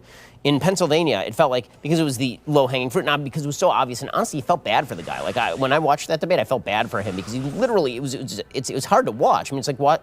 He's a person who was not fully functional trying in public to do this thing. Everybody got distracted by the fact this is crazy. We could actually elect a senator who can't speak sentences. And they got distracted by the fact that senator who can't speak sentences is going to vote like Bernie Sanders. And it seems like if you're talking about what's more relevant to voters, maybe what's more relevant to voters, because how often have you watched a senator speak? Well, I think there's also a cynicism on the right that says because Donald Trump won an unexpected victory in 2016, we should only run famous people now. The cynicism of it is, the voters are so dumb, they'll vote for a celebrity. But with Herschel Walker on the ropes tonight, with Dr. Oz on the ropes tonight, hopefully it disabuses us of this particular cynicism. But it's a long-standing issue. I mean, you think of going back to Sonny Bono. I mean, going back, or Jesse Ventura, or Arnold Schwarzenegger, or all these, celebrities run in politics. Politics is show business for ugly people. But I agree. I don't think it is. You can't just say the guy had a big TV show, he'll be a shoe-in to the race. It just doesn't happen. It doesn't work that way. So our friends over at Election Wire are going to give us an update on some of the races that they've been following throughout the evening. We're counting on them to be able to look at their computers while we all stare at each other and make Steven Crowder jokes and try not to get canceled. So they're tracking the races at a much more granular level, and they're here to give us an update now. So we've got a few calls coming in from Decision Desk, which we're using this evening. The Oklahoma governor's race we mentioned earlier that had seemed like a toss-up. Republican Governor Kevin Stitt has just come out on top there. Decision Desk also calling the Pennsylvania governor's race for Josh Shapiro. In the Pennsylvania race right now, 53% in. Fetterman is up 51.1 to 46.6. And in that governor's race, Fetterman is trailing Josh Shapiro by about 5.5 points. That's generally where he needs to be. Betting markets also now overwhelmingly going for Fetterman after Oz was at about 70% earlier today. There is good news for Republicans, though, in the state of North Carolina. It was very tight earlier. Ted Budd is now pulling ahead of Sherry Beasley, 51.1 to 46.9 with about 90% in right now. And in Ohio, J.D. Vance is up 54 to 46 on Tim Ryan with 75% in. Starting to get early results out of Wisconsin, 50% in. Mandela Barnes up 50.5 over Ron Johnson, the incumbent, 49.5. We're still expecting that to tighten as more results come in. And then in Michigan, 23% in. Gretchen Whitmer is up 51.3 on Tudor Dixon, 47.1. So again, kind of a mixed bag. That's what we've been seeing all evening. But we're expecting a lot of these races to continue to be tight as more results come in these more Republican-leaning districts. Cabot Phillips, thank you. And we're being joined now from the Manhattan Institute, Yes. I think one of the most important journalists in the country today, our good friend Chris Rufo. This with you. It's great to be with you. Chris, what are you seeing from your vantage? What's happening out there? Look, I think this is undoubtedly a big night for the governor of Florida, Ron DeSantis. I think his brand of muscular culture war politics has shown that it is nationally resonant. He's outperforming all of his peers. He's flipped Latinos. He's flipped urban districts. I think he's really riding high tonight, pioneering a new model of conservative politics. And then I think on the other hand, someone like Dr. Oz, as you guys were saying, is running a lackluster campaign. He didn't draw contrasts. He didn't have any crisp policy positions. He didn't take any risks. And I think that that's really what it comes down to. People want to know that you're a politician willing to stand on principle, to stand on issues, to draw strong contrasts. And Dr. Oz, I think, played the role on television of being the doctor that everyone liked. But in politics, you have to accept that half of the country will not like you. And there's nobody that leans into that more effectively than Ron DeSantis. Yeah, it turns out that the quality of the candidate actually matters in these races. And you can't be cynical, is what we were just talking about beforehand. You can't be cynical as a party going into these races about who can win. That cynicism can play out in multiple ways. There's a kind of establishment cynicism that maybe you experience some degree of with a Dr. Oz.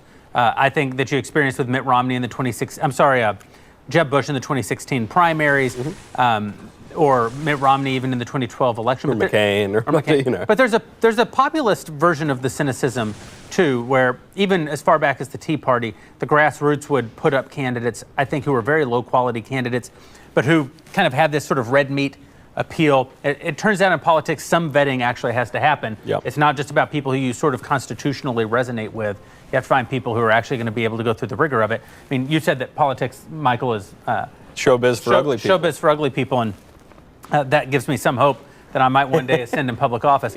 But the one thing that I've certainly observed in my time dealing with politics is that the kind of person who can endure the rigors of a campaign and actually thrive in it.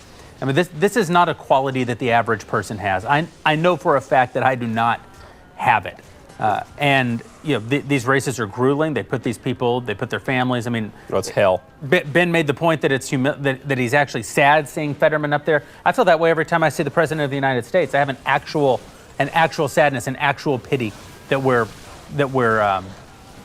abusing this human in the way that we are. And you can say, he earns it. He's been a bad. I'm not trying to make a defense of Joe Biden. I'm saying that it's an ugly thing that we've done. It's an incredibly hard job, and I think that the party did not have the discipline that it needed, sort of at the establishment or grassroots level. It was kind of interesting too with a Oz candidate, because Trump has been pretty good at picking candidates, and he's changed the Republican Party, and there's this new thing. And you look at J.D. Vance; he's obviously moving the party in a new direction. But then Oz, as you point out, Chris. Oz was just this old. I mean, the guy was. Oz was on TV. Oz was on TV, but Oz was, he'd go on radio lambasting pro-lifers, and then he goes out. He says, "I'm going to vote to redefine marriage in the Senate," and you just think, and all I'm going to do is cut your taxes. By the way, one common thread with low-quality candidates. I'm thinking of Christine O'Donnell in Delaware during the Tea Party wave. Yeah. They have really bad ads. Their media is really bad, and Oz had terrible ads, and Christine O'Donnell had terrible ads, and that poor woman in California, who I like personally, but she was not a great candidate, forget her name now, she had terrible ads. There's just this odd thing that the people who are peddling this kind of old, dated politics, that is reflected in their media, and you saw it instantly with Oz. You think the TV guys should have good TV ads, but they just didn't connect at all. And I think by contrast, Fetterman had a really strong communications plan, a strong campaign. He had people dressing up as vegetables, making fun of Dr. Oz for the crudité. He had a lighthearted campaign, a fun campaign that felt frivolous at times, but also felt like it was something that was on the moment, made Dr. Oz feel a little bit dated. Dr. Oz felt like daytime television in 1995, whereas Fetterman was able to create this buffer zone around him. You have a candidate that can't even fulfill a full sentence, and yet his comms people, I think, were pretty successful. And I think that the digital strategy has to get smarter for all these campaigns. And I think that, again, DeSantis and other candidates in that vein are showing that actual risk-taking is rewarded in the ballot box, provided that you do it in a sophisticated and disciplined way. Yeah. What are the stakes? I'd like to hear your thoughts before we go. I mean, obviously, I shouldn't say obviously, but it seems that the Republicans are at least going to take the House. That's going to do something to blunt President Biden's agenda. But really, what are the stakes? What's the difference if we get that majority in the Senate? If we get more than a simple majority in the Senate, what matters tonight and what doesn't? I think ultimately what matters is what policies start to get formulated, policies start to get developed, and policy programs start to get mapped out for the future. And then I think down ballot, it's really important. All of the actual reforms that are going to affect people in their day-to-day lives are happening in state legislatures. And so I think what we saw with critical race theory, this blitz through the legislative bodies in 22 states, we're going to see again in Republican-led state legislatures. And so I think people have to focus their fire locally to get things done.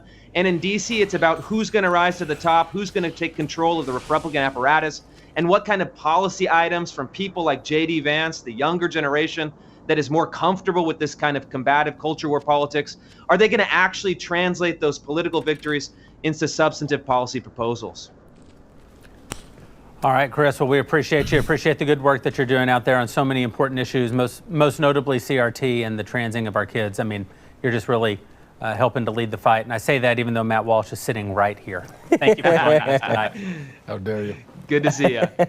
See you. How dare you. And we're joined now by the president of the Judicial Crisis Network, Carrie Severino. Thanks for being with us. Great to be here. So what happens? We get the Senate. How are we able to block the president on judicial appointments?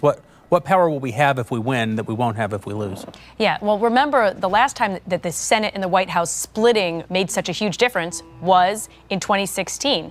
When you have the Senate and the White House of a different party, that's really the American people tapping the brakes on what's going on with the presidency. Right now, even with the barest majority possible, which is 50 votes, not even a majority with the tiebreaker, basically the Senate's been putting anyone that the president wants to get across the board across. Donald Trump made records putting judges on.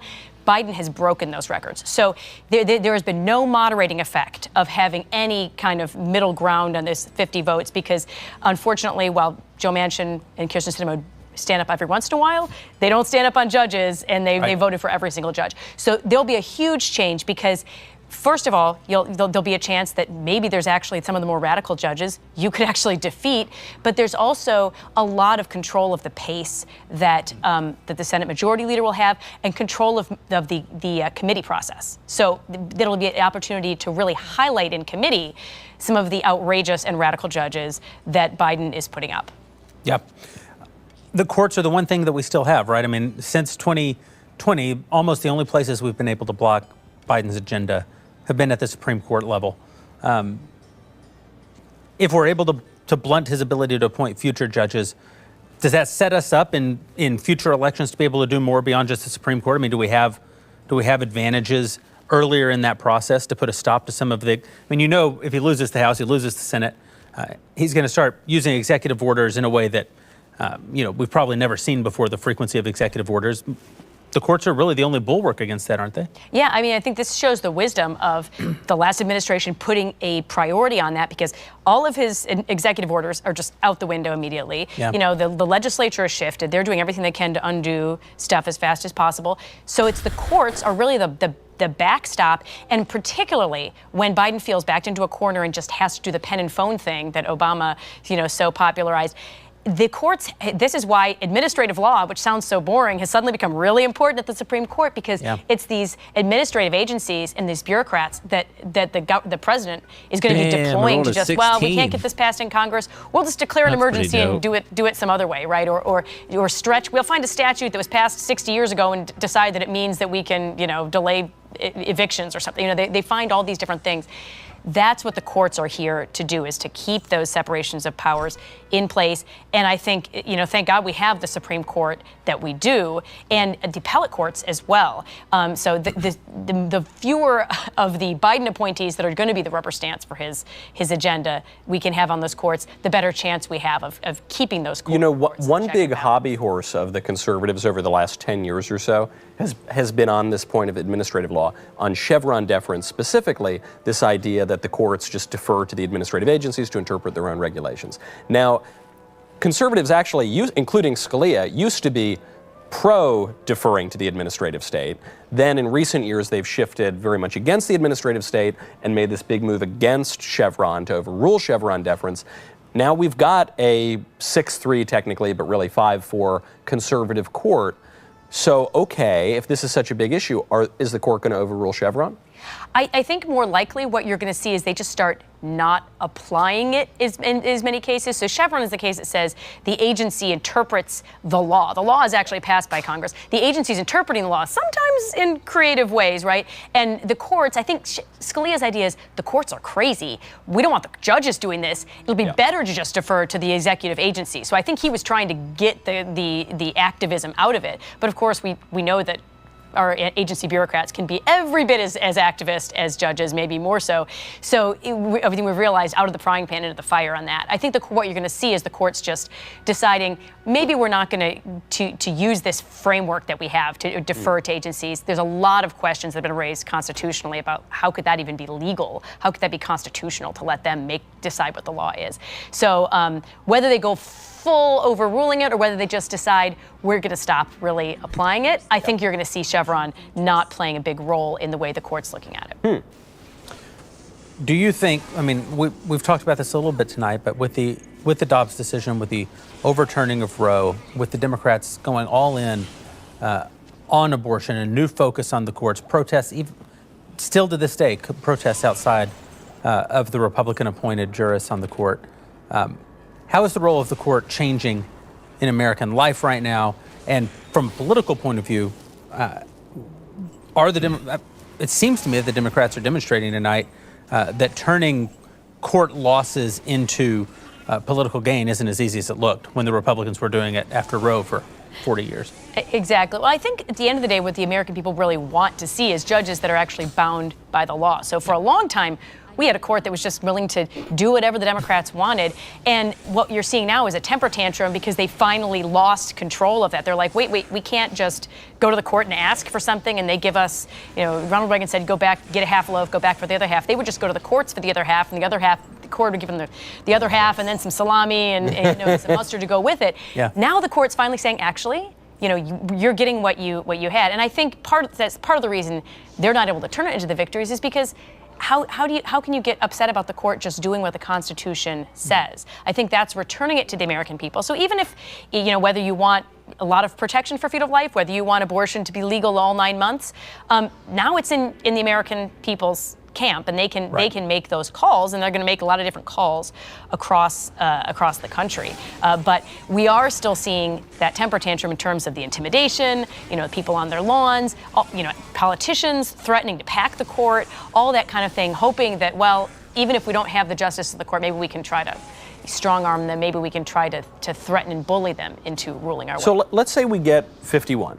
At least. Hopefully we get 52 senators, 53, but maybe that won't happen. But let's say we get 51. Okay, now if a Supreme Court justice dies or retires, now Biden's got some new nominee. Can the Republicans and will the Republicans in the Senate hold out, pull a cocaine Mitch, say we are not going to confirm a justice until the next presidential election? Well, He did it once, He did right? it once. This is why we have Justice Gorsuch. Is probably why we had Donald Trump as president, was because Leader McConnell made that call and said, "Hey, we're gonna all stick together." And to in their defense, the other Republicans stuck with him. I think, obviously it depends on the specific politics of what happens when, but I don't think any Republican senator should vote for a nominee to the court that's not going to be willing to interpret the Constitution as it's written. They take an oath to uphold the Constitution too, right? So if you're voting for someone who thinks the Constitution means whatever they felt like after, in the morning, that is not upholding your oath to the Constitution. So I would hope that, regardless of, I hope Biden doesn't get any more vacancies. Whenever it is, I would hope that they wouldn't be willing to vote for someone. There's a dirty little that. secret here too that you're not allowed to talk about, but it's late and we've been talking nonstop for 4 hours and we're all getting a little loopy. The Democrats' recent appointments to the Supreme Court are humiliating to the court. I mean, Elena Kagan is a legal mind. Yeah, it's pretty serious. I disagree with a lot of our ideas, but she is a legitimate jurist on the court. You can't say the same for Sonia Sotomayor. You can't say. Oh my goodness, Ketanji. Thank you. Jackson. Yeah. If you can't define what a woman is, I don't mean to essentially at this disparage. point, the Democrats are essentially at this point putting partisan political actors on the court and not actual legal minds. I mean, what impact is that going to have over time? If the court is only an extension of a sort of what we might think of as like party rule, political party rule, doesn't that weaken the very intentions of weaken the court and change the role that the court plays in our society? Well, I think we're seeing the consequences of the fact that when he had an option, he had several, even within his must appoint a black woman, he had a lot of different options. He chose the most radical option he had. And I actually think in the long run, that's not going to be helpful to him. And we've seen her so far on the bench. She's much more along the lines of a Sotomayor. She's just trying to get in these rhetorical points, not making the kinds of questions and arguments that might be appealing to peel off, a swing vote. Great, that's great in my camp, right? She's not. That Lena Kagan is doing stuff like that by trying to go with the most radical nominees you can find. Sometimes that isn't a strategy if it's not someone who can make a compelling argument. What I think was so great about Trump's nominees, I really do think they're people who can make very compelling arguments, and some justices are immune to rational discussion, but you're someone who can move intellectually the ball forward is what you really should be looking for. What effect do you think they're going to be in the fact that the Supreme Court decision leaked? We've just moved past that. There's been no accountability whatsoever. Like, what does that mean for the future? It seems like we're never going to find out who did it. There's never going to be any kind of punishment whatsoever. So. Yeah, I mean, I think that is the worst thing that could have happened after that, right? If they had a very short window where everyone is under the same roof, and if they didn't find the person then, they're not going to find him. I think this is horrible for the institution because no one knows who they can trust. And time will tell whether we have more leaks. It used to be that was the one institution in D.C. that did not leak. And you knew everyone was going to be professional and it was on both sides of the aisle. That's not the case anymore, and I think it sends a horrible message. As someone who's raised several kids myself, if you reward bad behavior, you're just going to get more bad behavior. Do you have a sense, though, Carrie, that because there's gossip all around D.C., I think I not only know who did it, but I think I actually know the person who did it. But listen, there's all gossip. Tell. I'm not going to say the name, but there's a lot of scuttlebutt and all. Do you think it is the case that the people at the court actually do have a strong hunch of who it is, and for whatever reason, Chief Justice Roberts doesn't want to get involved in all of this? Or do you think legitimately they just don't know at the court, and so anyone, to the right or left of you could have been the leaker? Well, when I was clerking at the court, one of the big messages I got from the Chief Justice that he gave to all the clerks was, under no circumstances should you ever violate any confidences or you will be dead to us all. So It was really shocking to me that he didn't do more to find the person. If he knows who it is, then the only reason I can think of they wouldn't be disclosing it is it's another justice or it's someone in his chambers that's going to be really embarrassing. I don't know. But you think if it were a clerk in another, then you think he would? I don't know. I think if the other justices had a sense, I think it would be hard for them to sit by and let this person just. I mean, look, that clerk is probably out somewhere getting their student loans forgiven, while collecting a $400,000 bonus for starting at a law firm somewhere. I mean, that's outrageous. It's a new norm? Is this a new norm now? I think that's what we're going to find out. Is it the new norm? I hope it's not, because that's a huge blow for the court as an institution to not be able to. I mean, even think about it. Bush versus Gore, very contentious here. Yeah. I heard that there were fist fights breaking out, and someone got pushed in one of the fountains during a clerk happy hour. It was very contentious. There were not leaks, let alone a leak of an entire opinion. The justices weren't even having very good conversations together for a long time after that, it seems like. So it's just shocking to me. Obviously, it's a really important decision, but that it would result in that kind of a leak, and then, assassination attempts, all of this stuff. It's just a huge step backwards for what used to be one of the few institutions people could trust. I wonder, one of the themes of the night is election denialism, and of course the Democrats have been denying elections for a very long time, but it's really starting in earnest in 2000. Right. And Republicans have lots of questions about 2020, I think for good reason. And so it's both sides, just for their own reasons, don't really trust the elections. And then the court was this one institution that was supposed to be kind of above this sort of petty squabbling, and then that seems, from my vantage, to be collapsing as well. So is that real, or is it just, this is the way it always was? Stop catastrophizing. Nostalgia's history after a few drinks. Or are things really getting quite bad? I think it ebbs and flows. There have definitely been times when the court had horrible internal things. One justice wouldn't sit with another justice because he's Jewish, all these different things like that. I mean, really, really intense personal disputes. Yep. So I don't want to say this is the worst it's ever been by a long shot. It does seem, that relationships are not as close as they were, during the 90s and early 2000s. I think this is not helping with the league and things. I think it was an important point we skipped over. There was a fist fight and someone got pushed into a fountain? This is lore. There's a clerk happy hour, and the clerks all, you get along with each other. You're coming from different perspectives. I heard someone got pushed into the fountain during one of these. I wasn't there to see it. It wasn't an actual justice, was it? Not a justice. We're talking clerks. The not quite the justices caning getting of pushed Sumner, would have been. Yeah, right. You could really hurt someone. These justices are not young. It's kind of ironic that John Roberts is supposed to be the great defender of the court's reputation. The court's reputation is spiraling downward at the same time. I wonder if it gives him any second thoughts. It's kind of like the parent trying to be the cool parent by buying the kids beer or something. That's not actually how you gain their respect. You might gain some popularity points over a very short term, but over the long term, they don't really respect you. And I think over the long term, they want to know the difference between a tax and a penalty. Yeah. Do we really trust that you're going to decide something based on the law, or you're just kind of finger to the wind? What's going to get the best poll results? That's not going to get. Maybe in the short term it does. In the long term, I think we're seeing the court's integrity tanking, and that's because it looks like they're politicians. Terry, thank you so much for coming on and talking to us tonight. Have a great night. Good really to see appreciate you it. And we haven't shown off in a little bit. Too long. While they bring in a chair and get Ben Shapiro back on the set, we're going to show you some more of what's going on over at Daily Wire Plus. What is a woman? Can you tell me that? Well, you're at the Women's March. You must have some idea. Please, if one person could tell me what a woman is. You are not here for women. We ask you to leave. What is that?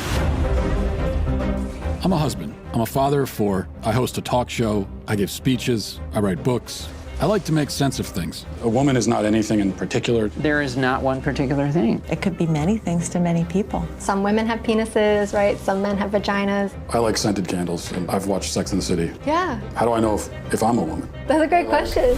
You're not a scientist. You're not a gender studies major. No. How do you know that you're a man? I guess because I got a dick.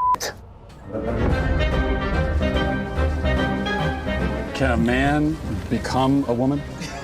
I'm not a woman, so I can't really answer that. Women only know what women are. Are you a cat? No. Can you tell me what a cat is? Do you want to tell us what a woman is? I'm a biological woman that medically transitioned to appear like a male. I will never be a man. And so they go on the internet and they're told that all of their problems will be solved if they become a man. So you worry that there could be a sort of social contagion element of this? A teeny tiny bit, maybe. It got me at 42. Your child doesn't have a chance. And you're affirming it with hormones that have never been used in this way. Puberty blockers, which are completely reversible. Completely reversible. One of the drugs used is Lupron, right? Which has actually been used to chemically castrate sex offenders. You know what? I'm not sure that we should continue with this interview. So you don't want to talk about the drugs that you give to kids, or? How can they be removing the healthy breasts of 15-year-old girls? There are masculine girls. There are feminine boys. What are we going to do about that? Carve them up? How can this whole thing be happening, Matt? I wanted us to have a safe place to be able to talk about this. Part of me wants to ask why you care so much. I care about the truth. I care about children. I care about the women who are having their opportunities stolen from them. Is it transphobic to tell the truth? The interview's over. Let's turn off the cameras. Excuse me, For their fair question, I just wanted to know, what is a woman? and you're not going to find out. Based on what I'm saying, would you ever want to move to America? They say no, never.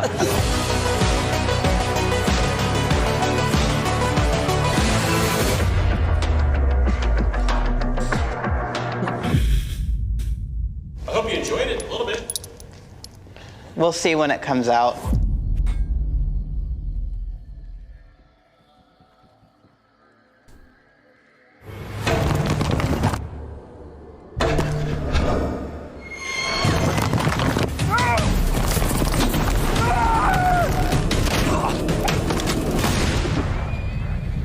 You know who I am. And I have no doubt that God will forgive you. But I hate God.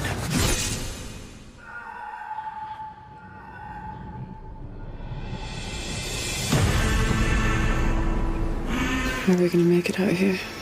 I know it's been hard. This is our dream, Hattie. Build a home on land we can call our own. Just gotta have a little grit.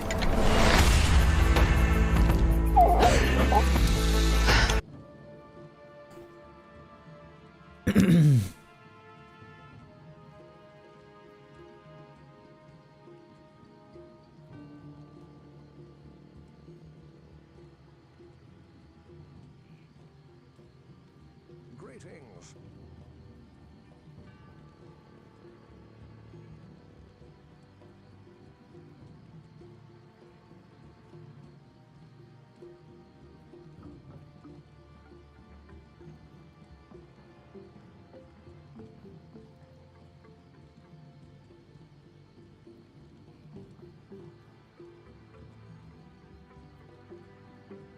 Five burrs.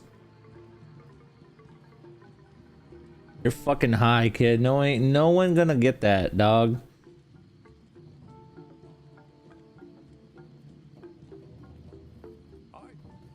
Make sure I have a fucking pull room before I bid on this.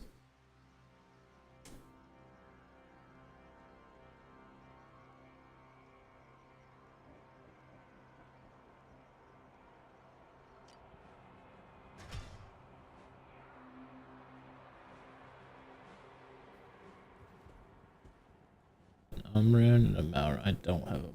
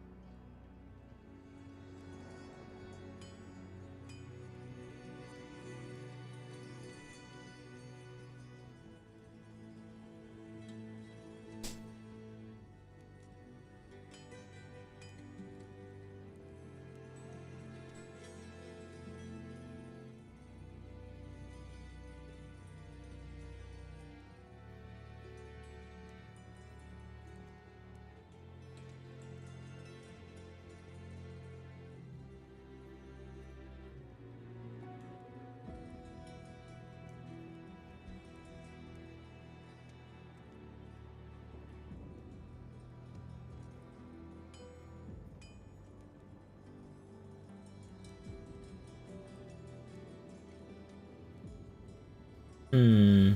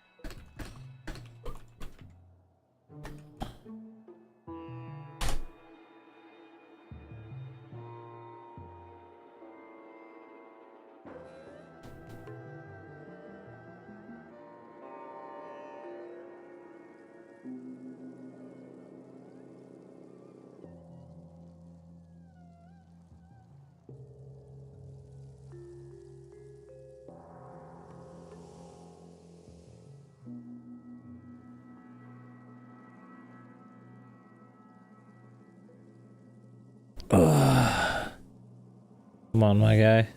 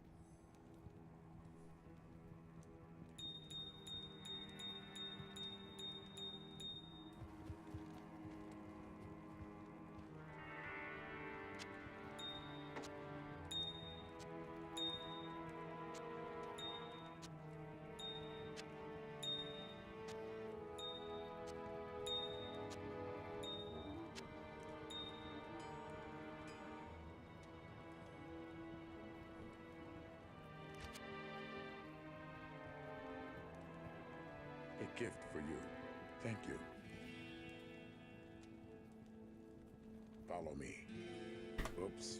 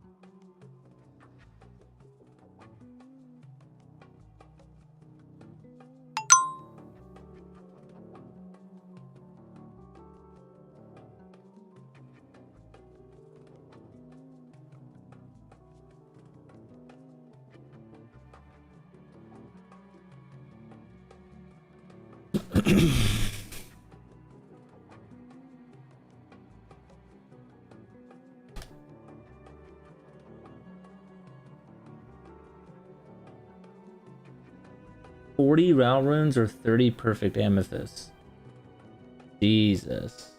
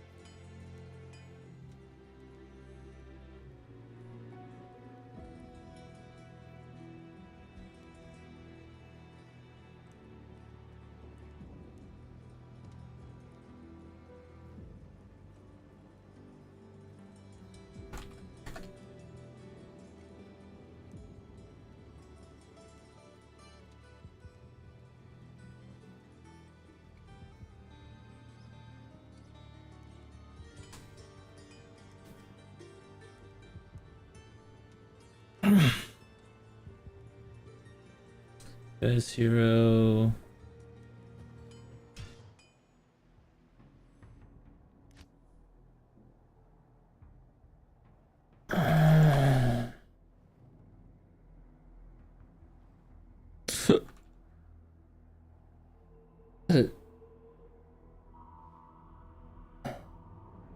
A 10?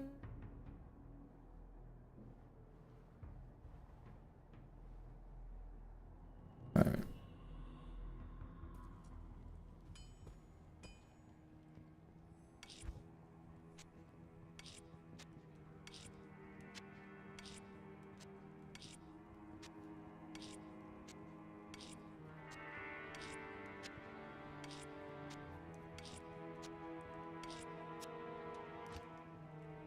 Thank you.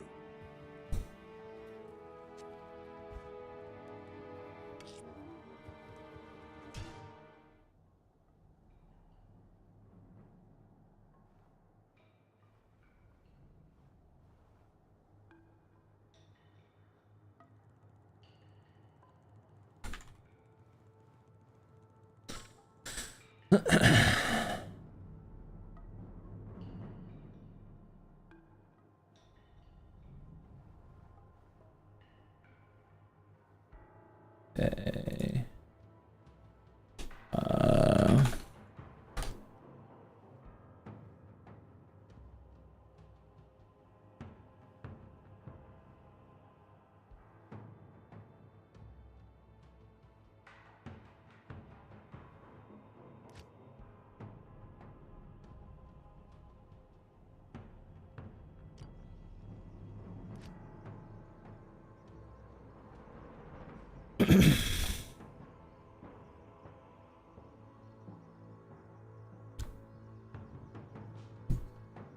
Making trades left and right, bitch.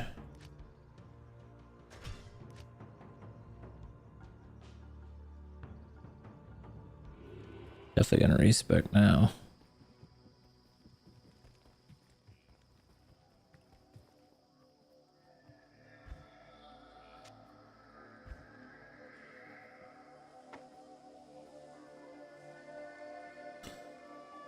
Too good of a weapon to pay us up.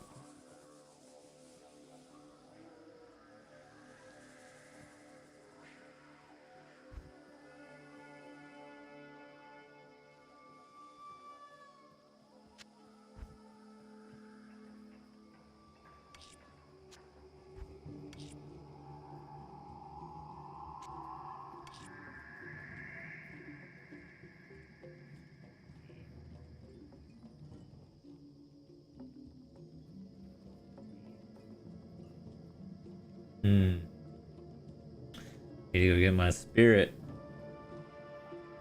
Got an eye astral on that bitch. Yeah, Raven. My level. Ooh. Oh, the Raven on. Ooh.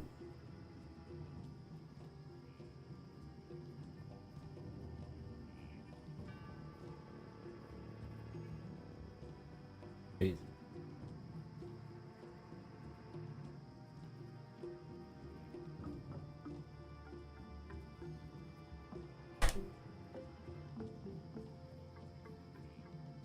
Room.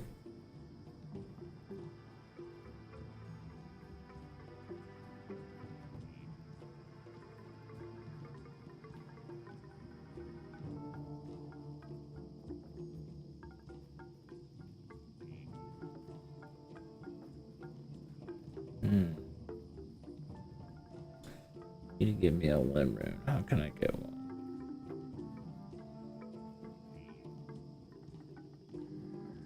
Might have to just fucking wait on Forge.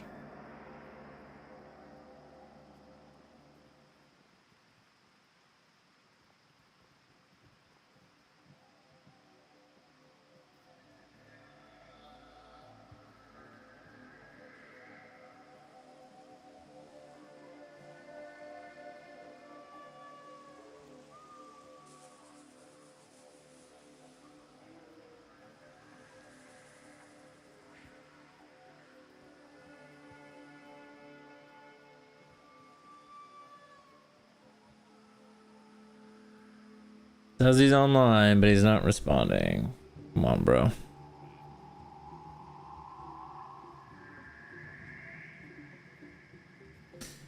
If I wait... Ceremonial javelin. If I wait...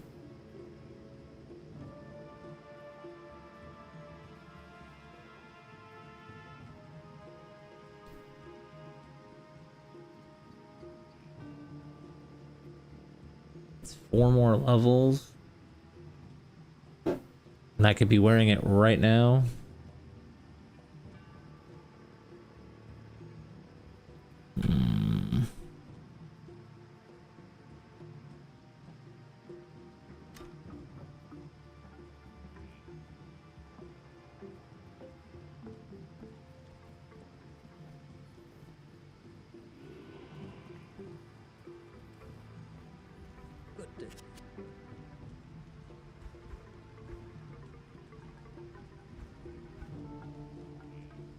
Come on, motherfucker.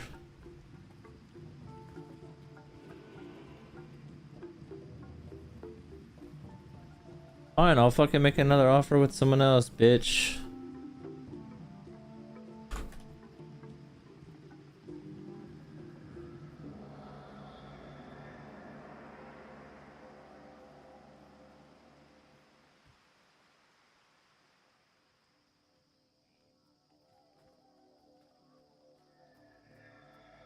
Make an offer with all you fucks.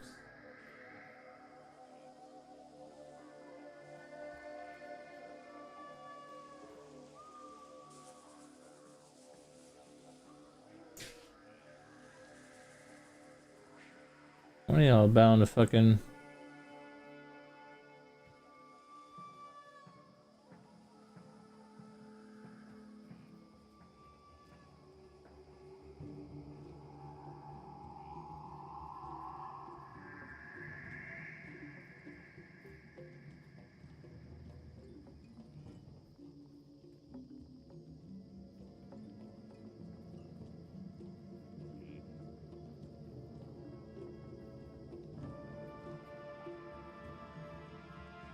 I made an offer with Chitta, Tiny, and Ethereal. Okay.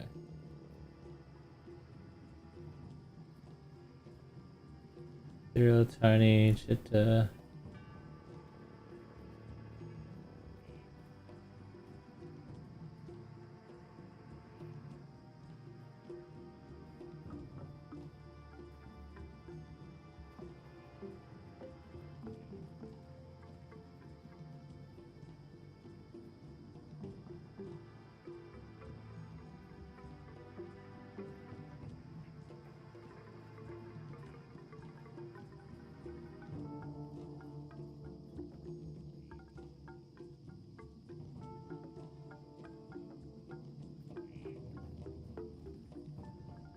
All right, someone bite.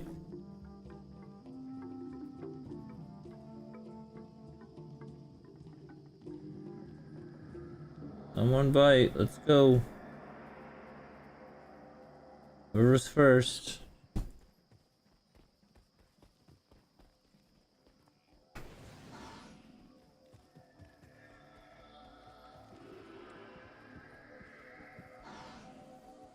Hello there.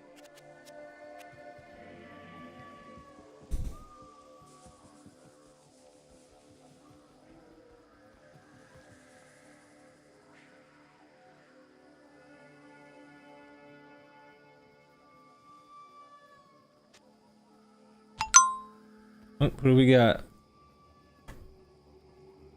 Who do we got? Who do we got? Yo, yo. Got a winner.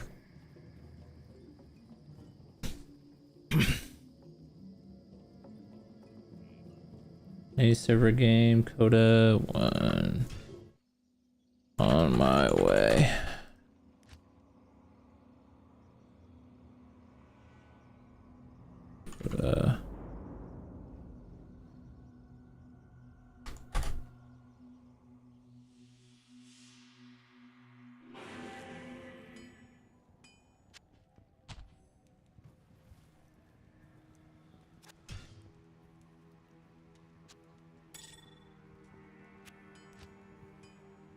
Thanks.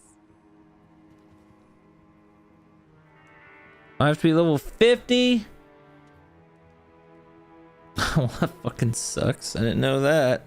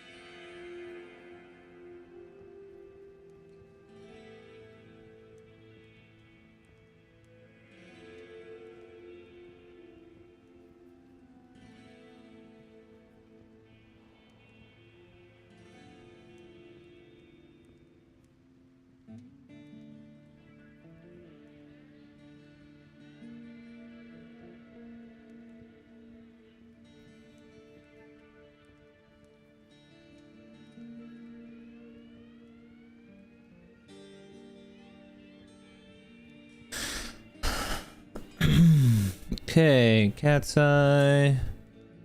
You'd be 50 for that. So that sucks, Wiener.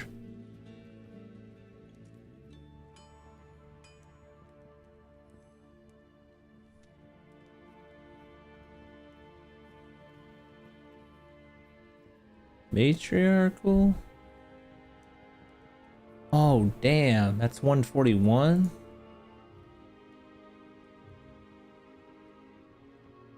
$141 dex? 97 strength.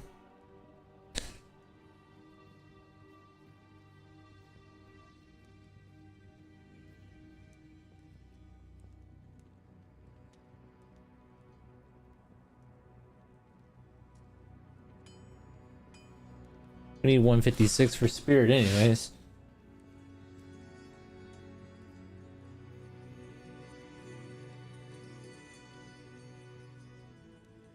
Which I have one, so...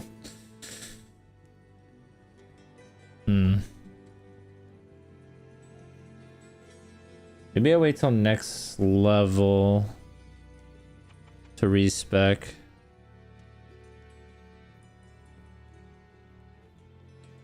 Do I wait till next level? I don't think it matters.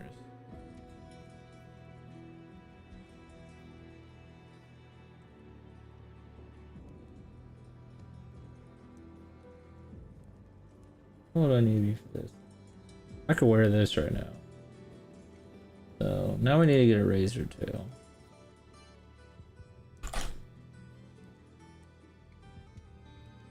Limro.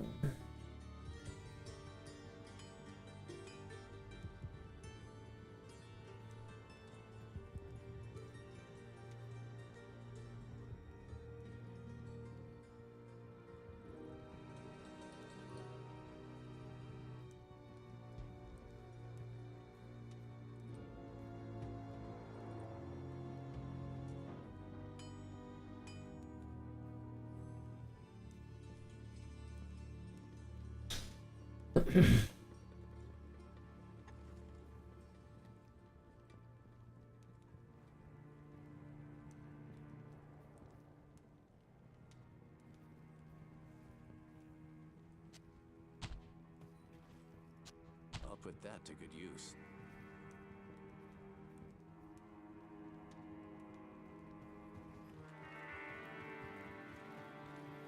Good day. Might not have enough. 156 strength, and then I need 110 no, I need more than that. Oh fuck me. Yeah, I'm not gonna have enough. How much am I gonna actually need? For the matriarchal? I need 141. Jesus.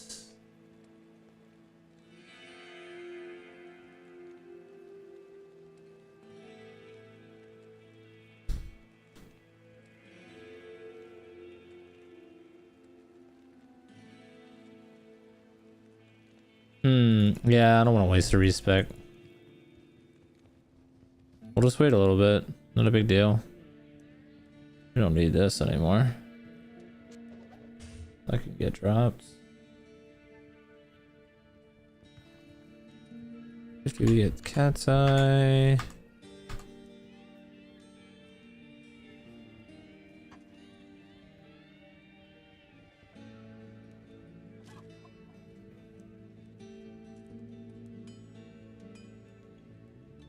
That's a pretty good Raven Frost too.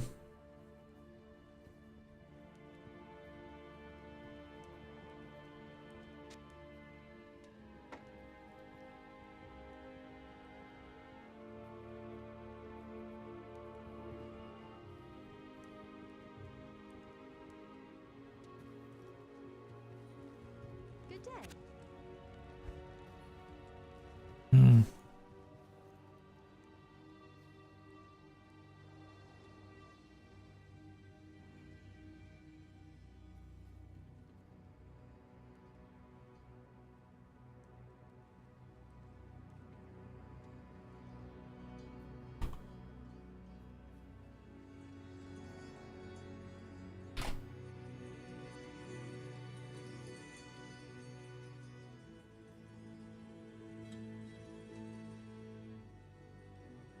Come on, Bubba.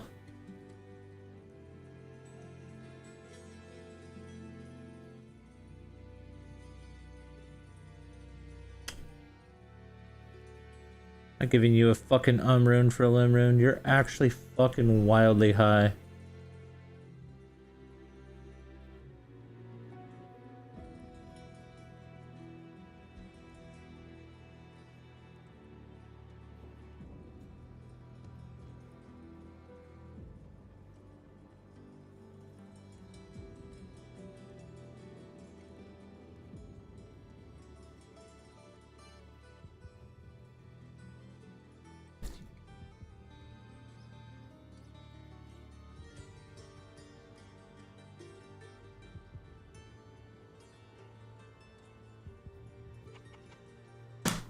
Oh, for 5 of them. What do you fucking say? I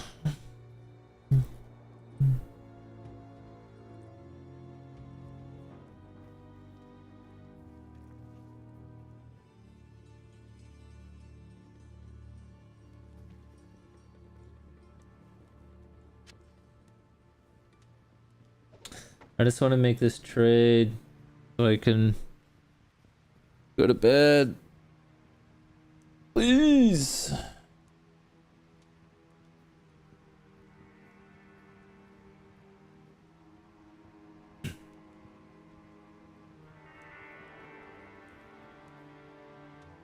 Well, looks like we're moving on.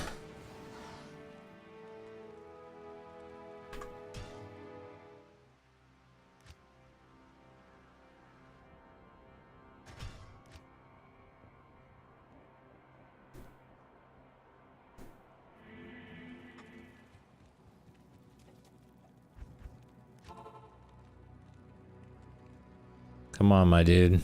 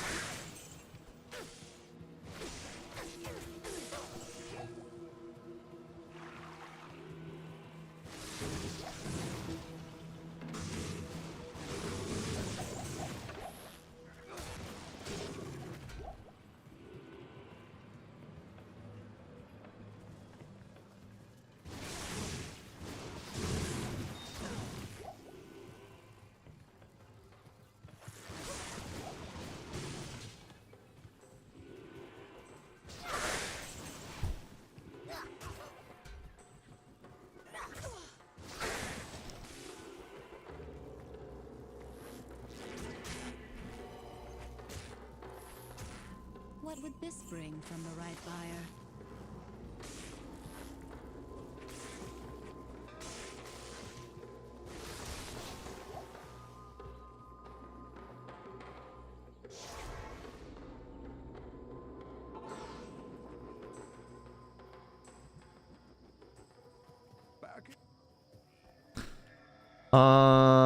I don't think I benefit from Manald. Regenerate mana life. I don't get life stolen per hit, right?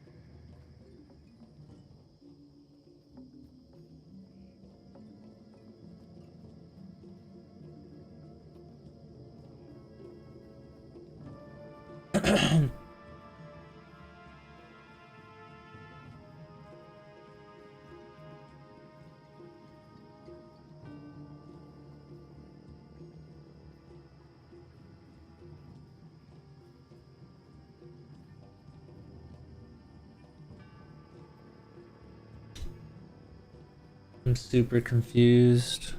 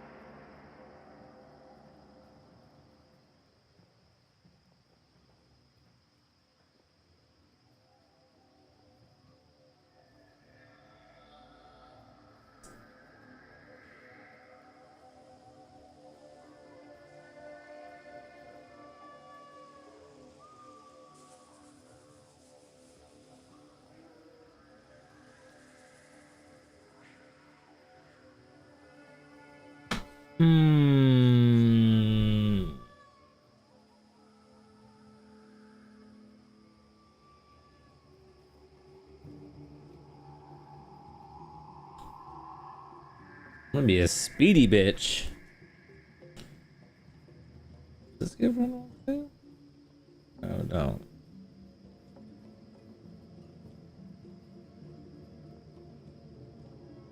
Fucking Alders does though. I'm gonna be a fast boy. Be fast as fuck, boy.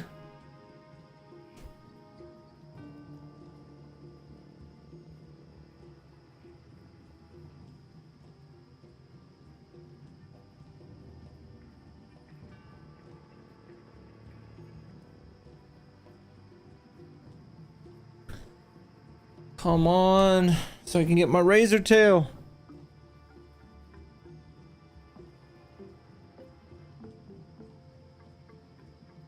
So this does nothing for me then, I'm pretty sure.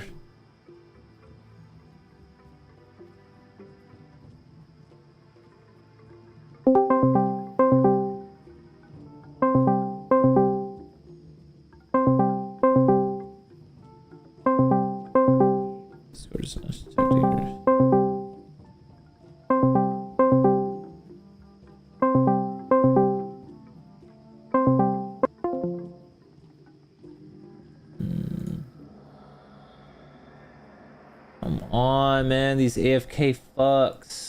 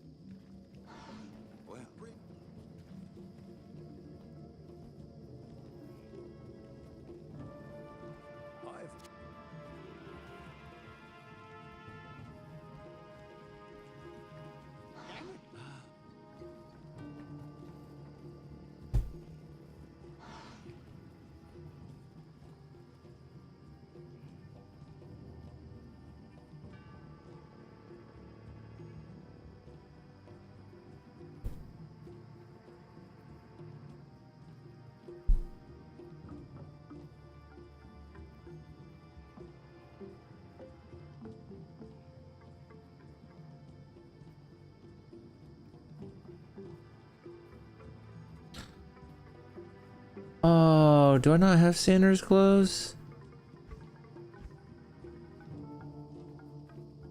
I could totally wear Sanders clothes right now.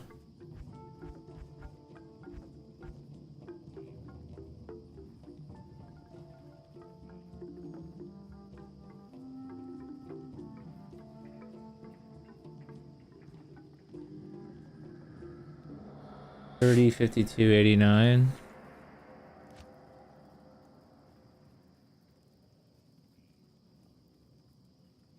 So I can get another 20 right now. Will get me to the next break point.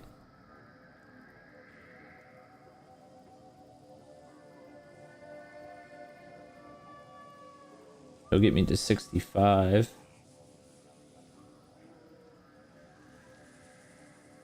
That'll be huge. Fuck, I don't know if I have Sanders though.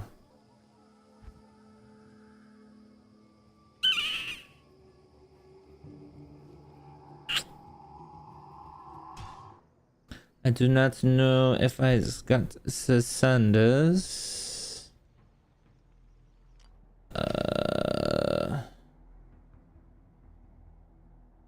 Oh.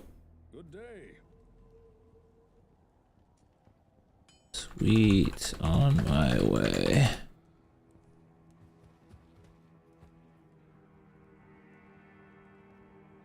I do. Yes. And I got Sanders boots. What, bitch?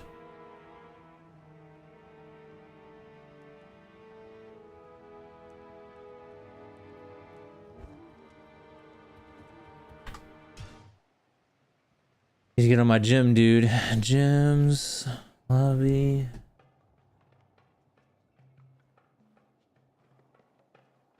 Yep. Cloud. One password. One.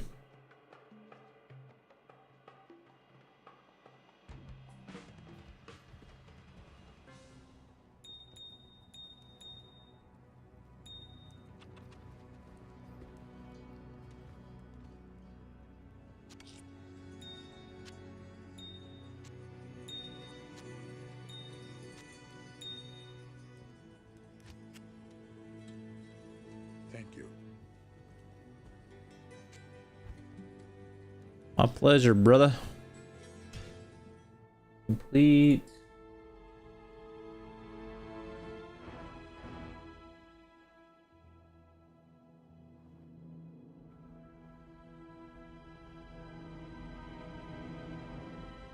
All right, so now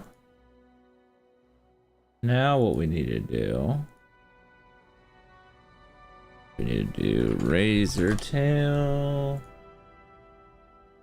limroom, you can offer it, thing, you can offer it.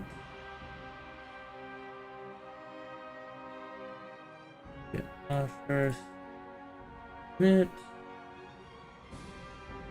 Okay. And then we need to get back on Amber turn.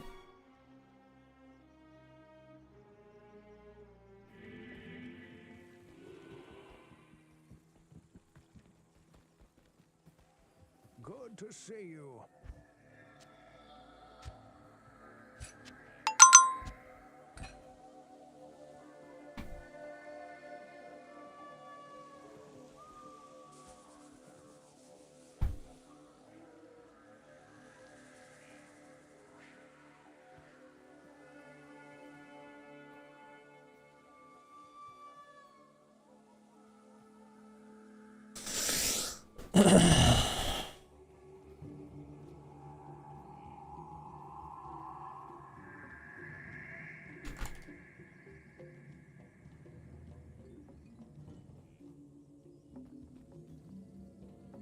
What am I giving you? A Limrune?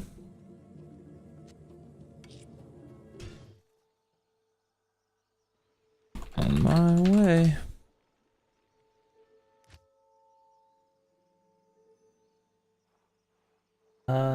Is that an FLL? FIL?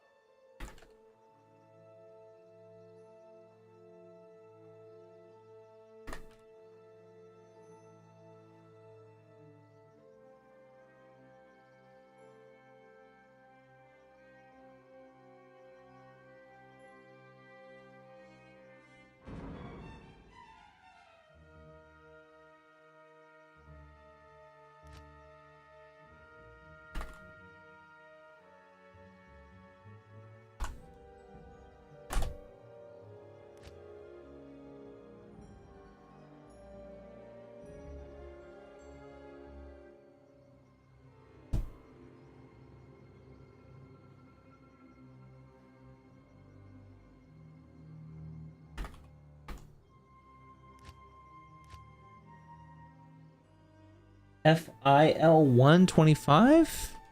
25?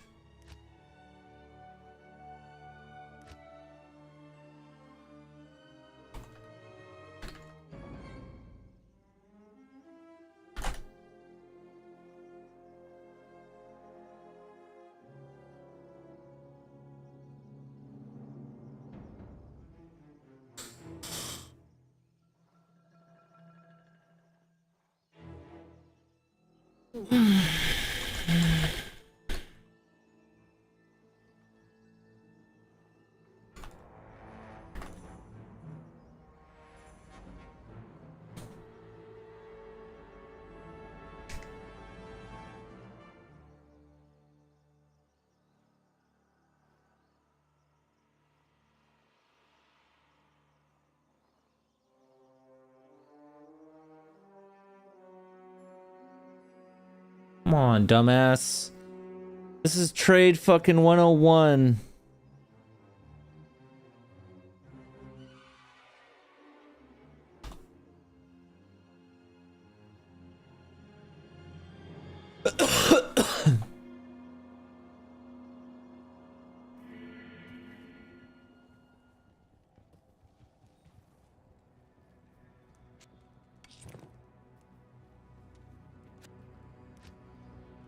Thank you.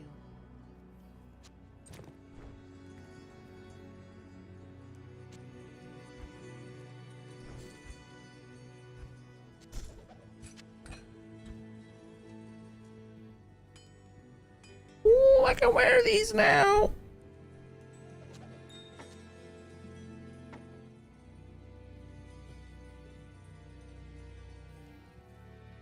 Really? Thank you. Thanks. It's dog shit.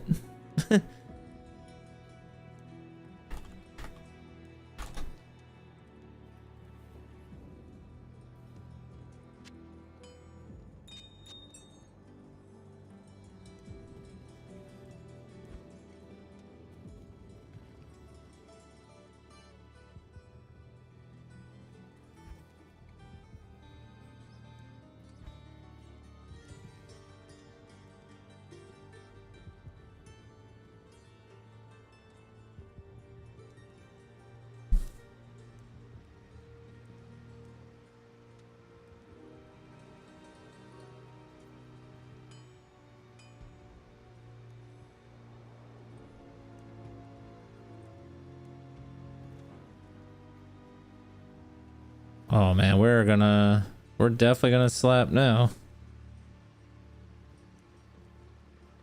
I just need Cat's Eye on. Ravenfrost next level.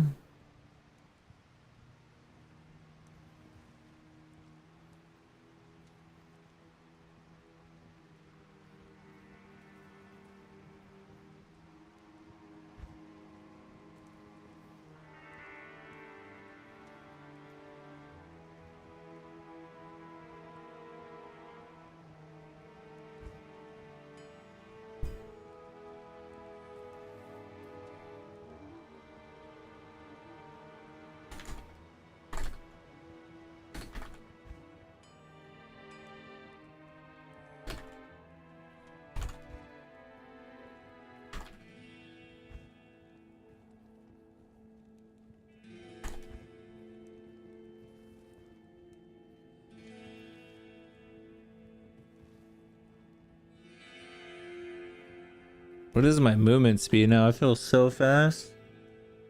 My IS is 65%. My run walk is 90. Jesus. Well, my run walk's actually slower with this setup.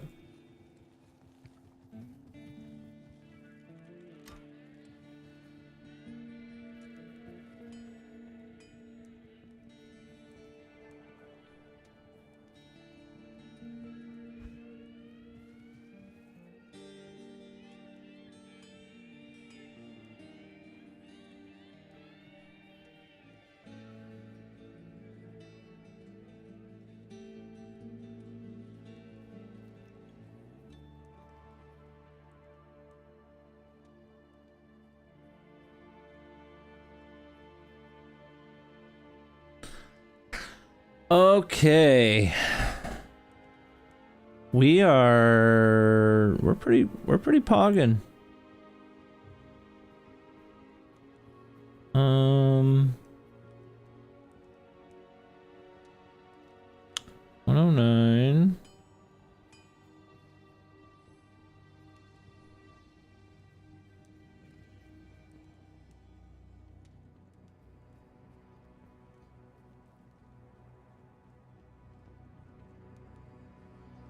And a dex. That puts me at... Oh, Titans is giving me dex too. 20 straight, 20 dex. Okay. But don't need it.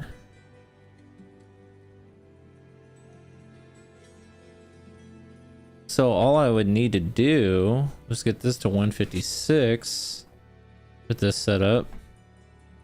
Does Cat's Eye give me anything? I forget.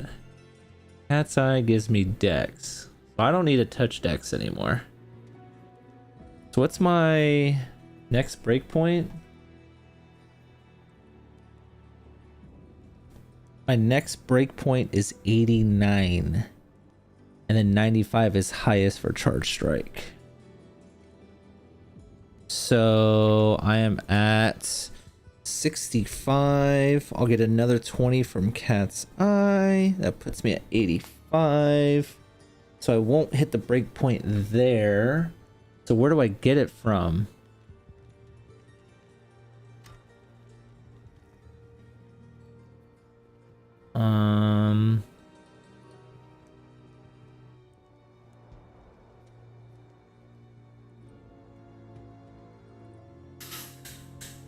This fade?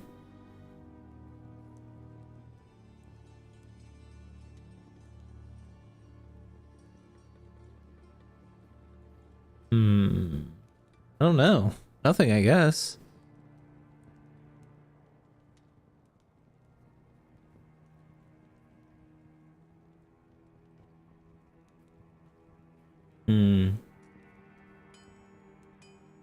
Yeah, I don't know.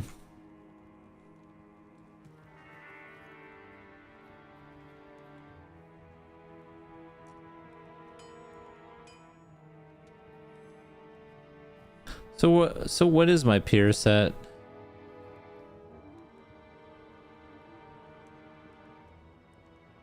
$33 plus what? 33 plus 55.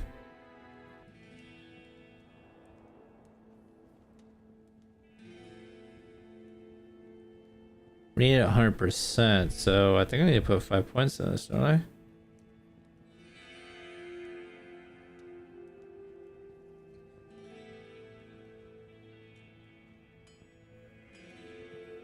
I'm at 88 right now.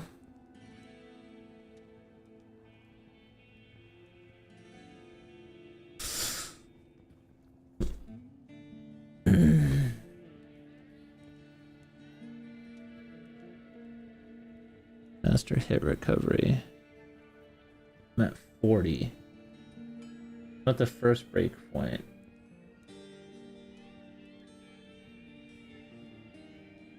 Oh, spirit helps with that.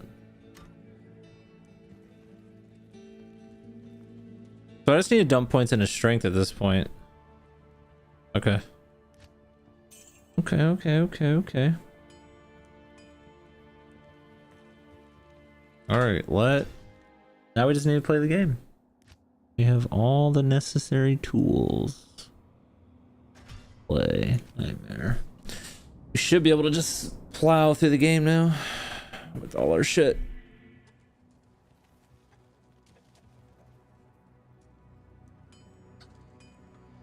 Oh, wait a minute.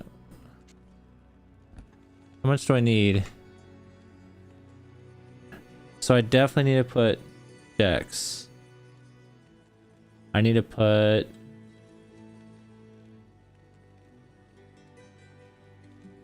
I just need to put 5 more.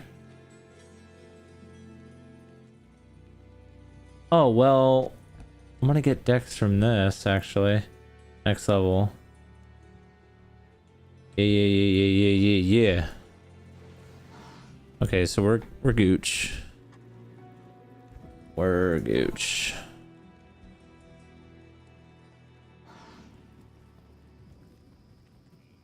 Never forget.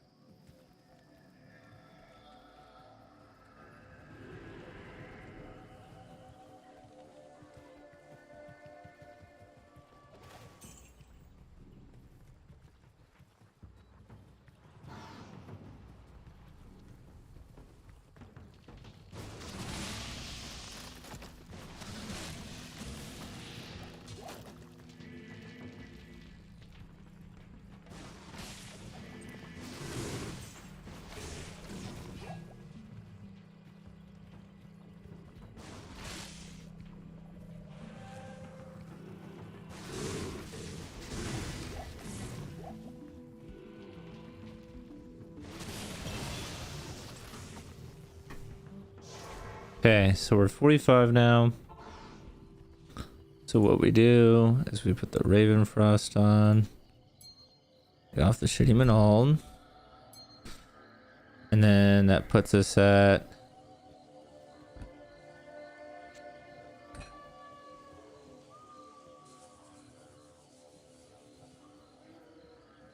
I have no lightning, no poison resistance.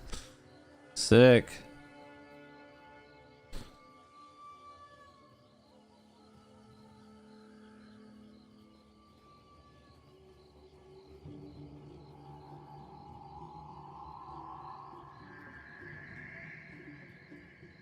Two sources of cannot be frozen.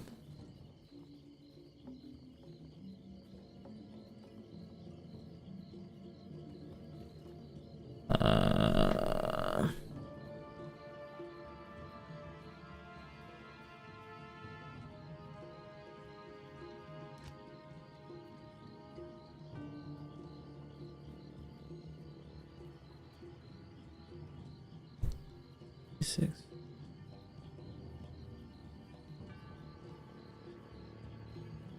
I'm at 88. 89, 90, 91, 92.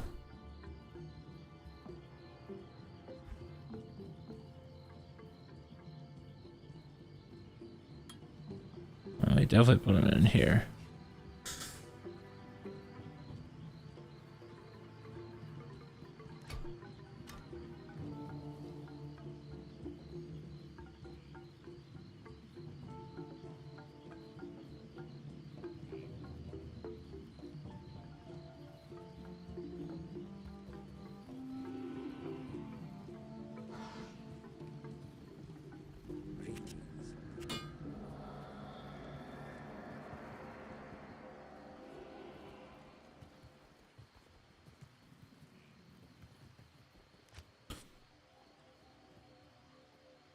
My run walk is 60.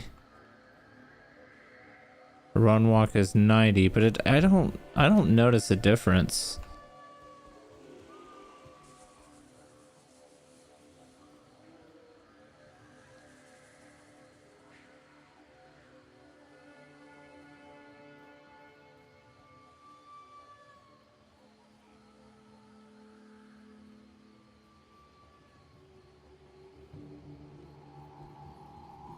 I don't know.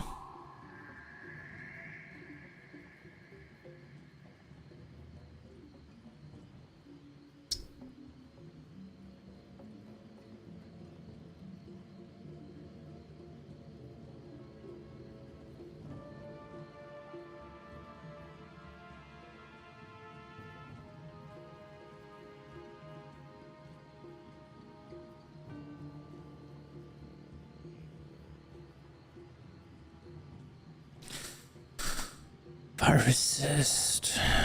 Is that my only source of fire? Oh no, it's not.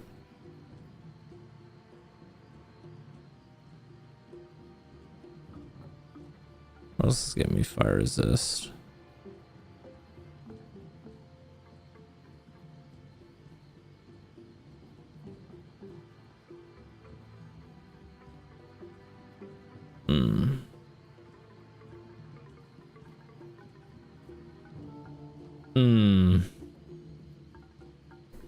So that's gonna make it go down.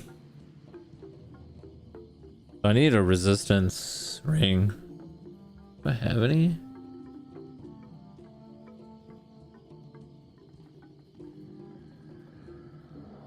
I don't. I have this ring, but like I don't need cold resist.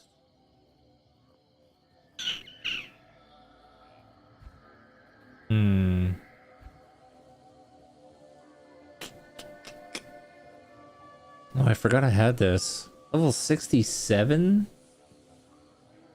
Caster castrate. Sure. Okay. We might keep this. Oh no, though.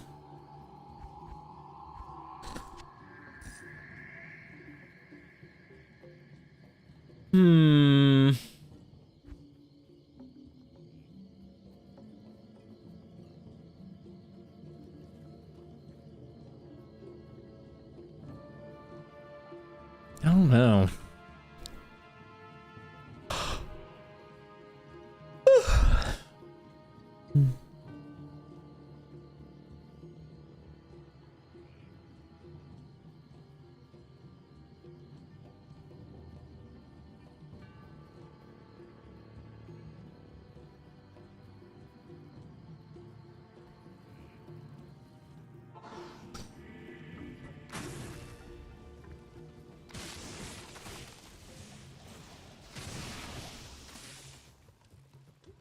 Once you get gear, this fucking class is so fun. You just plow through the game. Just run and plow through the game. Easy fucking peasy.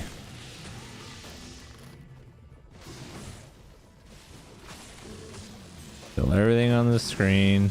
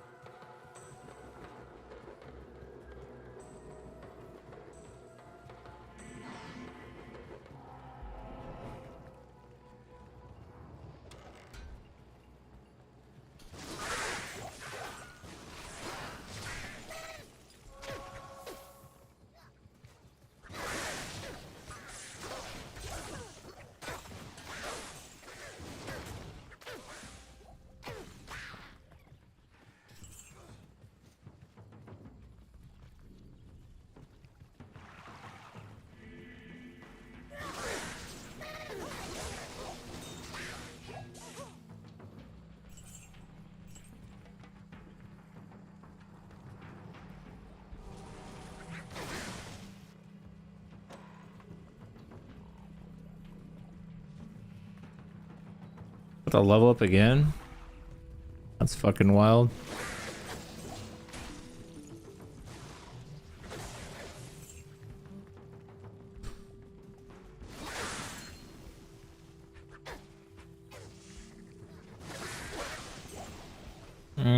Fuck it, I'll check it. I don't think it can drop, but we're gonna check anyways. I don't want. Damn, it's actually got a decent amount of attack rating on it for a blue ring.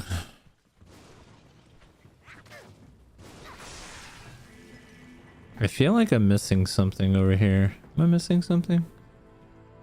I guess not. Weird little cutout.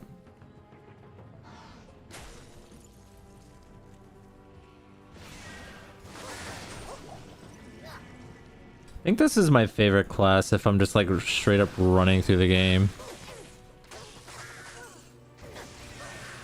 Especially once you get like Infinity and Griffins and all that stuff. Becomes really, really good. Then Sunder makes it good. What other mods do I need? I need rainbow facets. I need like a jeweler's Monarch of Deflection. That would be fucking insanely gross.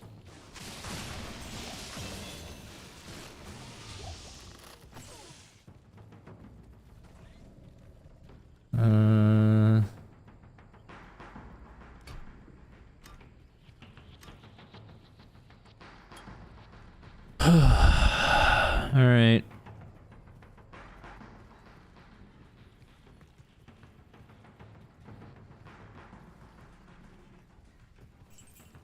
Looking for the flare dungeon.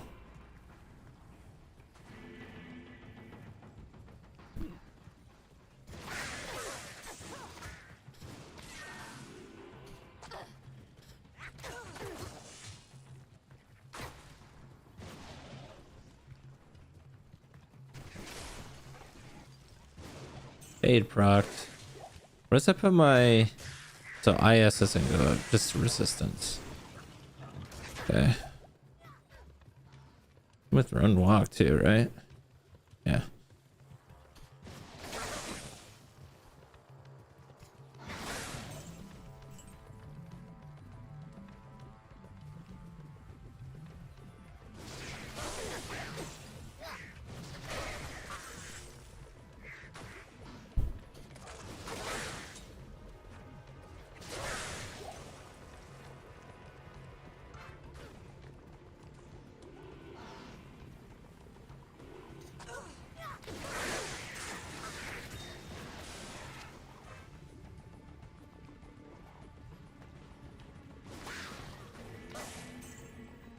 Oh my god, an Ort rune.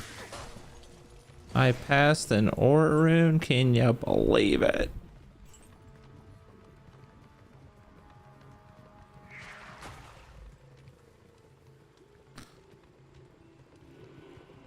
Alright, Flare Dungeon, where the fuck are you?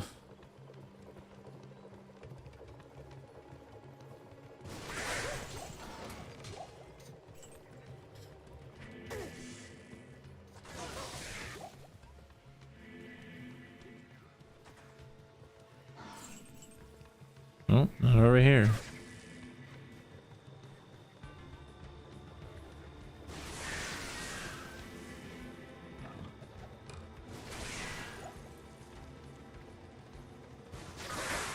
This has got to be it over here.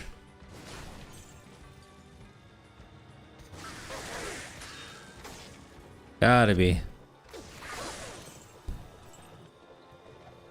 Oh, baby. Give me the runes.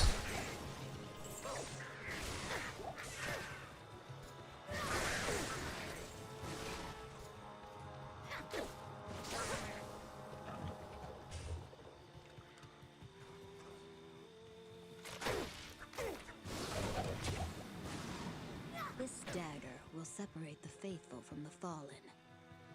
The faithful from the fallen.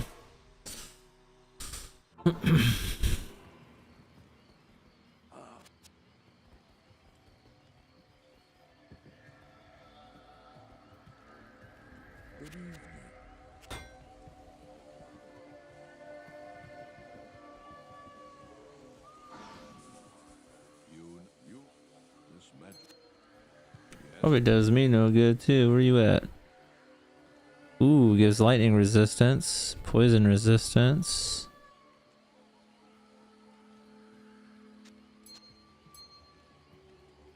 I think I'll use it.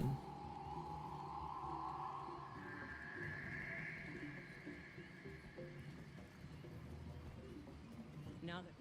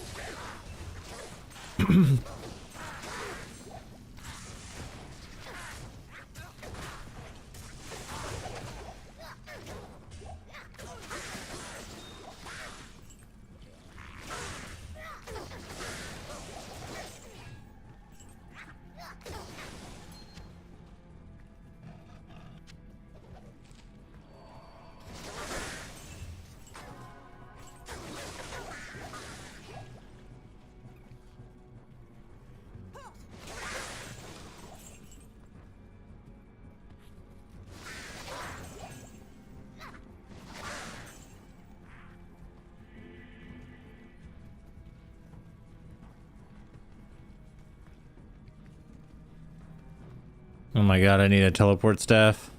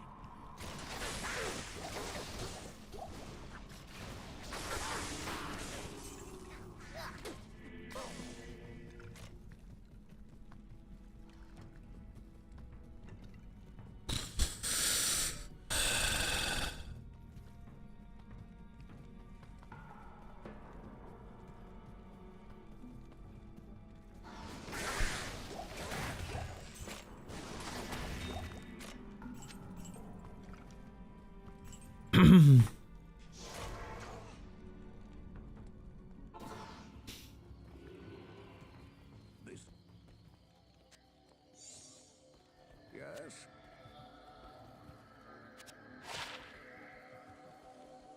Good morning.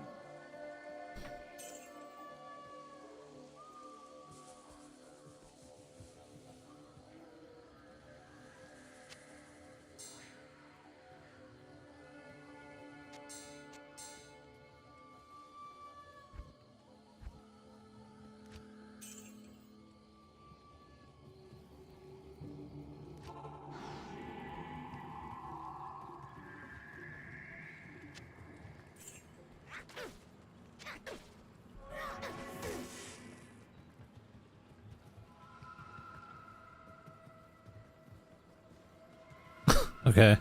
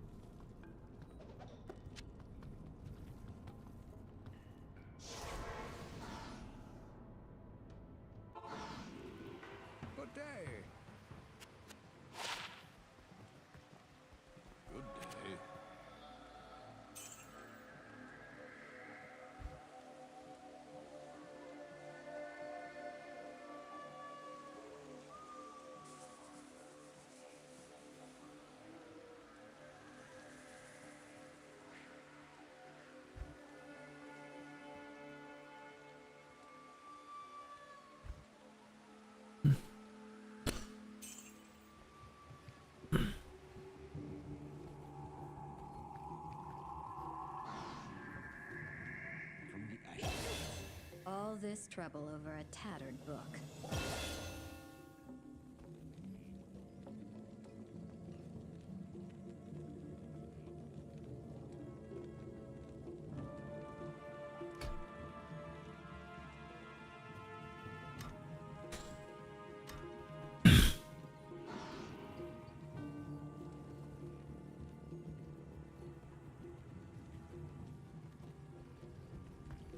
Good day.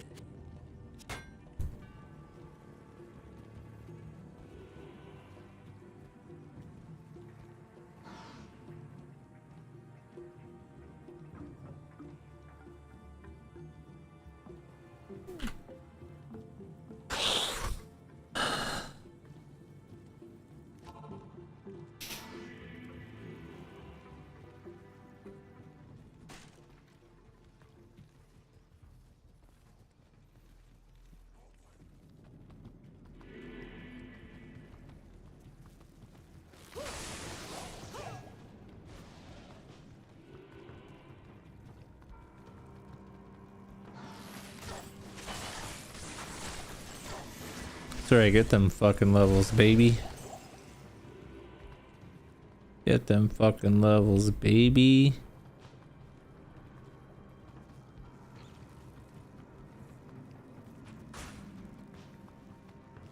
Can't catch me, pussy lips.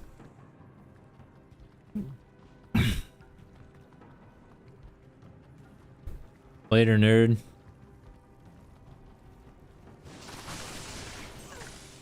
Ow.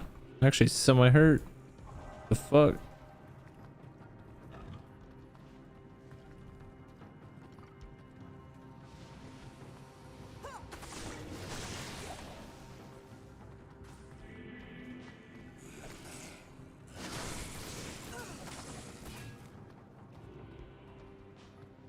Don't tell me it's gonna be one of them weird ones where it's in the fucking middle of the room.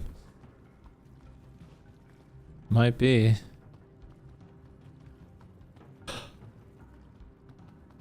Oh boy.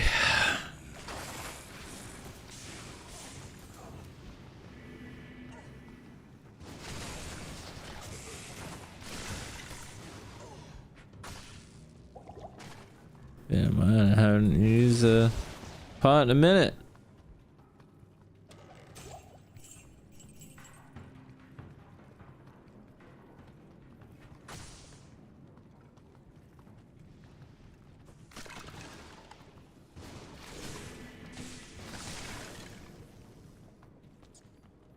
Oh, that's the like most unlucky sewer ever. The fuck? It's either over here or it's in the middle. I have a feeling it's in the middle. Nope, it's over here. Fuck, man, I really wish I had a teleport staff.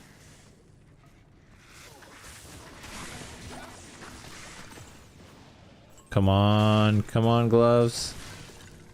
220s. Fuck. It's got leech.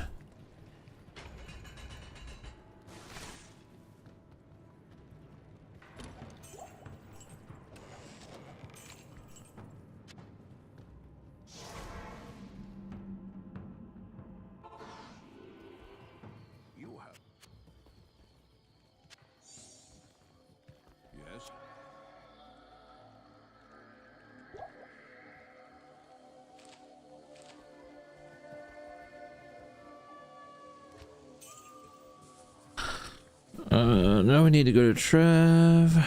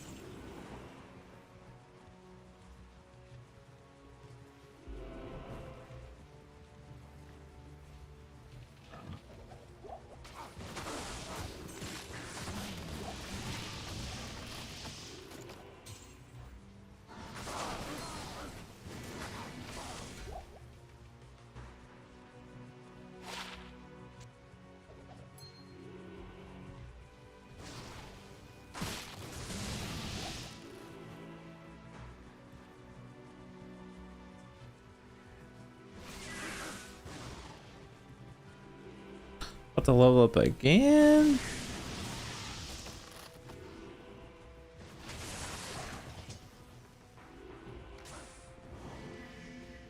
I got GG once you get Lightning Fury, where this class levels up so fast because it just kills everything on the fucking screen.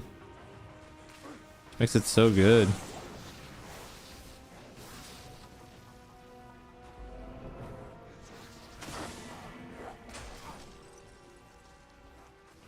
So good.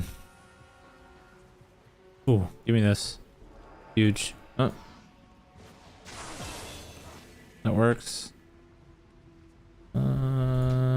Yep.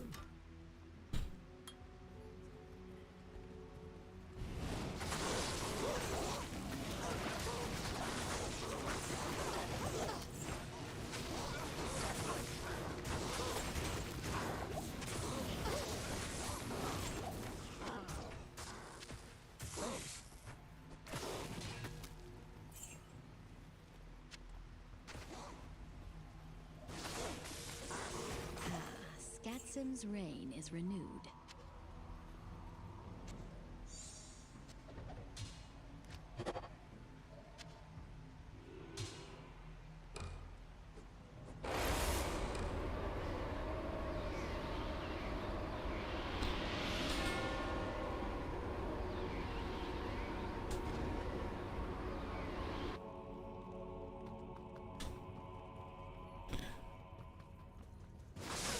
Oh my god.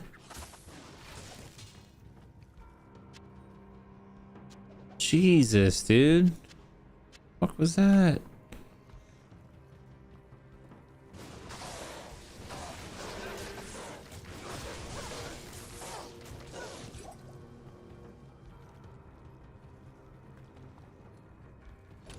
I need a key.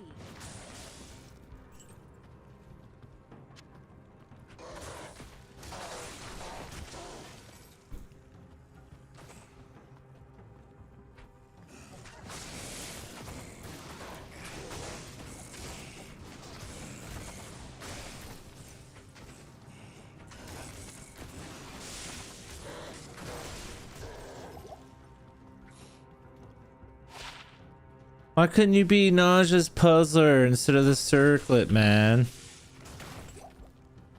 That would have been fucking dope, but no.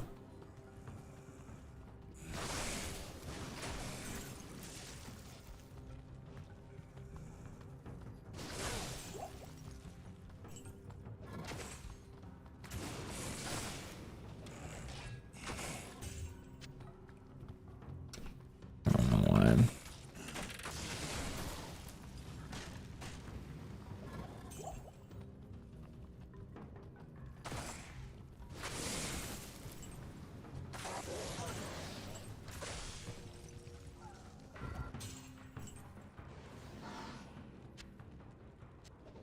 Wait a minute. Enhanced damage.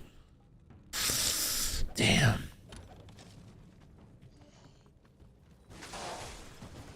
Could make a low level insight in that, but we don't use our Merc for damage anyways. We use him as a buffer on the damage.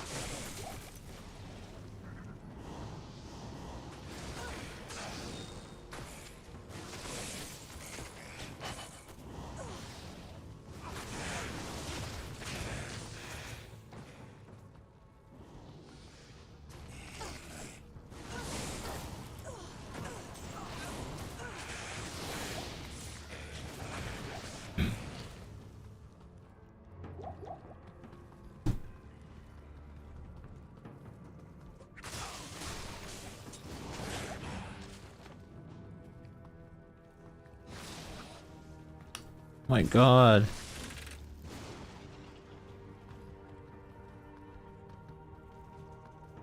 Oh my God.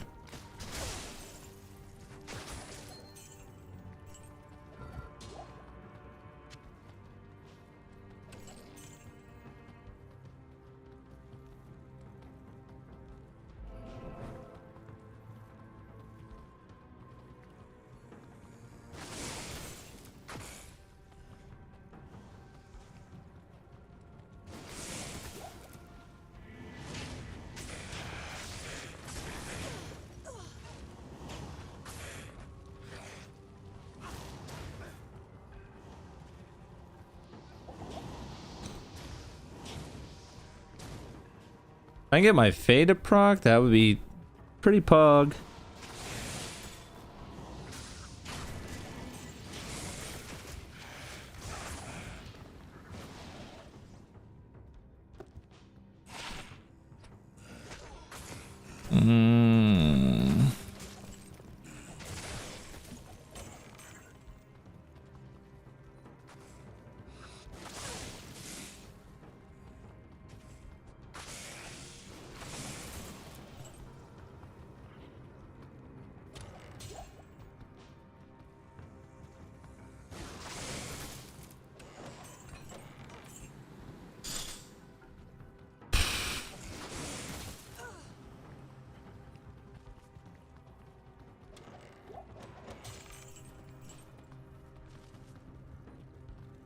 Oh my God, there it is, but I don't have teleport.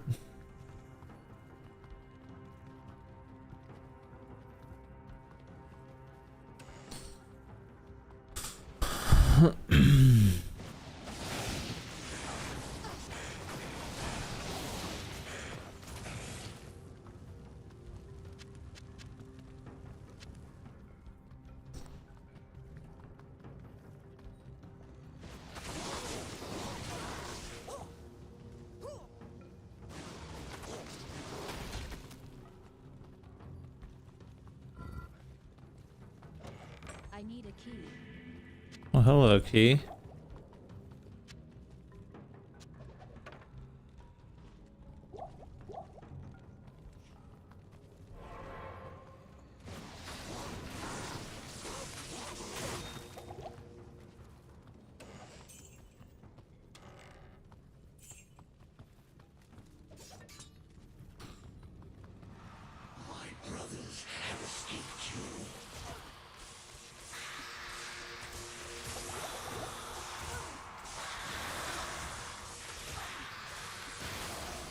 Wow, I do no fucking damage to this guy for some reason.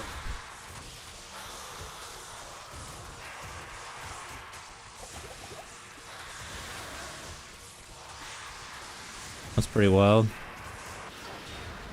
Impossible. Success. But still, there's something not right.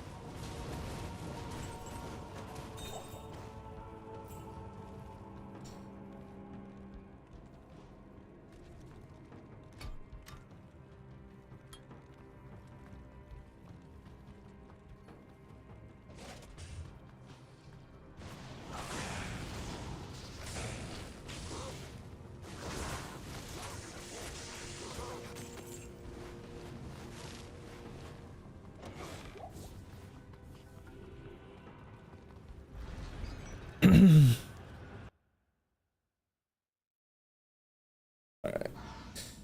We will finish this tomorrow.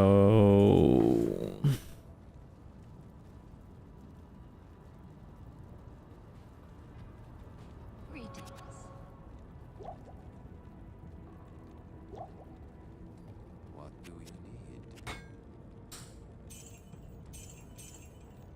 What do I need?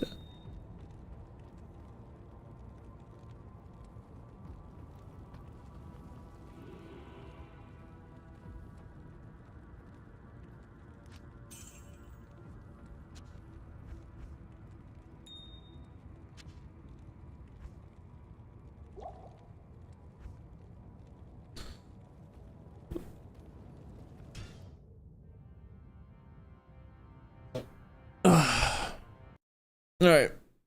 Bedtime.